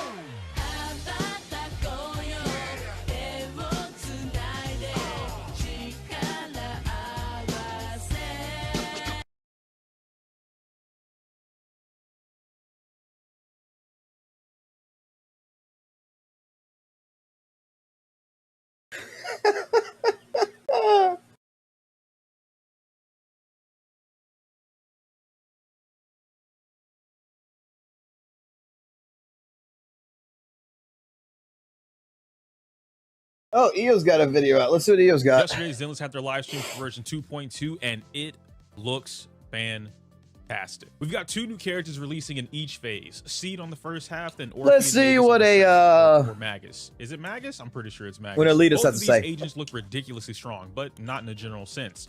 We'll talk about that more later. We also got some great teasers to the upcoming story in season 2, along with some sort of secret hint that Sambi is getting a rework just like Ellen. Bro, she just released 4 months ago. Like, I knew she was underperforming, but this is some pretty big news if it turns out to be true. In today's video, we'll be breaking down all of that. Which type of players are safe to skip this patch, the fact that Aftershock as a whole seems to finally be setting its pieces on the board, and my overall impressions of every new change they announced coming into the game. Let's talk about it.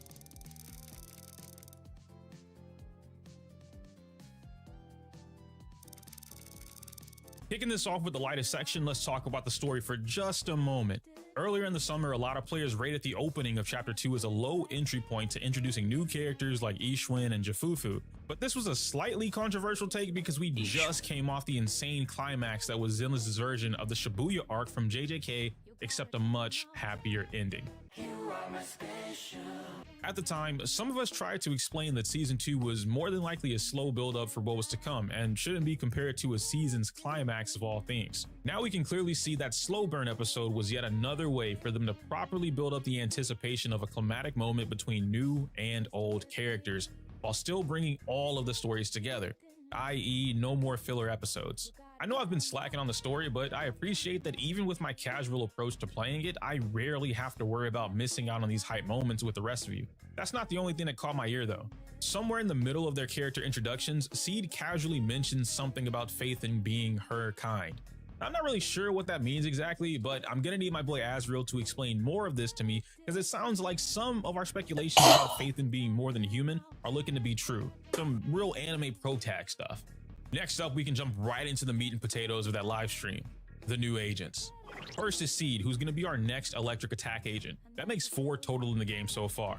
Anton, Harumasa, who we got for free, Soldier Zero Ambi is our most recent attack agent from 4 months ago, and now Seed. Let me explain her kit first, then I'll talk about some thoughts. From what I gathered, this girl functions as a main or sub DPS exceptionally well. It's rare we get a character that can perform adequately in multiple offensive departments, so I like this. Her core passive seems to be her most important attribute to focus on in the kit. It's pretty multi-layered, so rewind if you need to. Naturally, what happens is Seed will select the attack agent on the team that has the highest attack stat and deem her the Vanguard or her Vanguard, aka her partner.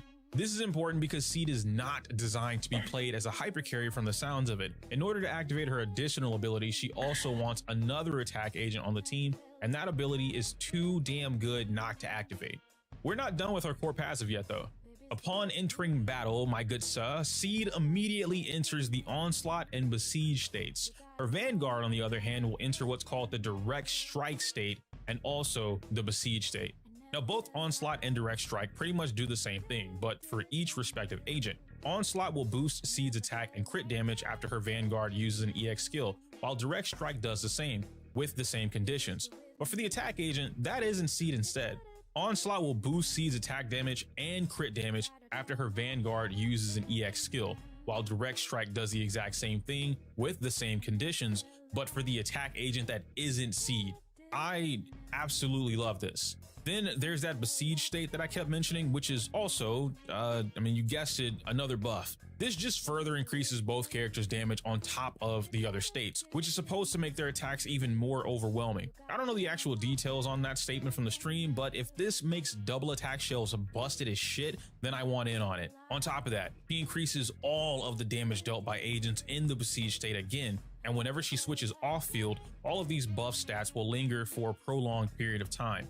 This is yet another hint in her kit that encourages a strong playstyle of switching back and forth between your attack agents. She also has a ridiculous additional ability that activates once another attack agent is in the squad. When Seed deals damage as the driver, which basically means she's the one that's on field, she helps regenerate energy for her Vanguard. Any energy spent by them will then replenish that big-ass Gundam's steel charge meter, which helps Seed do more of those big-ass missile combo attacks. This same ability also converts her skills and ultimates to have even more increased damage on top of resistance shred.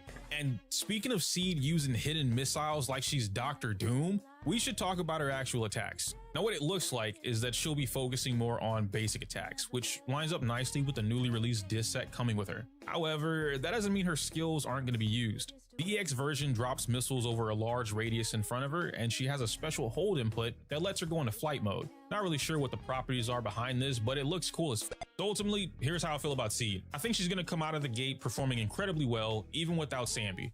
Now at the moment, Sambi looks to be her best partner because the two of them significantly benefit each other in any team show, but I'm more interested in which other attack agents she'll perform amazing with. Now off the top of my head, Soldier 11, Ellen, and Nekomata stand out to me the most because all of their kits work better in teams that have a good structure of mostly on, but sometimes off combat. Now of course there's the hyper carry option, but it honestly feels like a waste to not bring another attack agent on the squad when she's given so many of these buffs. I don't know, I'll see you next week though. After Seed, we have Orphe and Magus coming in the second phase of this patch. This character was the one I was most interested in, but after some thorough back and forths, I think I'm gonna have to pull Mindscapes in order to make her the main DPS that I want to. Orphe is a fire attack agent who looks like a ram firing. Magus is also a fire attack agent, or rather, she's the tail, who pretty much does all the attacking while swinging Orphe around the field. This is our first character like this, and for a moment I thought she'd be closer to a puppet style where Magus just mind controlled the body and did whatever she wanted, but I think this way is pretty cool too. Her kit is designed with being a damn good sub DPS in mind. I'm guessing that's why they started her character demo off with her skills instead of explaining what her core passive was. So Corrosive Flash was the name of the skill that we first saw, and this move was a little confusing to me. It's a skill, so I know the button can be pressed, but the explanation given during their live stream was that it fires multiple laser beams to attack the enemies off field, dealing fire damage and restoring bottled heat. Now, because of how this explained it and because of what I saw, I'm just assuming she auto activates her skill, or this specific skill, when she's off the field. Her EX version does the same thing, but the laser beams turn into a laser barrage. And then Orphe also has a hold input to her EX skill, and this does a couple of things that makes you want to use it consistently. The longer you hold the skill, the more damage it does. They didn't say it during the live stream, but we can see it happening on the screen here. Heat Barrage causes a quick assist. This is either going to be forwards or backwards, but I assume it's forward so it works in tandem with Trigger. The skill also has an auto parry or fully invulnerable property where if she gets hit while doing the Heat Barrage, it increases her damage again, along with the most important buff of all. After any one of these hits connects with an enemy, all squad members gain the zeroed in effect, which gives a massive attack boost based on Orphe's. I'm not really interested in these characters, to be honest. Shots in this state extend the duration of that, possibly making it a permanent uptime once started. And if you have a support or stunner on the team, then the zeroed in effect also has defense ignore on aftershock attacks specifically. Personally, I think this is going to be massive for team value and performance. If all squad members are gaining this huge attack boost, then the other values from the team start to even out or even double down. Astra as a support, well, now you possibly get a free 2,000 to 3,000 plus attack boost. If Sambi or Seed is the attacker on the team, then now you're getting a bunch of attack, crit damage, and putting the pressure on the enemy continuously. Then there's the obvious Trigger or Jafufu, who naturally do their aftershocks off field. But specifically in Trigger's case, her W engine shreds defense. It low-key feels like the devs are trying to build a stronger, more complete version of a team that's always on the offense. Her ultimate, called Dance with Fire, is also pretty cool to think about. It's a giant beam of fire that Magus shoots from midair, and Mr. Z in the live stream specifically used the phrase suppress the enemy, which made me look into the clip a bit further. You see how Dullahan gets stunted for a second there after Orphe pops the ult? Then for the entire duration, Dullahan can't actually move? I think this ult has the ability to lock down bosses, which just means to make them immobile so you don't have to worry about them fighting back. The ult also triggers a quick assist, which works just like Bernice's from what it seems, and activating that quick assist extends the duration of Dance with Fire even further. There's not really a lot for me to say about this character at the moment, besides I want to test out how she works with the other Aftershock agents as much as possible. From my own assumptions, I think she's setting up Aftershock agents to be a stronger, consistent team comp that can climb to the same performance levels of Anomaly. Now, I'm personally excited for this, but I kind of wish there was also an A rank release that was either an Aftershock DPS to help players who don't have Seed or Sambi, but they really want Orphe. Now let's talk about which 4 characters are going to be on the upcoming banners. In the first half, we have Seed and Trigger, which is obviously the most ideal pair for an attack and stun agent, but this is also a situation that's hard for free-to-plays who want to invest in the Aftershock comp. I'll go more into detail with that in another video on who to pull and which one is better for you, but right now I'd say it's completely dependent on your account because both of these agents have incredible pull value. Maybe Seed has less value for current Sambi owners because we also got confirmation she is going to be the next official character to get reworked. But even that is up in the air because Seed gives an absurd amount of buffs. Right beside Seed is going to be Trigger, and she's had her ups and downs in the meta, an off-field stun agent that is typically any Aftershock DPS's main partner. But recently, in the last couple of months, she's found herself fitting into more Anomaly teams than the original few. And with Alice currently being on the banner, that team with her, Trigger, and Yuzuha in particular, they've just been stomping on most, if not all, forms of content currently in the game. Trigger's biggest gripe is that her kit by itself isn't really all that, but as soon as you add her W engine, then she becomes one of the best, if not the second best stunner in the game. While I don't believe every DPS wants her, she's quickly making her way into the category where if you build her specifically for your team, then you can make her work. And that's all I've ever wanted from this agent to begin with. In the second half, we'll be getting Orphe and Evelynn. Honestly, this looks more like a which attack comp do you want to invest in the banner. It's easier for a player to pick and choose on this side compared to the first, but it's still hard for someone who is collecting Seed, then immediately going after Orphe. The main issue is how stacked building a strong Aftershock team is at the moment, and that's more so because they keep stacking Aftershock teammates back to back. We don't have an A-rank DPS that benefits from Aftershock either, so your only option as a player is like I said, I'm more interested in Evelynn and Trigger. Orphe and Magus to be a main DPS. On the other hand, we have Evelynn, who is currently the strongest attack DPS agent we have in the game right now. There aren't any strict requirements besides really wanting lighter, but even then, she has some great options to fill the gap. Poleta for the free-to-play, Okra, Jafufu, and a few more. Her support option isn't limited to only Astra either, so this is definitely the safer option for a player if they want a strong attack agent right now, and they have the patience to observe how the meta unfolds to pick up their next unit. Neither choice is going to set you up for failure, but one requires more investment than the other. Finally, we can speed blitz some of the new quality of life changes and additional gear coming into the game. Did you guys see that new Deadly Assault boss? Did you see those thighs? I know I can see her ass jiggle from the front. No, I saw the cancer tits. I need it. I need it. I'm ready to have her babies, especially if she's an evil queen trying to destroy humankind. I'm hard. There's finally going to be. All right, something's wrong with EO, man. Something's wrong with EO. Huge plus. Sambi and possibly Soldier 11 as well, getting their reworks announced is major. We were all just talking about Sambi underperforming, and now we see this. Don't ever tell me the devs don't pay attention to their favorites. Lastly, we're getting 2 new disk drives that serve some pretty unique purposes, but look incredibly strong for doing just that. Dawn's Bloom and Moonlight Lullaby. Dawn's Bloom is rocking a huge basic attack amp for the set, plus 20% basic attack damage for the 4-piece, then another 20% increase for attack agents only after they use an EX skill or ultimate. Oh, and then the 2-piece also offers its own 20% basic attack boost. That's 60% increase, isn't it? Ellen is about to eat good. The second set is Moonlight Lullaby, which almost looks like a better Astral voice. There's some key differences between the two, and Astral has a higher attack percent boost, but I think in the event you're already getting a big attack percent boost, then this set might be for you. Moonlight's 4-piece bonus is exclusive to supports only, giving them an 18% team-wide damage boost, also after using an EX skill or ultimate, but the 2-piece brings a 20% energy regen to their stats. A character like Astra will continue using Astral, I'm pretty sure, but someone else like Lucy or Nicole or even Rena might benefit tremendously from this. But then again, those 3 characters in particular excel as supports because of their ability to use a variety of builds. Then there's that new Ether support Lucia that Twitter just drip fed last night. I don't know.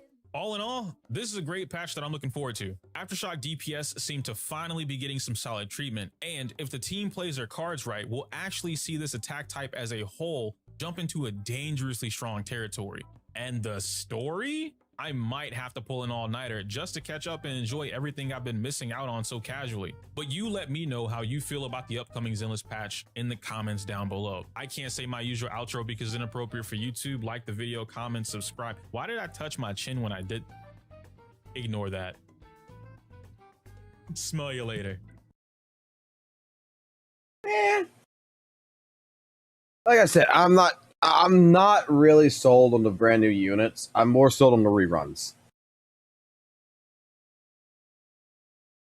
That's just me. What's our boy Blue Panda got going here? My name's Rune, and Where's our Blue Panda got here? The Agent tier list video, it's an hour long. Yeah, we can watch a good bit of it, I guess. Hey everyone, my name's Rune, and today we're going to be going through my personal tier list on where I think every character in Zenless Zone Zero stands. This tier list will consider all I did S say ranks this to Alice too, and I like M0, Alice. W1, and all A ranks to be M6, W5. Little disclaimer, there are a couple of times where I talk about characters requiring W engines as if it matters within the tier list, so feel free to disregard some of those points. And also, I will be talking about each character within the context of their best team possible, so please keep that in mind. Be sure to leave a like on the video and consider subscribing afterwards. Without further ado, let's get into it. I believe we've got all of the prerequisites out of the way. So, ladies and gentlemen, we are going to be putting together my personal tier list on how strong I think each and every character in Zenless Zone Zero is at the moment of 2.1, with Alice being the recent release. I'm going to go over the pros and the cons for each character that I've put. These are my final opinions. I'm not willing to be swayed. I'm not willing to be convinced. This is just who I think is the strongest and who I think is the weakest. So, first off, we've got 4 roles. We've got DPS, we've got sub DPS, we've got stunners, and then we've got supports. Defense agents go in the support class because defense is a wash support class. There will be multiple of the same character for the sub DPS role because there are, a couple different ones. And we have considered DPS Ben for the DPS role. Spoilers, he's not that high.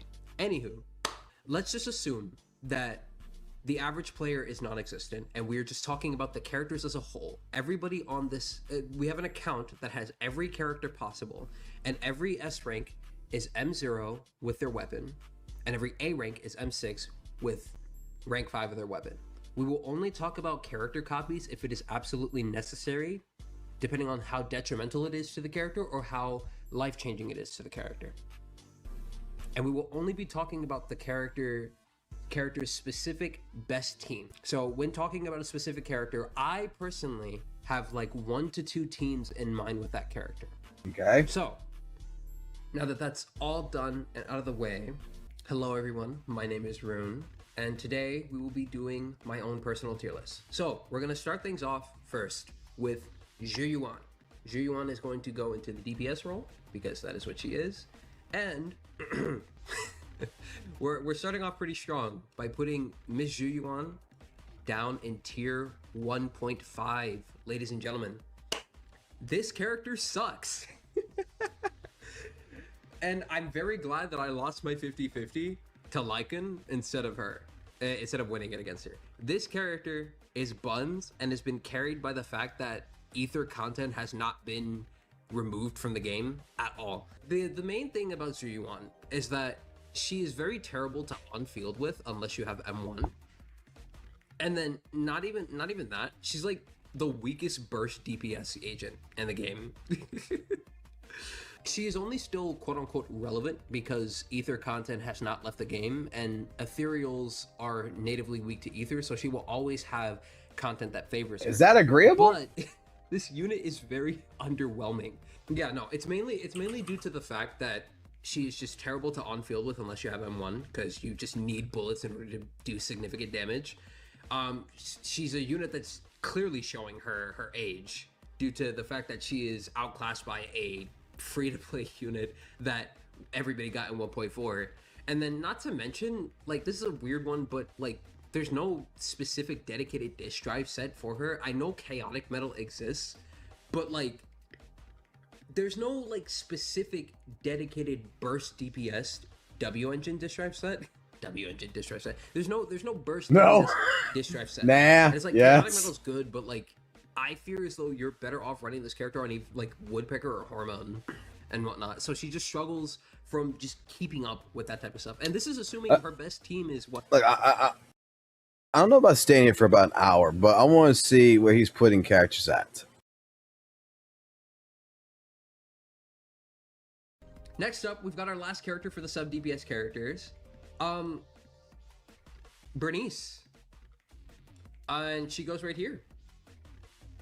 Actually, no, she goes at the bottom of tier 1. This character, okay, a lot of people are gonna hate me for this, but this character is not as good as people are hyping her up to be. This character is fucking terrible.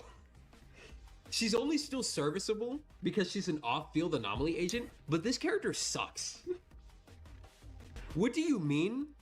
Her skill specific, her passive specific resource is tied to her energy. What? What are we doing? What are we talking about here? Let me check my notes. The only thing going for this character is that she has a dedicated disk drive set and that she's an off-field anomaly with an insane buildup. But that's it. He's putting Bernice. Changing rotations, or rather the way how you play the team. All right, let's get the full list. Yo, what were they doing creating this character, man? Endgame that slightly gets updates, and people use her for comfort. Granted, lying for fun. She doesn't have a quick assist. Half of the defense class have quick assists, half of them don't. Dude, this character's fucking buns. The 1k attack buff is tied to the shield, and it goes away when the shield's depleted. So your gun Zuyuan. Did you have like a? Did you by some chance He's so put? fucking for real. No. Yeah, no. He literally only exists to be like a Jane. But Seth interrupts. You can stun lock enemies if the guys. Oh shit, that's way too far. This is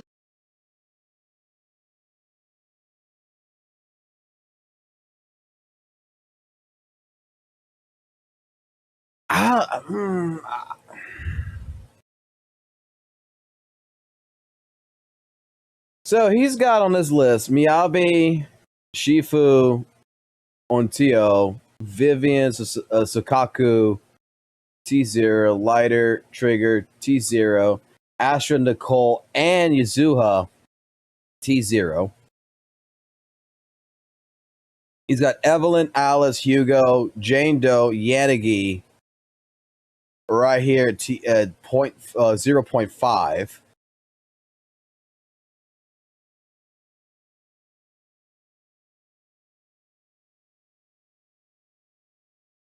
I don't know.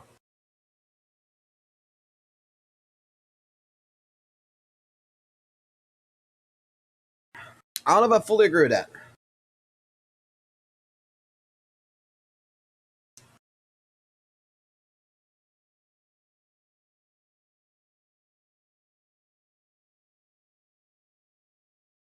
Maybe.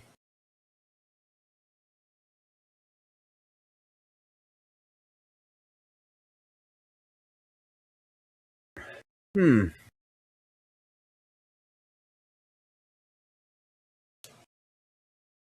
know what? I kind of feel like maybe I think maybe it might be time to start looking at doing a tier list.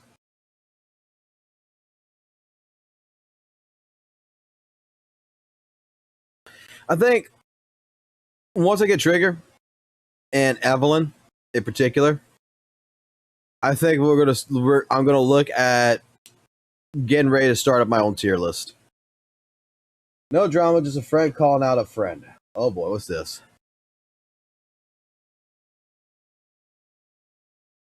What is this? You may know Floss Non. Oh, I've seen this. Hearted, insightful gotcha YouTuber. I saw this. I know him as a good person as well. But what if I told you he's hiding a deep, dark secret? Not only is his Soldier 11 a complete fraud, but he also cheated on her in 4K. And I see this guy flossing on you, flossing with a That's true, he did say AM6. thereby abandoning his wife, Soldier 11. You see, approximately 2 months ago, Soldier 11 was nowhere to be found on his favorite agent list. But how, you might ask, how does the Soldier 11 King not even have his favorite hero in his most played agents? Well, that's because he's being caught cheating in 4K. You see, it was leaked in 4K he was flossing with Piper in his backyard while smoking a fat pack. Is this your family-friendly YouTuber? Is this your king? Smoking in 4K outside his own house while cheating on his girl, Soldier 11. But there's one more thing. Jarvis analyzed his profile picture. That's not Soldier 11. That's Hu Tao from the hit game Genshin Impact. Are you telling me you like Hu Tao more than Soldier 11?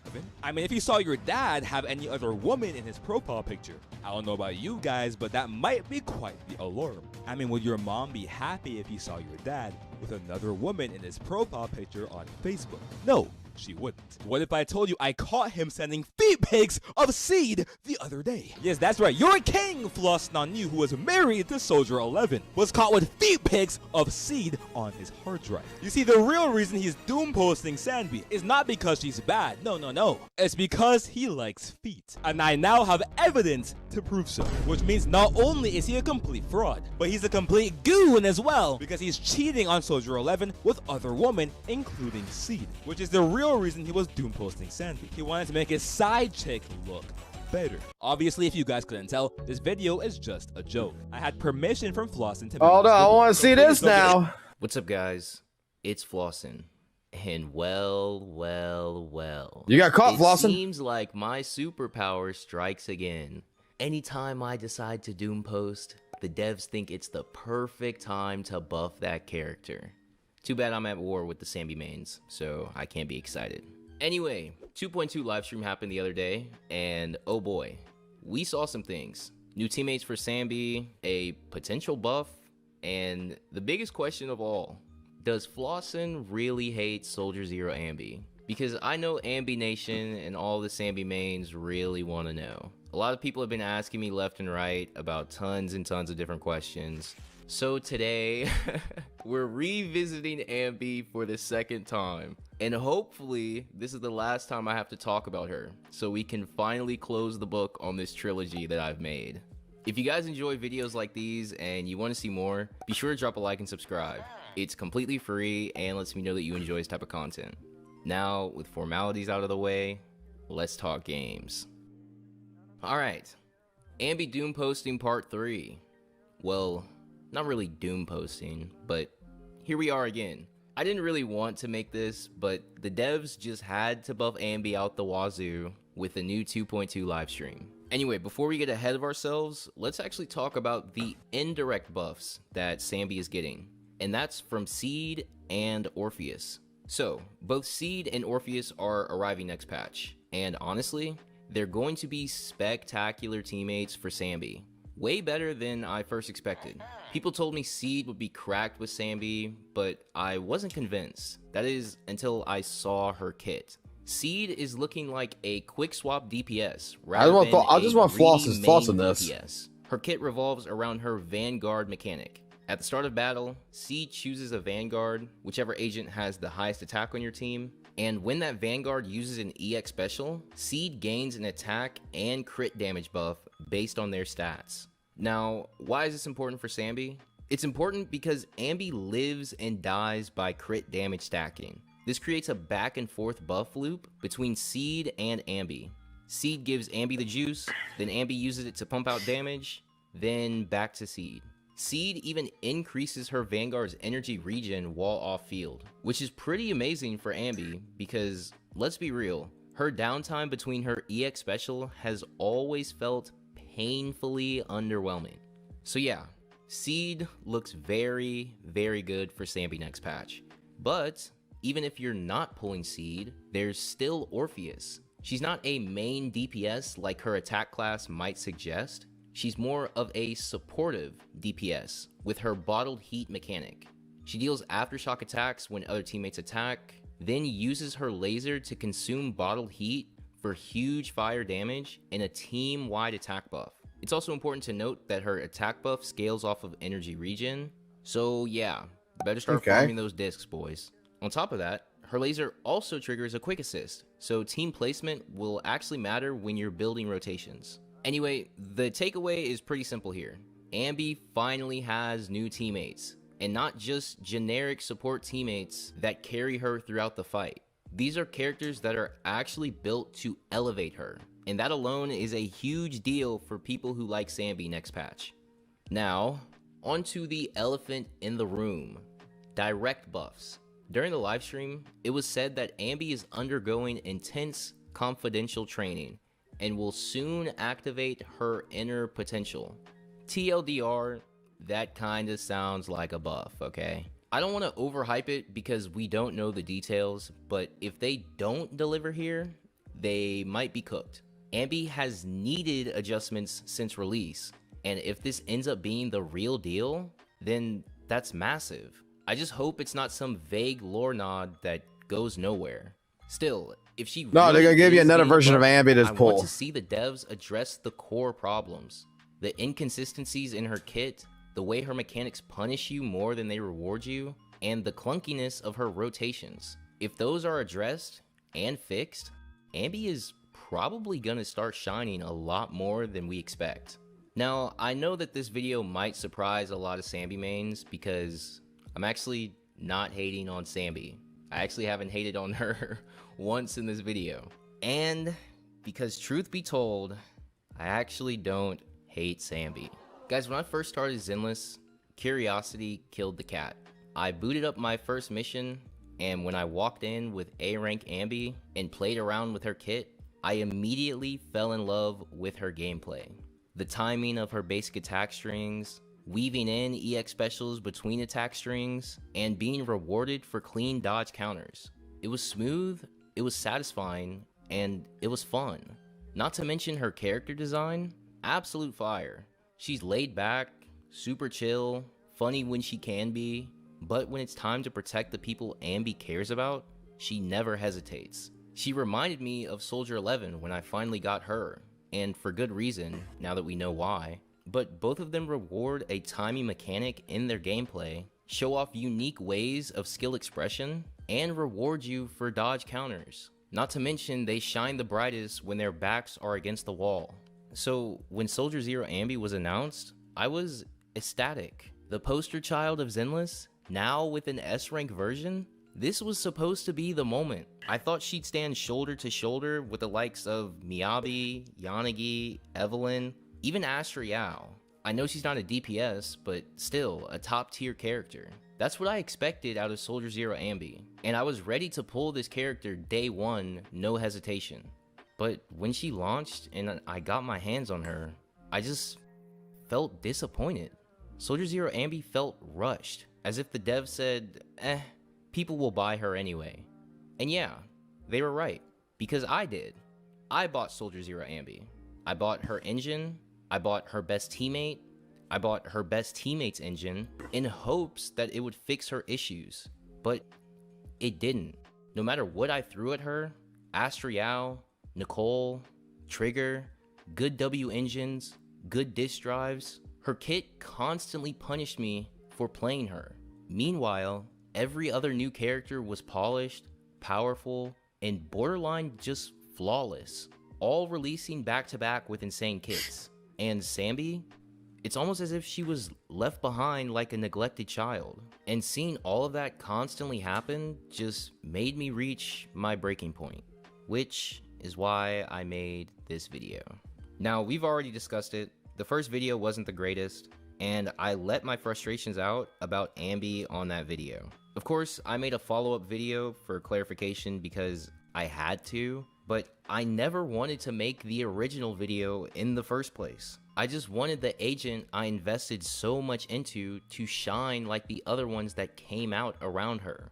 And instead, I got disappointment, I got inconsistency, and I got punished for believing in her. So if anybody expected me to hate on Sambi in this video, I'm sorry to burst your bubble.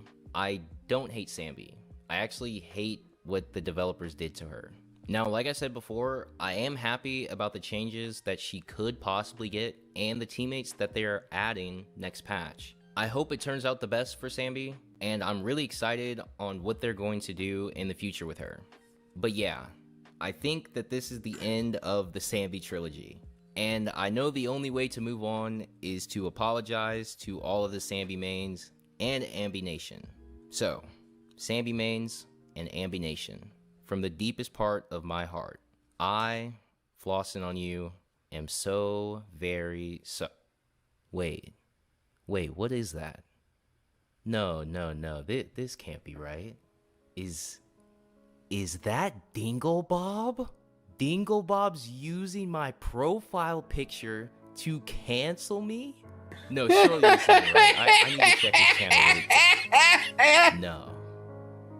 What is this? Is this your king smoking in 4K outside his own house? Are you telling me you like Hu Tao more than Soldier 11? What if I told you I caught him sending feet pics of Seed the other day? Yes, that's right. Your king flossing on you, who was married to Soldier 11, was caught with feet pics of Seed on his hard drive. It's because he likes feet, and I now have evidence to prove so.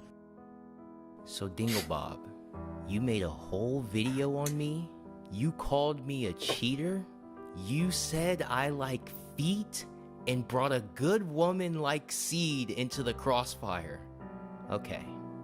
You know what? Forget the apology. I'm never apologizing. In fact, I meant every word I ever said about Soldier Zero Ambi. She is terrible. She is horrendous. And I hope whatever little buff that you're expecting for her is 30 times worse than Ellen Jones rework. From this day on, I will be pushing the Seed agenda. No more Sambi.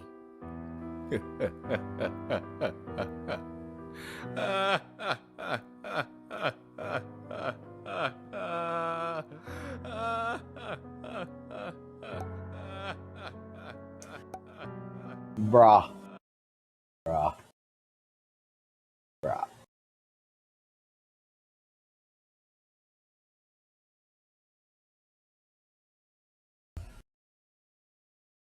Well, I mean, at least Z.Z.Z is doing good in terms of when it comes to revenue.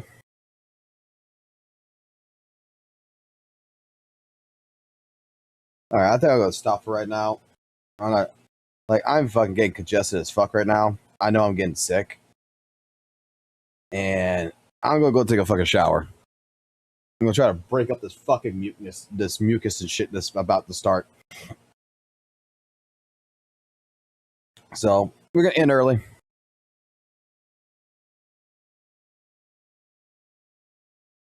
You had an opportunity to do the Pirate Software voice line? Yep. But so I'm gonna call it. I'll check back with you guys later. Y'all have